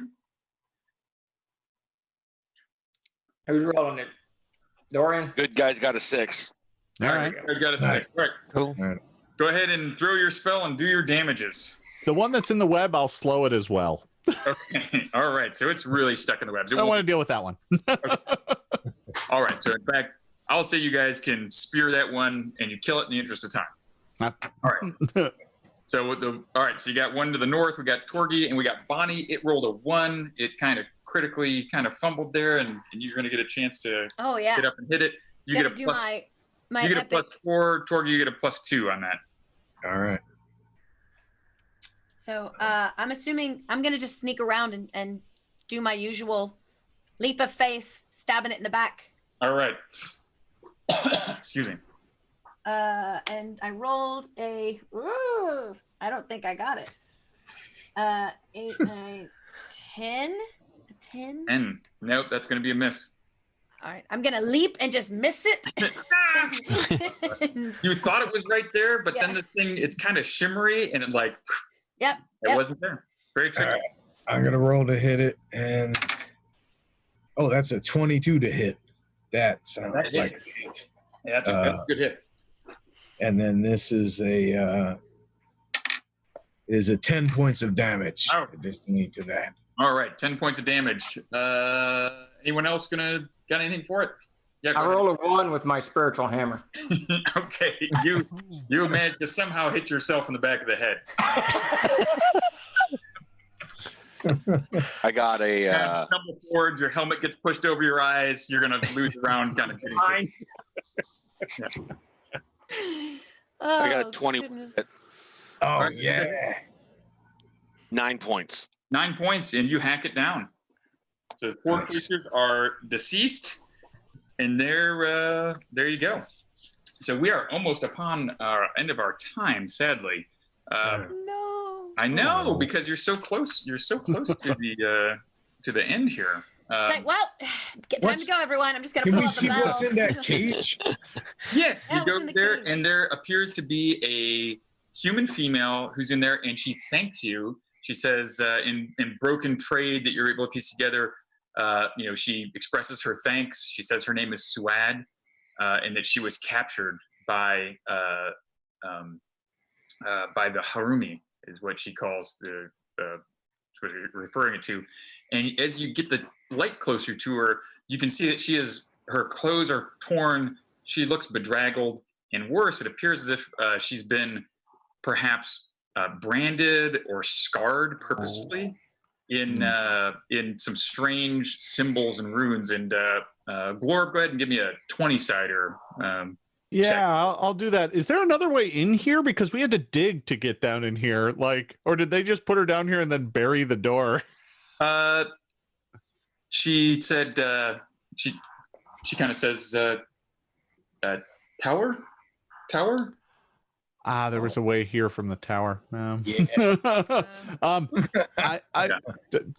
All right. I got a 14. Okay.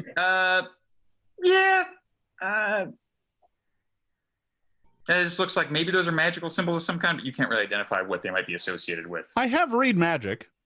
Oh, okay, sure. You cast a read magic on them, and you're like, those look like conjuring symbols, maybe? I think we might have the symbols to get the water to work, maybe. Could be, maybe, yeah. Should we try it? Yeah, you know what? But you see like some symbols for like fire and things like that. So, yeah. Okay. Yeah, so it doesn't look watery. Like, Oh, well, maybe like in that conjuring, case.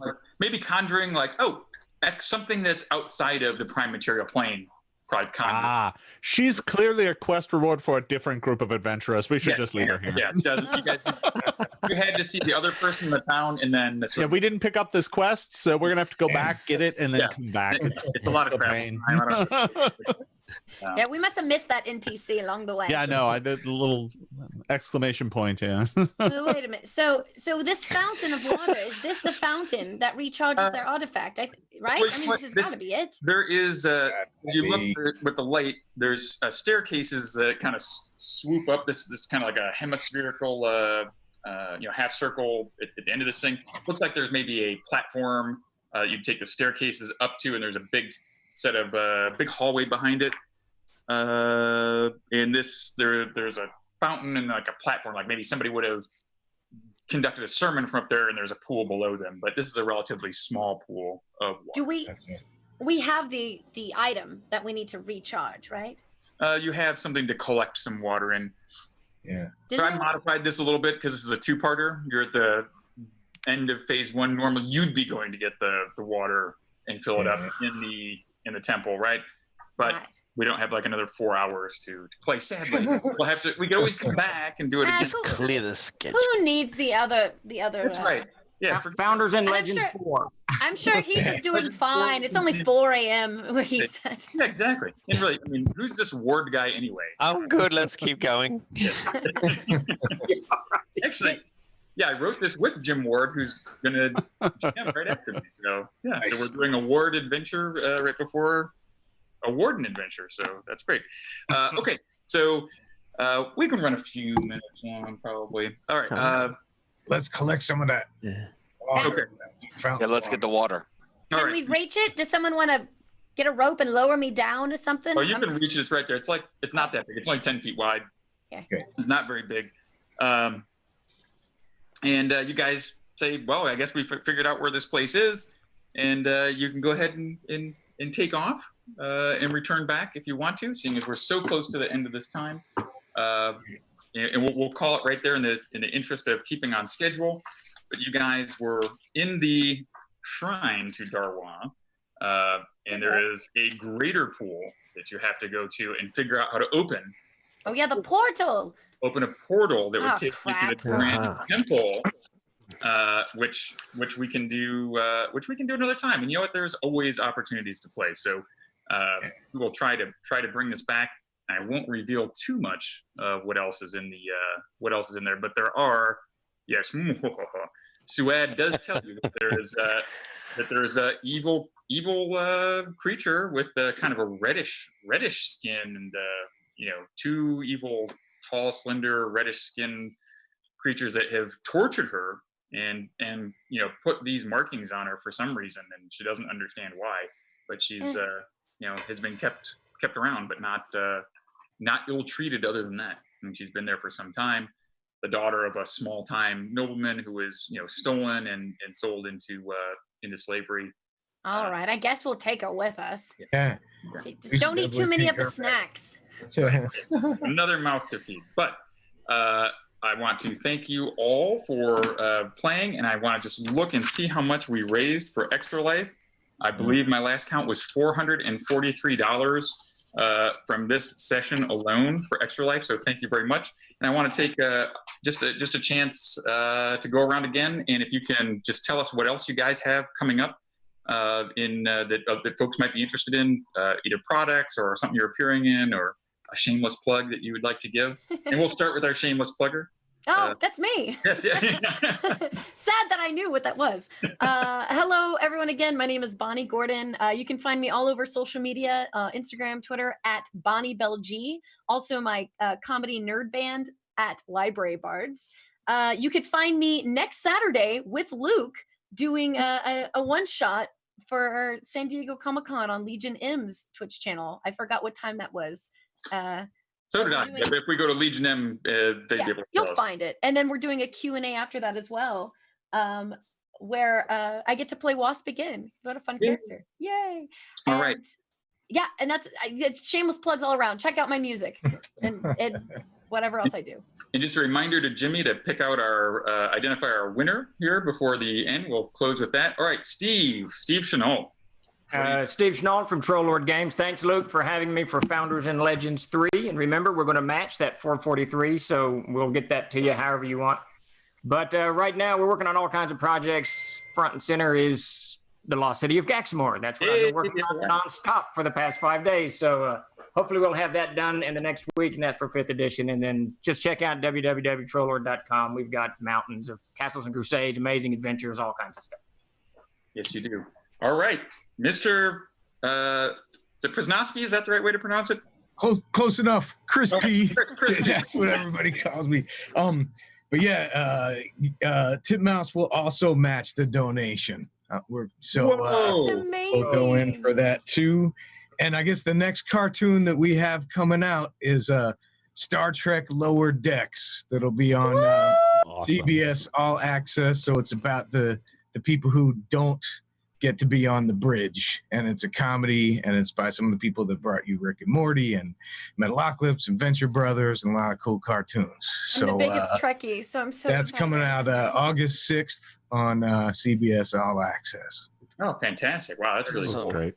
Thank you for that, and thank you for your generosity, man. That's awesome. You guys are both fantastic. Beast, what are you doing these days? Got anything coming up? I'm Beast. I had a lot of fun game with you guys. Luke, once again, thanks for having me on Founders and Legends 3. Looking forward to everybody's upcoming projects. Yeah, absolutely. And continue doing beastly things. That's always good. All right, Heath, what are you up to these days? Sleeping. Not sleeping. Not at the moment. I'm not sleeping. Yeah. No. I did a stream. What was yesterday for us? So anyone who doesn't know, my name's Heath. I am the Antipodean D20. I basically love all things gaming, especially local to not only Adelaide and South Australia, where I'm based, but Australia in general. Gameplay, game design, friendly local game stores, and when it takes my fancy, international game design, gameplay, your good selves. Thank you very much for having me on. It was sorry about being a little bit late. That was totally my fault. I slept through my alarm. I set 2 alarms. I slept through both of them. But no, I love everything about gaming. A big fan of Dungeons & Dragons for a long while. Big fan of Lone Wolf. The late, great Joe Diva was a big lover of AD&D, and the Lone Wolf game books, the setting was actually a homebrew that he did when he discovered D&D in the early 80s in LA. So we've got quite the global community here. Yeah, for sure. And last but certainly not least, Jason. Hey there, everybody. I'm Jason Bullman. I'm the director of game design at Paizo. We got the Advanced Player's Guide is about to come out for Pathfinder 2nd Edition. We're releasing that here in just a few weeks. We're really excited about that. You can find me streaming Pathfinder every Fridays on the Paizo channel. The Band of Bravo stream is still ongoing.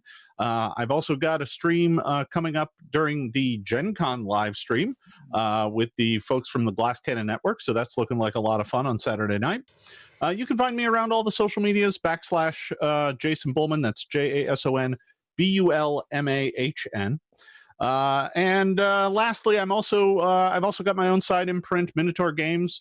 I do whatever I want with that, but recently I've been putting out these blue map tiles. You can see them behind me.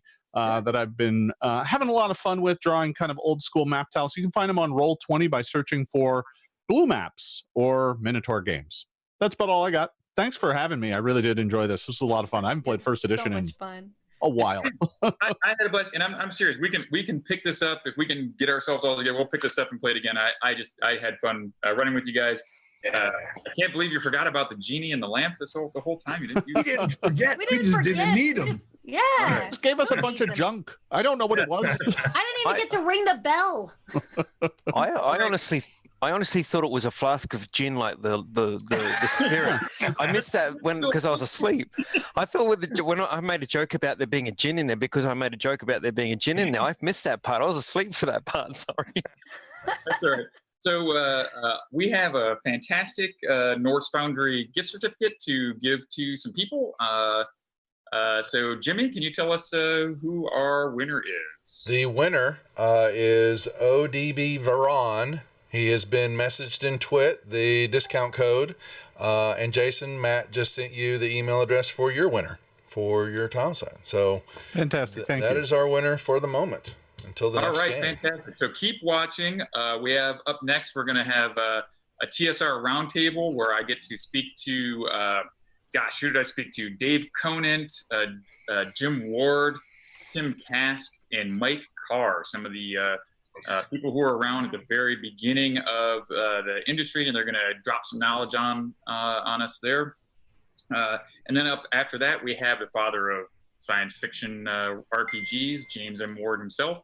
We'll be running an adventure in the Starship Warden with, I think, boy, oh boy, he's got Ernie Gygax playing, Tim Kask playing, Jim Wampler. So just a bunch of good friends of ours who are going to be playing and enjoying time on the Warden. I'm going to be jumping into a game on the Legends channel, so I'm missing the Warden adventure, but I do like to play that whenever I get the chance at GaryCon.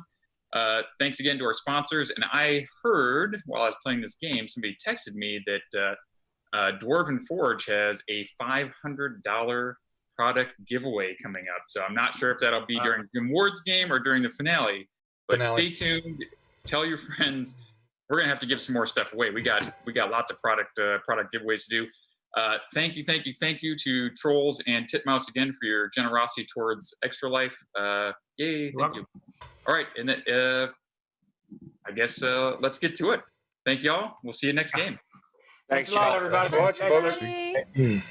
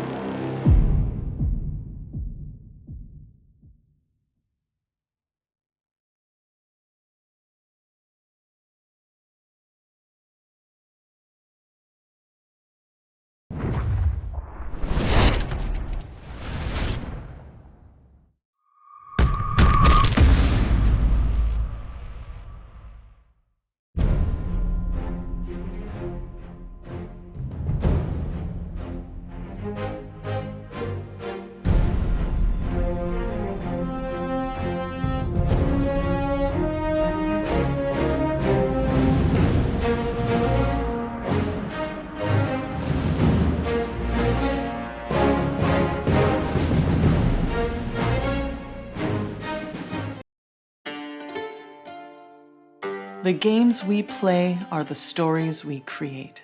The fortress doors swing open. Every story is unique. And the sound of war drums rises. Sometimes our stories come to us when we least expect them.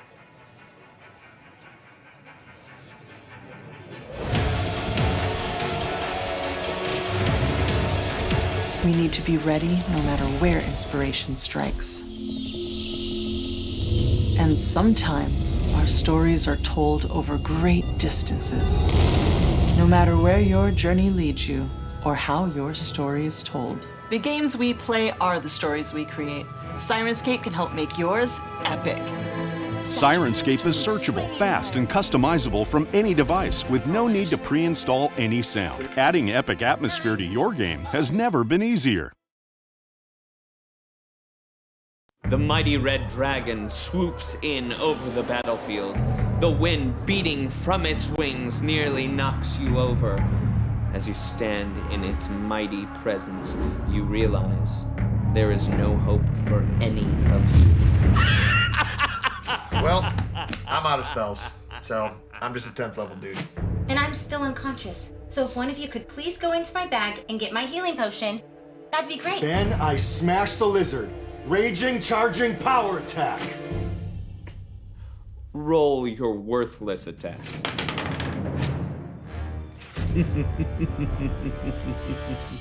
Your pitiful attack glances off the dragon's scale, and it opens its mouth, casting you in the molten glow of its inner heat as it prepares to release its fiery breath upon you all. Wait, I haven't gone yet. What weapon could you possibly have to defeat the great dragon? The greatest weapon in all the realm, forged by Norse Foundry to defeat all evil. No, it can't be.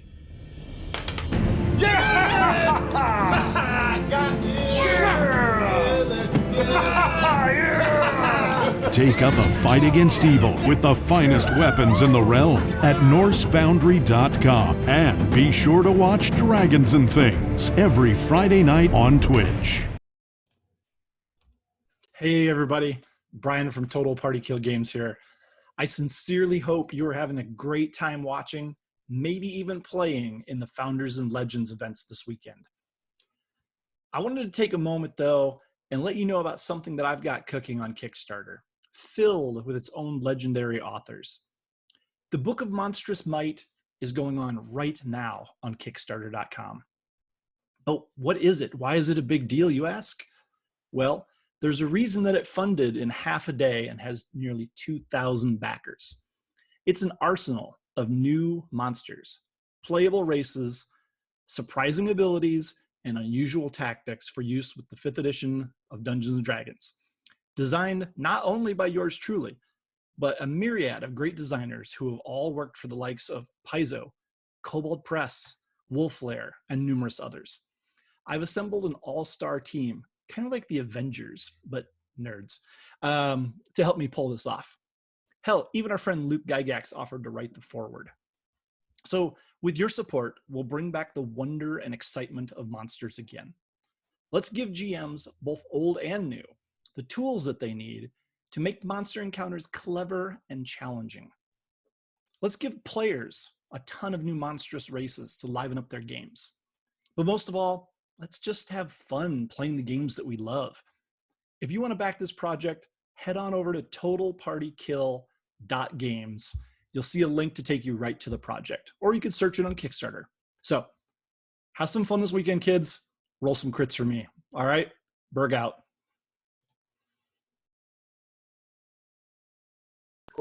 Jim not is out there. vacant. Jim is vacant right now. Oh, okay. Yeah, That's right. yeah, Jim. Well, he's laughing Yeah. in slow motion. He is doing some slow motion laughing. He does have a pretty limited internet connection, so I have a feeling he's having some difficulties with that. Yeah. You're saying that Walworth County is not on the cutting edge of 5G technology? Yeah, really, exactly. Not this week.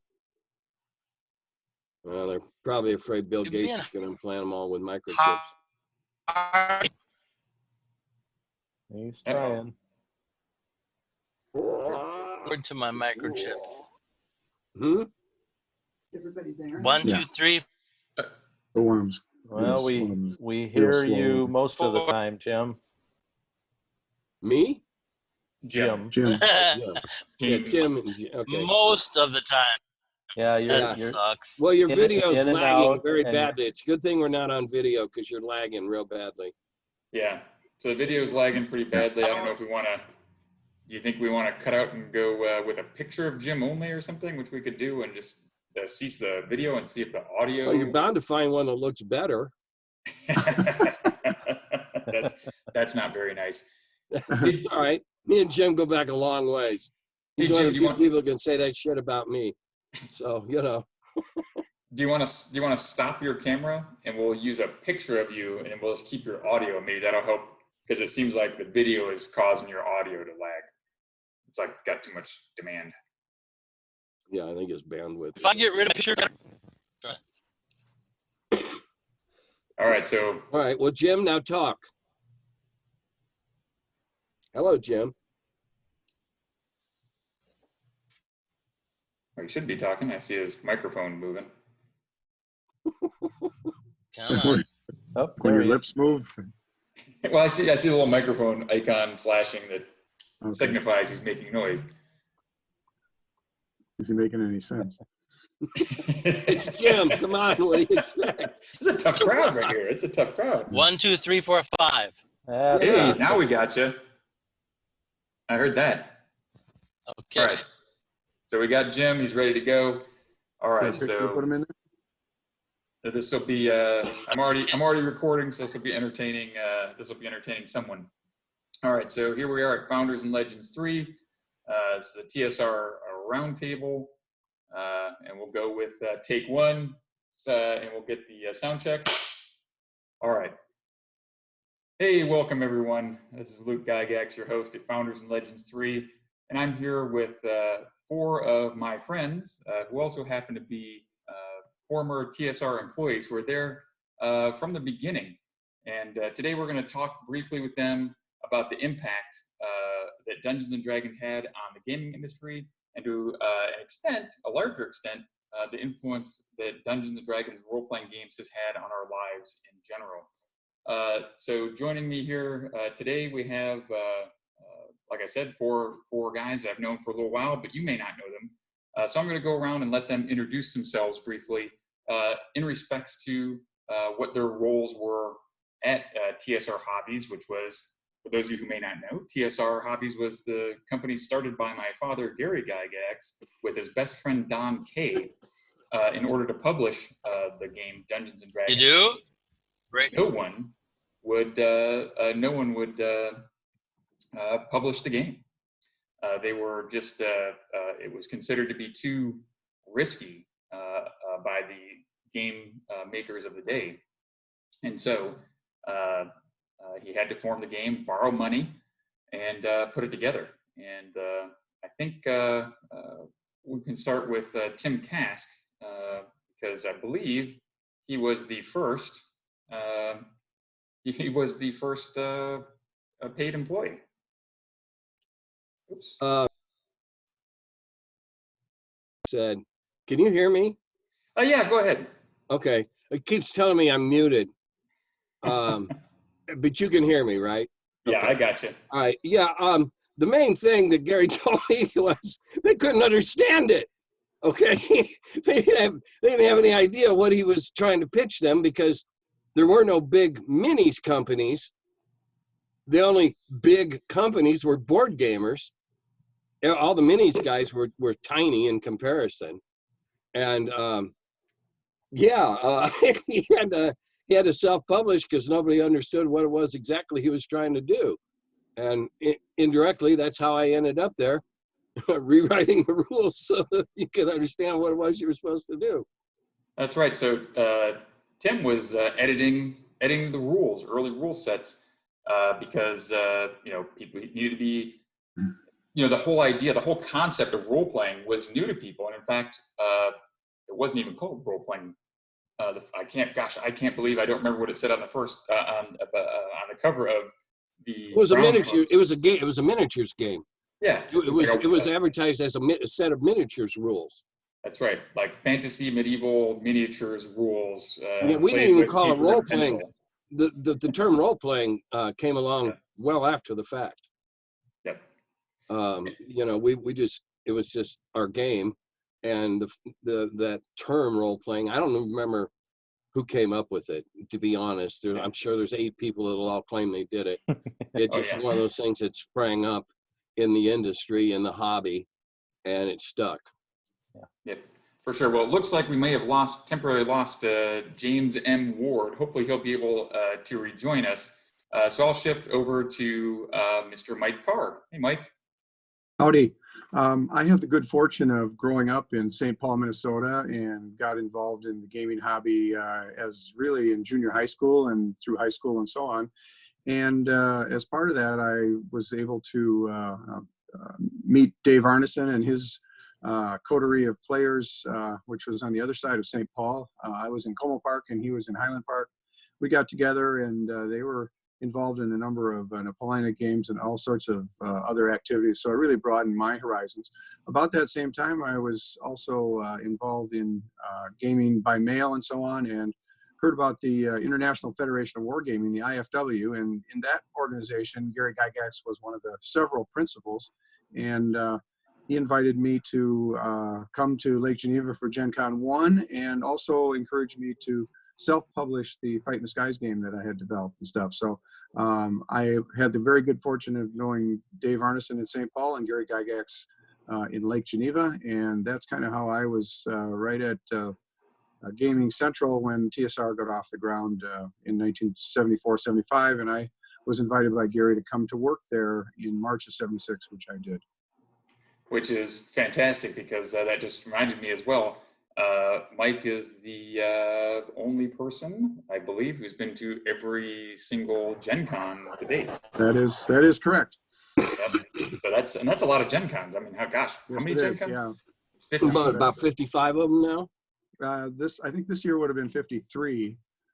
Yeah. Well, I've got to participate virtually so I can keep my string going, or have to go to Indianapolis and have a beer that weekend or something just to say I was there. So Peter Atkinson conned me into playing a weird game online for this year's Gen Con. So it's fantastic. And I've also been at every truly Gary Con weird too, so that's good. I see we were rejoined by James M. Ward. Mr. Ward, I'm sorry. That's okay. Can you introduce yourself? Sure, Jim Ward. Met Gary in '74. I helped him do a couple projects. Metamorphosis Alpha was the first science fiction game. Gamma World was the first apocalyptic game. And then I started work in '80, got fired in '84, joined the company again joined the company again in '86, and left in '97. So you had quite a storied career, probably the longest career at TSR of just about anybody. And joining us also, rounding out our panel today, is none other than Dave Conant, who I've known also since I was a boy as well. He worked, at the hobby shop, I think, amongst other places. Yeah. One of the local guys, and he helps me out to this very day with GaryCon. So it's a kind of lifelong friend. So Dave, go ahead and introduce yourself, please. Dave Conant. Unlike these guys, I was not of working age in 1974. So I was one of the snotty-nosed high school kids hanging out in the hobby shop while Tim was in the back room working on rules changes and things. So I had the very good fortune of actually growing up in Lake Geneva and lived at Ground Zero. So for me, it was my backyard. I knew half the people that were there just for living in the area. So growing up with Dungeons and Dragons, even in high school, was just a natural thing. So for me, it was it was easy to start working at TSR, which I did in 1978, the fall of '78. At that point, there were maybe 30 some employees. I think I was employee number 31 or 2. And I wore, like all of us at that time, coming into the company at least at that point, we wore a lot of hats because by that point the company was starting to expand, hadn't really gone into the rocket phase yet, but it was growing rapidly, and so all of us were wearing a lot of hats. I think in the first year that I was there, I served 4 different positions. I think ultimately ended up most of my time there running Gen Con with Skip Williams. So that was my first stint at TSR. Then I was also fired in 1983 with most of the other folks, and came Sorry, back Dave. second time. Thanks, Jim. Came back again in '92, I think, and helped to bring them into the from a production perspective, brought them into the digital age, and stayed there then until 97 when WotC bought the company. Right.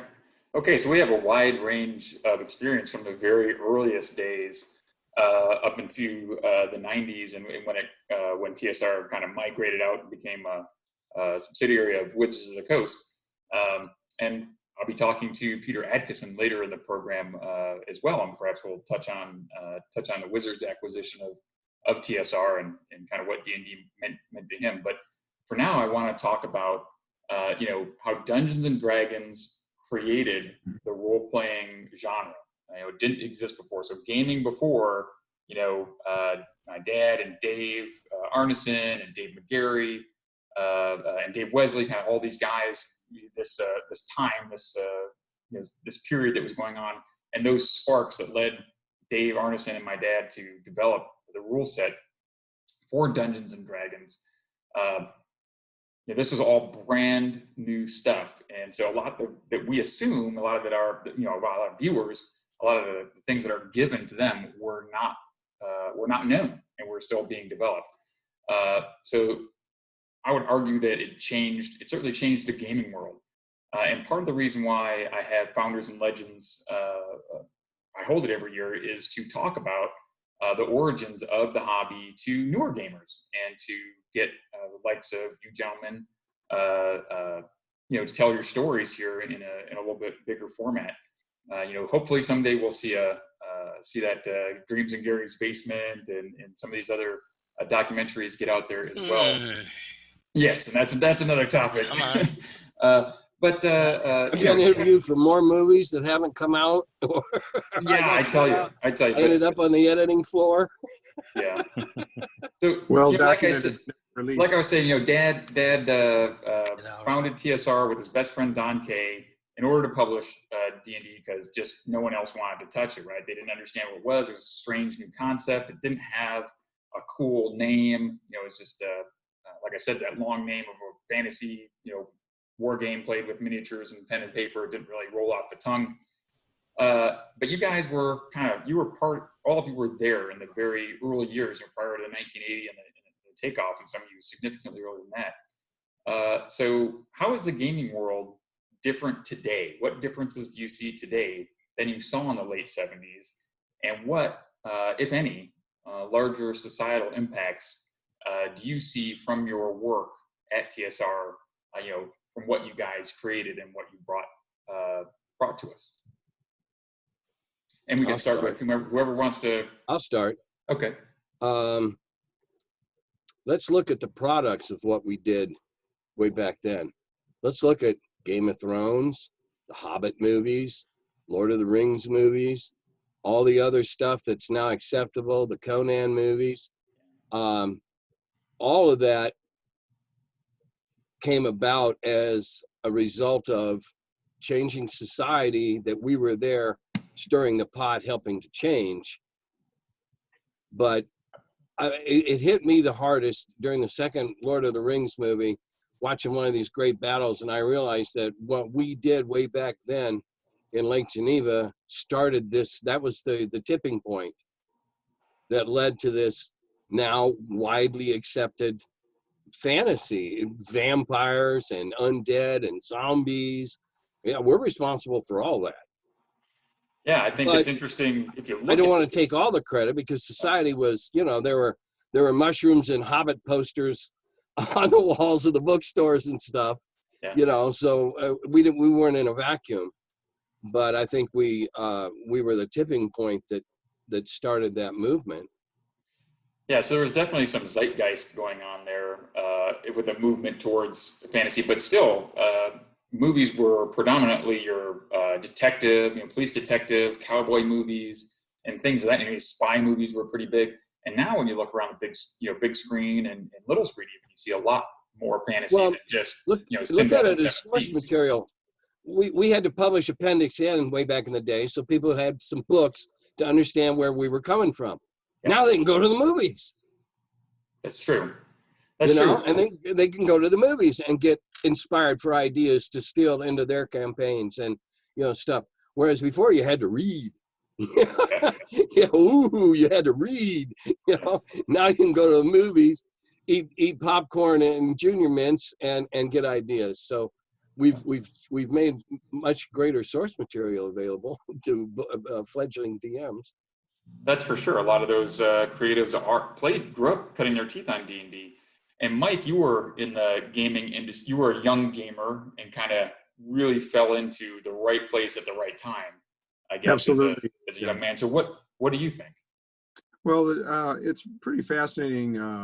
The genesis of it, Dave Wesley deserves, I think, more credit than he gets. I mean, he's acknowledged as the creator of what he called Braunstein, which was really a freewheeling role-playing game that really got Dave Arneson's fancy. And Dave Arneson thought this would be wonderful to transfer this role-playing idea of playing a character in kind of an unstructured, semi-unstructured way, in the popular medieval and Middle Age and Tolkien world and that sort of thing. So I think Dave Wesley deserves some, some more credit for that to kind of as the concept maker and presenter and so on. And then we played Blackmore in Dave Arneson's basement, not realizing it was going to be something that would totally explode into a worldwide phenomena. And then when Dave Arneson and Dave McGarry took this to Lake Geneva and showed Gary, and the light bulb went on there as well. And every time that people were exposed to this concept, they got excited about it. So that was pretty cool. And now look at how many people are excited about it and all the movies, as Tim pointed out. And, it's become a very accepted genre. It's totally mainstream now.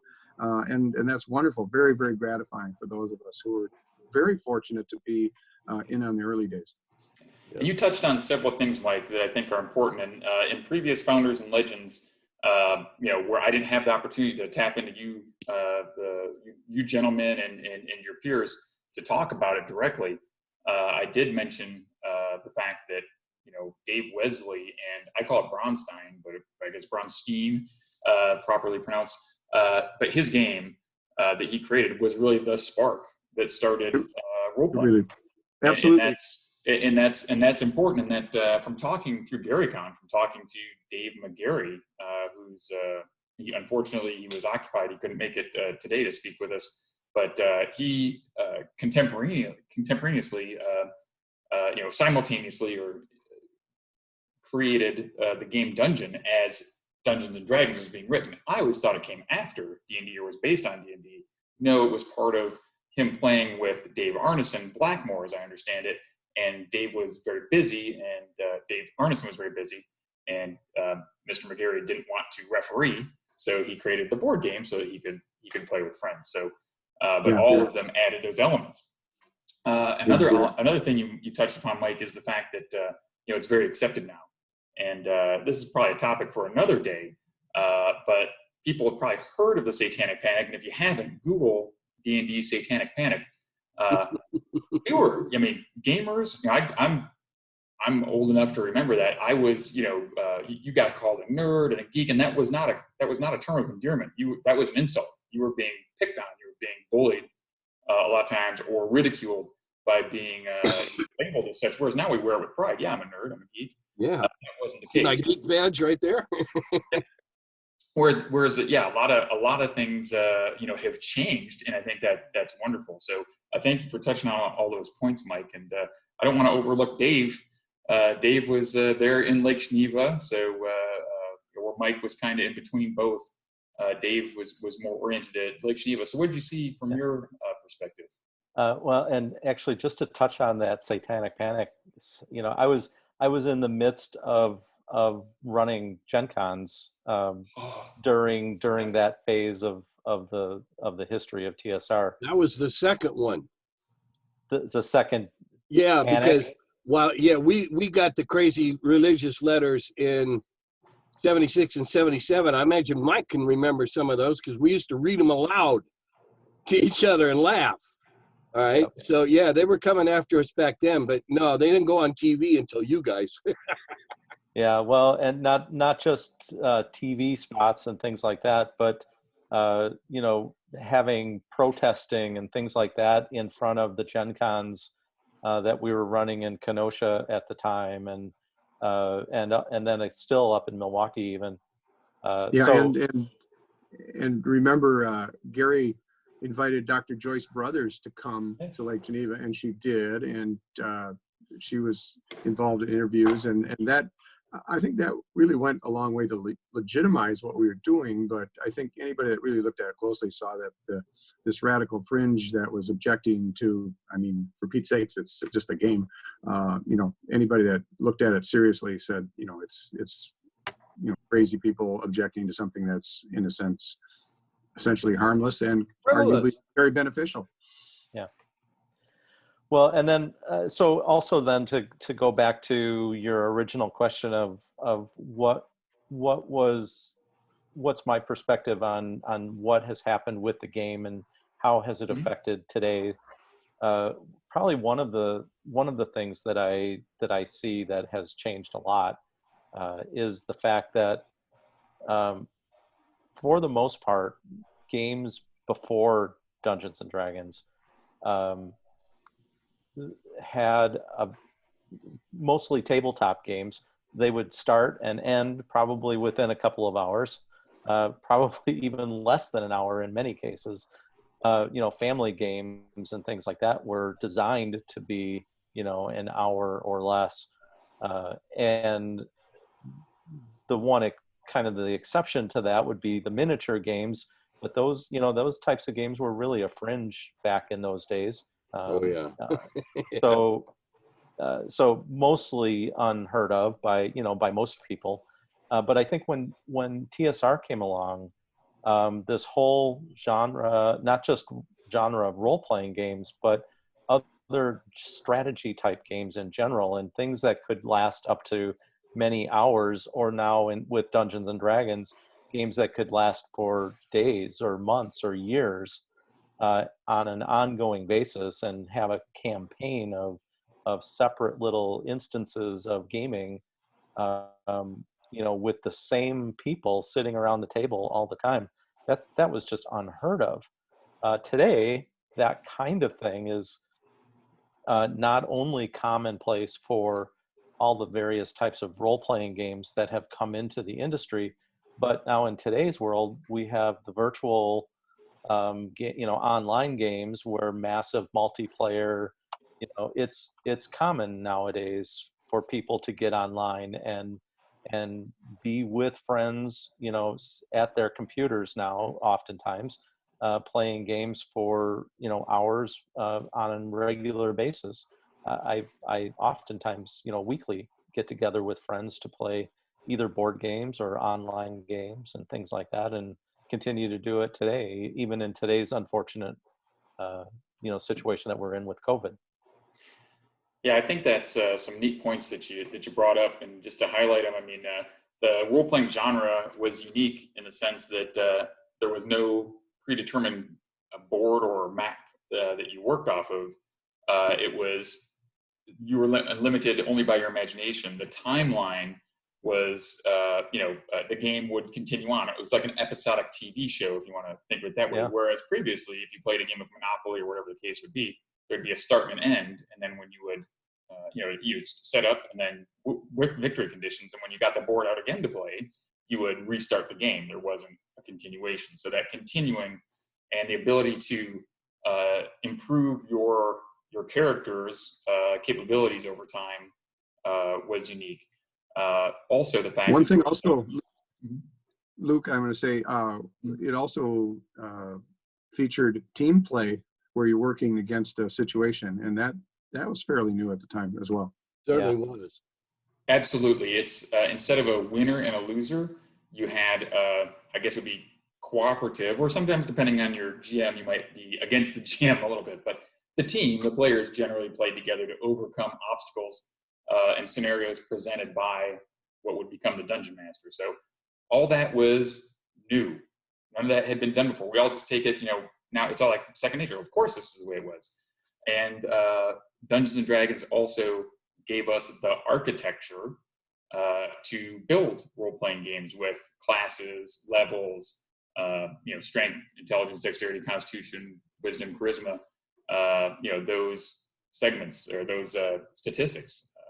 Well, I think you ought to point out that there isn't a video game alive that doesn't owe a lot to D&D. Lives, health, new weapons, powering up, all those concepts came out of D&D and went straight in. And then you see that with some of the developers and designers that went from out of our hobby into, went to work at Sega and places like that.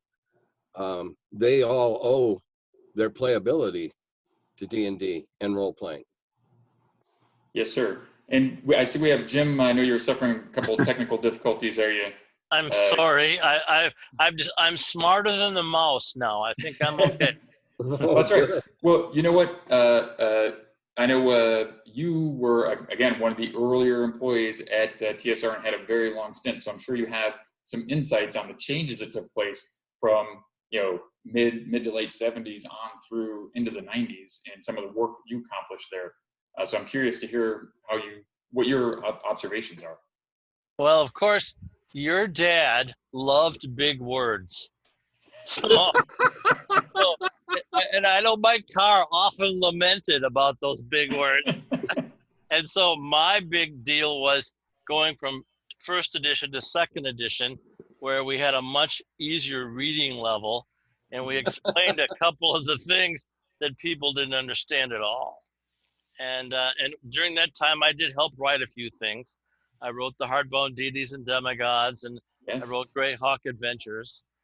But I think just making the game simpler was the effort that I worked on for the 20 years I was there. Yep, and it's no secret that my father loved words, and he would buy books like Pop Lollies and Belly Bones, which is old and unused words, and he'd read that for inspiration and entertainment. He had I think it was a Webster, Funk and Wagnall's dictionary. Anyway, he had a big giant dictionary that was unabridged from like 1896. Your father and I had a running argument over his love of words. And this is pre-internet. Now, I had 4 of the common dictionaries. Now, I didn't have that giant Oxford, from 1896 or whatever. Yep. But I told him, I said, if I can't find it in my dictionaries, you can't use it. And that was the rule from then on. If I couldn't find it, he couldn't use it. Wow. Oh, now, I still do that. I still put in words that I know some people are going to have to look up, but they're not going to have to go find a 200-year-old English dictionary to find them either. Yeah. I share that with your dad. I like making people look them up. Let's make them a little smarter when they get done. Yes. That was something he and I shared. But if I couldn't find it, he couldn't use it. I think that's where you found the word Dweomercrafting was in that old dictionary. So there's one of the ones. How do you pronounce that? Dweomer? Yeah. Oh my gosh, we can get into the Drow pronunciation and Paladin and Paladin and how do you say Utyug and all that sort of stuff. So but it's amazing. I think another thing that came out of Dungeons and Dragons, and rarely think about it, is monsters through folklore could vary greatly. You could have a kobold who might be 8 feet tall, right, in a story, or had certain powers. Now, if I say, oh, it's a kobold, most everyone can bring a picture to their mind of more of a diminutive, creature, and what an orc might look like, what an ogre might look like, what certain types of demon, Baylor, type 1, whatever it is, these things, and we know what their powers are. A centaur, whatever the case, a warg, a hellhound. We have those things kind of cataloged. So that's another thing it's given us. Your father hated Tolkien for what he did to dwarves. He made them too nice. Dwarves in mythology and in folklore are nasty. They play tricks on people. They're greedy little misers. Your father hated what Tolkien did to the dwarves. He just hated it. Yeah. Your point is good, Luke.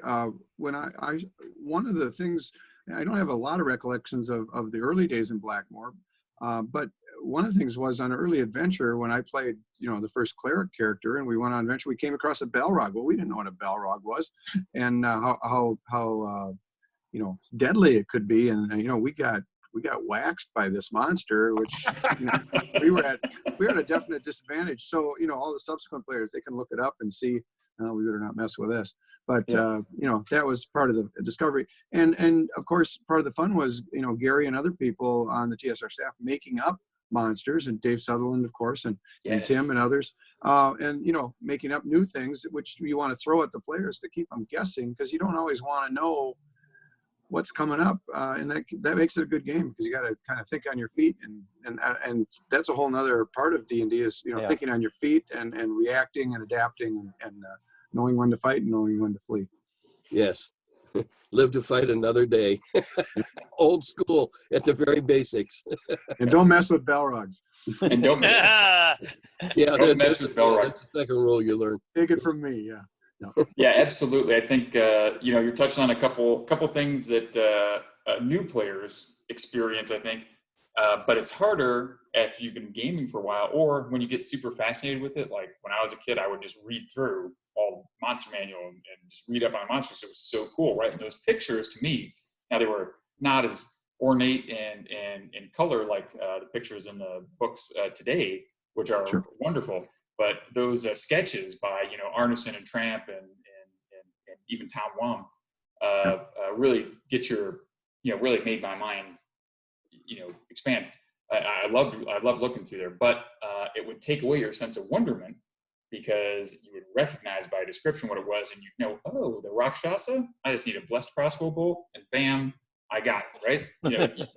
Right? So you have those tricks. You'd be metagaming, right? So you have to It's harder. It's harder to flummox modern players, I think, for that reason, because the literature is so vast and wide, and the game's been around for a long time. And to come up with some kind of new creature or phenomenon or whatever, that's not as easy, because they're going to have a clue, whereas they might enjoy it more if they didn't have a clue and have to figure it out. So. Yeah, and another thing you mentioned there, Mike, which I strongly agree with, is Dungeons and Dragons teaches you life skills, and you all, I'm sure all of you have seen, and people have written to you and talked to you about it. It teaches you, critical thinking skills, small group dynamics, problem solving, presentation, and then as a dungeon master, you are practicing creating stories, creating characters. Finding out what hooks will resonate with your players, and how to weave a good tale. And I think those practice, getting those reps in, and you don't even know you're doing. You don't know you're working at stuff, right? That's going to be helpful to you. You're just having fun. But I think that's why we find so many people, so many creatives, learn they were creative and enjoyed being creative through Dungeons and Dragons, and so they flowed into book writing and script writing and acting, and so we saw this in directing. And so we see far more fantasy today than we did before. I think that's a direct influence of what you guys did.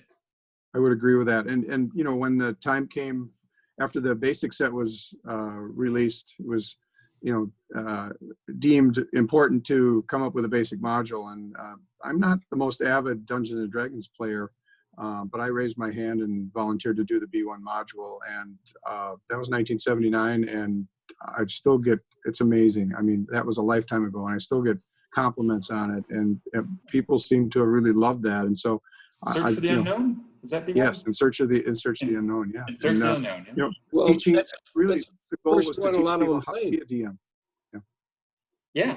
Yeah, that's another thing. You mean back then, you guys, through the work you did, that was the big vehicle, and there's a lot more diversity now in game systems you can play, and lots of people writing scenarios, but there weren't that many then. So No, there was, B2, yeah, very little. B1, B2, those are seminal modules in the beginning play for a lot of people. Yeah, it's, explain the concept. You're the dungeon master. You're tasked with creating this situation and this place, and coming up with an idea for the adventurers to go there, and to give them an objective that they have to seek out or try to find or discover or overcome or whatever. And that was the purpose of the B1 module. And here's how you first conceptualize it, and here's how you create it, and here's how you populate it with monsters and treasures, and in a fairly balanced sort of way. Create a backstory. One of the things it did was, the dungeon master, the fledgling DM, would take each player aside and roll a die, and here's the legend that you've heard. And then each person would come in. Of course, not all of those legends were correct, so that added even more uncertainty, and just kind of give the feel for what a DM is trying to accomplish and how to do it. Kind of a nuts and bolts approach, and I think that succeeded well. And the fact that I'm still getting compliments on it tells me that I guess carried it off pretty well. The fact that you still get compliments on a textbook is amazing. That's amazing, because you were basically teaching them how to be a DM, how to be a player. And I had a guy at GaryCon come up to me and said, "I love your B1 module. I've probably run it 100 times." And I looked at him like 100 times. And the guy next to him says, "Oh, I'm sure he has." He says, "In fact, I've run it 30 times." And so, wow. So that really hit me as like, wow, this thing has legs. So yeah, cool. it has legs. Wow. And that just means that they were using it as the intro. It was the tutorial. Like if you do a video game, sometimes they'll take you through tutorial modules. Yeah. That's kind of what was happening with it, when you use the term module even. Same thing with B2. I remember writing the foreword to the new 5e conversion of into Keep on the Borderlands, and I hadn't read that thing in forever, right? And I started reading it, and it's again the tutorial style like that, and it was like my dad was walking me through a dungeon. That's what it sounded like. I heard his voice as he wrote it. That's exactly what he was doing. He was saying, "This is how I do it, guys. This is if you were, he couldn't record a YouTube. This was a YouTube of how to do it." Yeah. Right? Yeah. And you can imagine people reading it saying, "Aha, now I see what's behind this, and I see the rationale and all of that." Yeah. Make it easier for them. Absolutely. Very important. And I still remember the rumor, Bree Yark is a kobold for I Surrender, which it wasn't. That was a false one. That was not. So I always had the kobolds would yell Bree Yark in there, and that meant charge or something. Anyway, it's just the little stuff that you remember, and it's impactful. But I can't believe it. We have already covered our time allotment. We're going to have to get you guys back together, and we're going to have to do another one of these. I'm going to have to do some regular streaming, I think, because there's just so much to talk to and so many things to learn about, and just put it up on YouTube, stream it on Twitch and put it on YouTube, something like that, because there's just so many cool things going out there, both old school, the new stuff, people doing, using role-playing for therapy, for veterans, for special education students. I mean, it's just, there is a lot, and it's just a big area to talk about. And really what I want folks to think of or to know is that, folks like you and many others were there working at it. And I want to say thank you for the work that you guys did in helping grow this thing. Obviously, it was vastly successful on what you've done. And I think we touched upon just a couple of little things that I'll reiterate. D&D was the first one. There's some guys that we should remember, the 3 Daves, and my dad, and the risks my dad took to launch this thing, along with his good friend Don Kay, who very sadly died at a young age of a heart attack. Unfortunately, age like 36, I think, or 35, or he might, still be here. and the great benefits, how unique the genre was, the benefits of playing it, and how it's changed culture today, so that we can be here doing stuff like Founders and Legends, and we have Critical Role, which is vastly successful, and as Tim mentioned, Game of Thrones and all those, the video games and the way that they're built. All that is traced back to D&D and to a very early group of pioneers in the Twin Cities, St. Paul in Minnesota, and Lake Geneva, which is my hometown. So again, thank you, gentlemen, for your time today. But before I go, I want to give you an opportunity just to say a couple last words, maybe tell us what you're up to today. And let's start with Mr. Ward. I'm writing adventures for a company called FiresideCreations.com. I invented a role-playing game that uses a deck of cards instead of rolling dice, and it's pretty successful. And so I'm in the middle of an 8-adventure series where the dragons fly every night and try to eat the party, and that's me. Well, Jim is known for his very soft style of play and really low risk and not messing with the players at all. Yeah, so, exactly. In fact, right after this interview, we should be seeing Jim take a group of people and walk them through a very peaceful scenario. Very RP heavy for the Starship Warden. Yeah, Metamorphosis Metamorphosis Alpha. Alpha. That's right, which is the very first science fiction role-playing game. So Jim Ward first created the first science fiction role-playing game, is a great masterful GM who has a lot of kills under his belt. No. I never kill anybody. Players kill characters. Okay. All right, Jim. Thank you. We'll leave it at that. And then let's just Simply slide over provide to opportunities for them to suicide. Yeah, That's exactly. all it is. That's true. All right, Tim, tell us what you're up to these days. Well, I do my curmudgeon in the cellar every week on YouTube, and I've got a Kickstarter I'm doing with Lloyd Metcalf in Fail Squad Games, probably in September. We're going to kickstart one of my modules. All right. And I'm working with Jared Nielsen with Old Guard Games. We've got some stuff going on there. I'm writing little bits and pieces for him, and not much else. Hey, that's plenty. You've been working in this business. You started what, 76 or 75? So 75. 75. So that's just a couple years under your belt. Yeah. Well, it was brought to my attention recently. Two of the newer player characters, or the second wave of player characters, actually came from people that played in my Carbondale group. Huh. The Druid and the Thief were both out of my Carbondale group of playtesters that we were playing, after I went to Gen Con 7, and then we played until I went to work there. And yeah, Doug Swegman wrote both of those, and I didn't make the connection until recently. Oh, nice. And Druids are very popular, as are Rogues. Those are still very popular classes today. Yeah. Dave, what are you doing? Well, I'm happily retired, so I've got my all to myself. Luckily, you get to suck some of that up by letting me help with Gary Con. Thank you very much. Something I've been enjoying a great deal. So it goes back to my early Gen Con days and mini cons and things like that. So to be able to pick that wheel up again and Winter continue it Fantasy on with Gary Con is it's an honor, actually. Remember that one? Which one? Yeah, Winter Fantasy. Oh yeah, of course. Oh, yeah, that was up at the Legion Hall. That was a great con. Yeah, we did 3 different mini cons: Winter Fantasy, Autumn Revel, and Spring Revel. But Winter Fantasy was always the big one for some reason, and there always had to be a big snowstorm, otherwise it wouldn't be Winter Fantasy in Lake Geneva. Otherwise, 27 below. Yeah. Yeah, really. Great weather to stay in and game all day. That's for sure. Exactly. Once you get there. So that's a part of my time, at least during a chunk of the year. And in later this summer, I'll be coming out. I'm helping Tom Wam with producing some games, and we're going to do some Kickstarter Kickstarters for his games. So we're trying to put something together to let others enjoy some of his games as You're well. going to do Moose Hunt? Yes, we have it done already. Oh, I played that one. That's fun.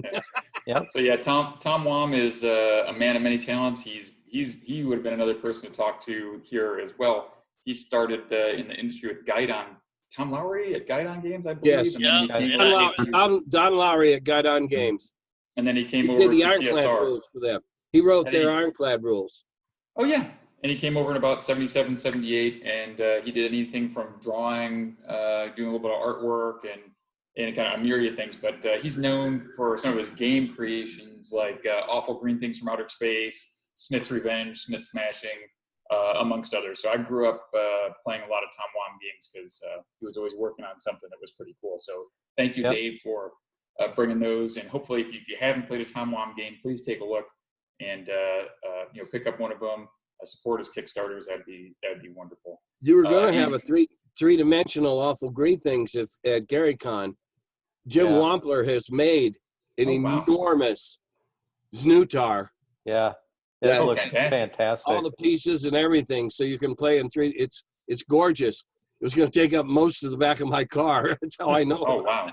No, I want to play that. That was one of my favorites. Yeah, so we're hoping if we have one next year, we'll haul it up next year. Right. And Mike Carr, what are you up to these days? Got a couple of things going on. The Fight in the Skies game, which again, Gary Gygax urged me to self-publish, and then it was one of the early TSR box games in 1976 in what was the 5th edition, and then TSR did 6th, and 7th edition became Dawn Patrol. Working on what will be the 8th edition of Dawn Patrol. And in the meantime, believe it or not, the Fight in the Skies Society, which was formed as part of the IFW in 1967, 68, 69, is still in existence. And in fact, we just published our 184th issue of the Aerodrome, which is our magazine, and the society has about 90 or 100 members, and we've got a great online system, and that's still going. And someone recently pointed out to me that this could be the original game for level advancement, because when Fight in the Skies was created in the late 1960s, we would fly fictional pilots and try to create a record for these fictional pilots, become an ace. And at some point, if you achieve 12 missions, which is 12 games survived for your fictional pilot, or became an ace with 5 or more kills, you got to go up a level. So that was pointed out to me as something that could be one of the earliest examples of that. So that's pretty cool. And the other thing going on is the Geneva Lake Museum is in the midst of preparing a 500 square foot room at the museum devoted to a legacy of imagination, which is about Gary Gygax, TSR, and the Dungeons and Dragons game. So as they say in Hollywood, Mike Carr has attached himself to that project. And Paul Stormberg is instrumental in assisting the museum staff with that. So I've been going to Lake Geneva occasionally and conferring with Beth Loomer, who's the young woman who's in charge of that. And the room is in preparation stage. I just saw the exit door that they put in was going to resemble like a secret door. So that's kind of exciting. And they're going to do a Kickstarter program probably this fall, and it's going to be a big deal. And the interesting thing is, people are already game crazy D&D aficionados are already coming to Lake Geneva with not a lot to see there, but with this exhibit being a permanent exhibit, that's going to be a great draw. And there's going to be a beautiful game table that's been donated that's going to be in the room, so you can play in the room. Also, there's the long-awaited statue for Gary, and whether that's in Library Park or elsewhere, but that's going to be there. There's other projects in the wind. Anecdotally, somebody wants to open a D&D themed or a medieval themed restaurant and tavern, and I mean, there's going to be a lot of reasons for these already stream of people to swell. This is going to be a big attraction for Lake That may be the biggest. That may be the biggest accomplishment of Dungeons and Dragons, is to make this city of Lake Geneva realize how awesome D&D was, and that they should recognize it. Because heck, what are we, 45 years into this thing? Yeah, finally. These guys have no clue how awesome it is until we started, bringing in, until really GaryCon kicked up a whole bunch, and then people started taking note. And that's the just city long fathers. overdue. Yeah, the city finally recognizes what they've got here. And in some of these early meetings, I point out is that every small town in America or every mid-sized town, they're looking for something to hang their hat on to bring tourists in. I said, you in Lake Geneva, you have the real thing here. You got something totally unique that happened here, and people are already coming here with nothing to see. All the TSR buildings are still standing, but they're just the vestige of that. I said, this is a dragon you can ride. And I think they finally recognize that, and they're going to do that. And they understood the reference of what you meant, because because of Dungeons and Dragons.